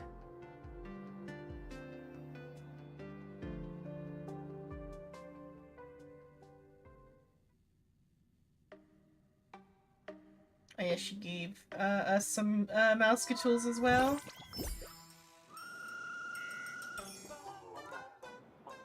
Hello everyone! Welcome back to Full Wish TV's special news segment, Arcadian Morning Report! I'm your host, Poofy! Hi everyone, I'm your host, Smelly! It's been 3 hours since our first supplicant, Miss Sparksy, announced her entry into the Phantom Moon Games. The performance she announced to all her fans, SparksyCon, is also about to begin. How curious! Plain Arcadia's day-night cycle was completely scrambled in ancient times. Graphia Academy's location just happens to be bathed in light. So, in broad daylight, what kind of fireworks show does Miss Sparksy have in store for us? Who knows? That people's heads Maybe she'll exploding. blow the school sky high in a blaze of fireworks. After all, at the Phantom Moon Games 15 years ago, Graphia Academy also. Hey, Senior, you can't joke about that! Was the scene of the most terrible, most awful, most worst event ever in the world, yeah? Other supplicant. The secret 13th supplicant at Graphia Academy. It'd be the secret 9th supplicant, but okay. yes. The secret 9th supplicant at Graphia Academy. And somewhere in the walls of Graphia Academy. Fuck off. Fine. According to the Department of Aberration Defense's staff, during a routine inspection of the You Phantom Moon jest, courtyard, there's gonna be a secret 9th supplicant. I'm not jesting, I'm predicting. In other words, 2 more supplicants have appeared! Because they're already doing Battle Royale a little bit. Like, it's already a little bit Battle Royale. Which Yeah, is... There's 2 potential 9th supplicant. Sampo or Himiko. I'm not sure which one's worse. Or better. It's Sparkle. I think I would go find Xiaoji. I'd go to China. Because the secret student was Junko's twin sister. God, no. No. Who was already dead. If they pull out Danganronpa, this will officially be my least favorite planet. I'm calling that now.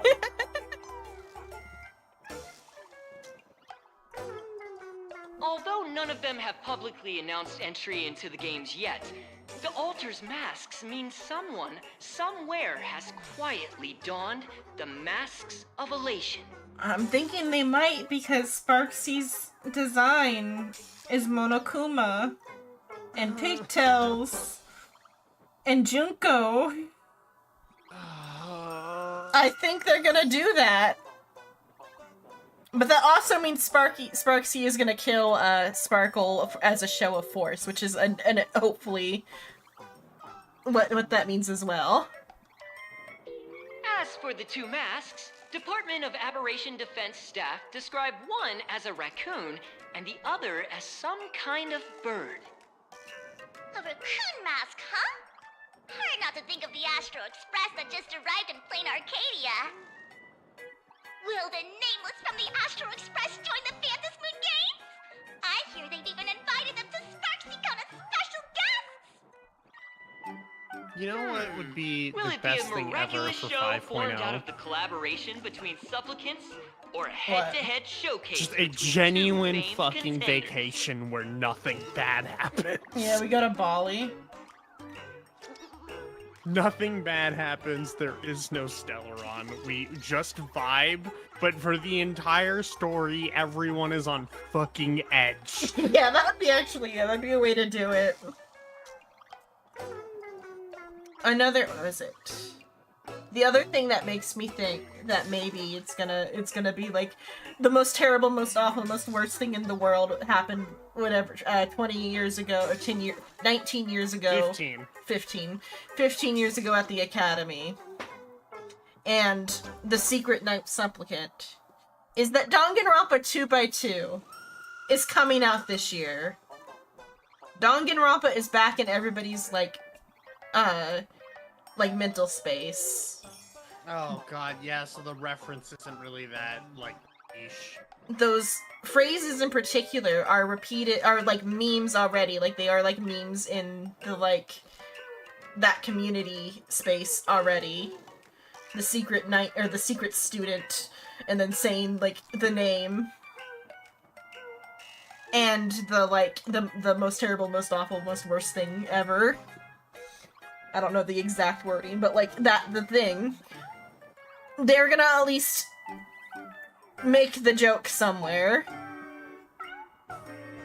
Wait, I just realized something. Streamers are already live, broadcasting the scene at the Astral's venue. PA is Lygus. Mm. Because I saw a post of Astral arriving on Emporius, and it's just Cyrene and Finer like, no, no, no. He got promoted.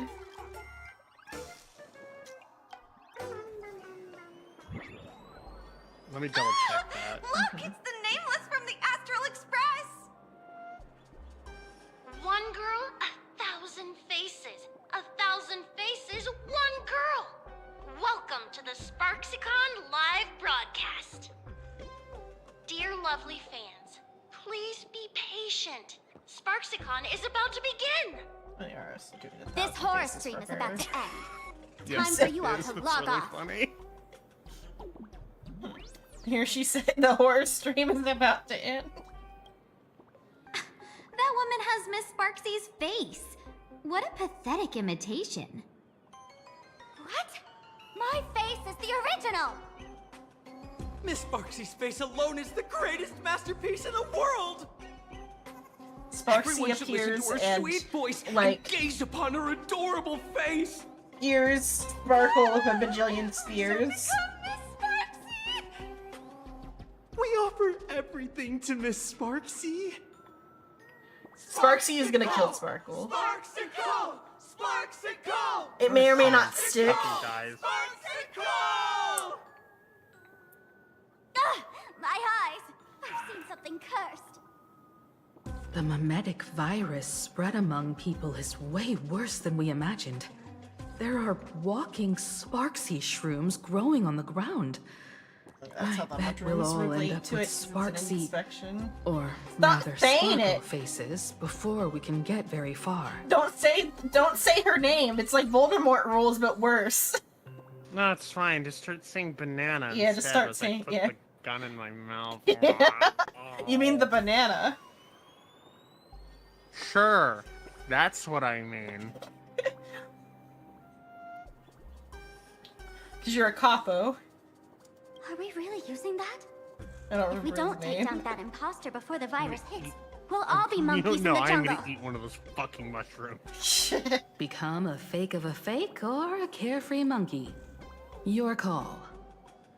On second thought, being assimilated by an imposter doesn't sound that bad. Enough talk. Eyes on the banana.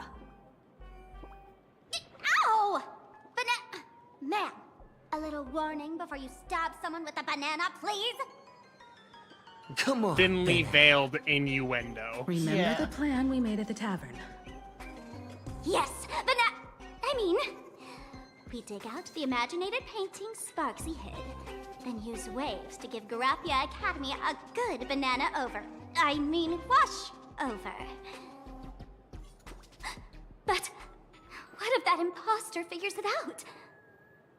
Just try to keep her busy and buy us some time. Let's do it.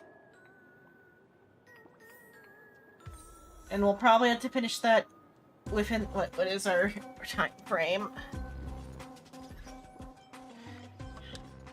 It's a week. Okay, yeah, so yeah, I can basically. do it next week. Let's see.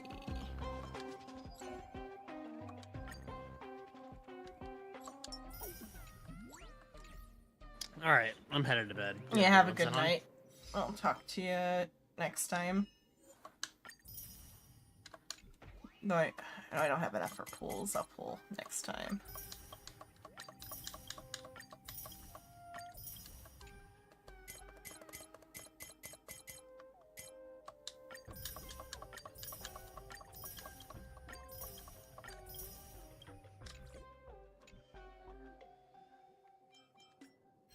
Yeah, I got everything I can there, but I don't think that's enough for a 10 pool. Yeah, I'll save it. I could do single pools, but I will save it for a 10 pool next time. Do I have enough? I don't think I have enough. Yeah, because I used it all last time. Any? Nah, okay.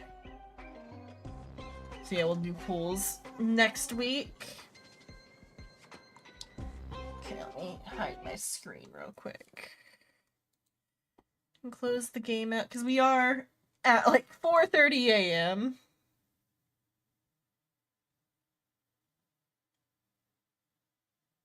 Why next week? Because it's 4:30 a.m. Because I don't have enough for the 10 poll today. And I have to do it next week because there's only 10 days left on the patch. Because the week after that, the next update is out.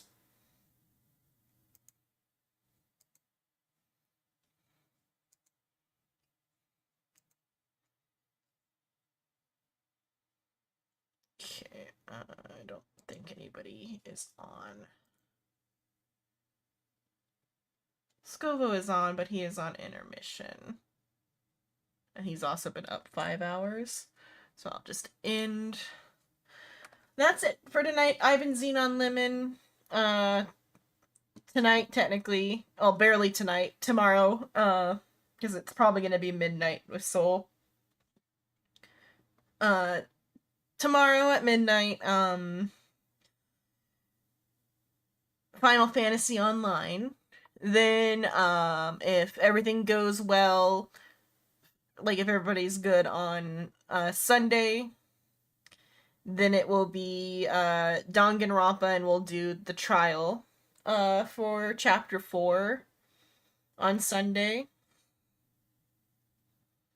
And then that's what's coming up. Thanks so much for watching. Nighty night, sleep tight, don't get bit tonight.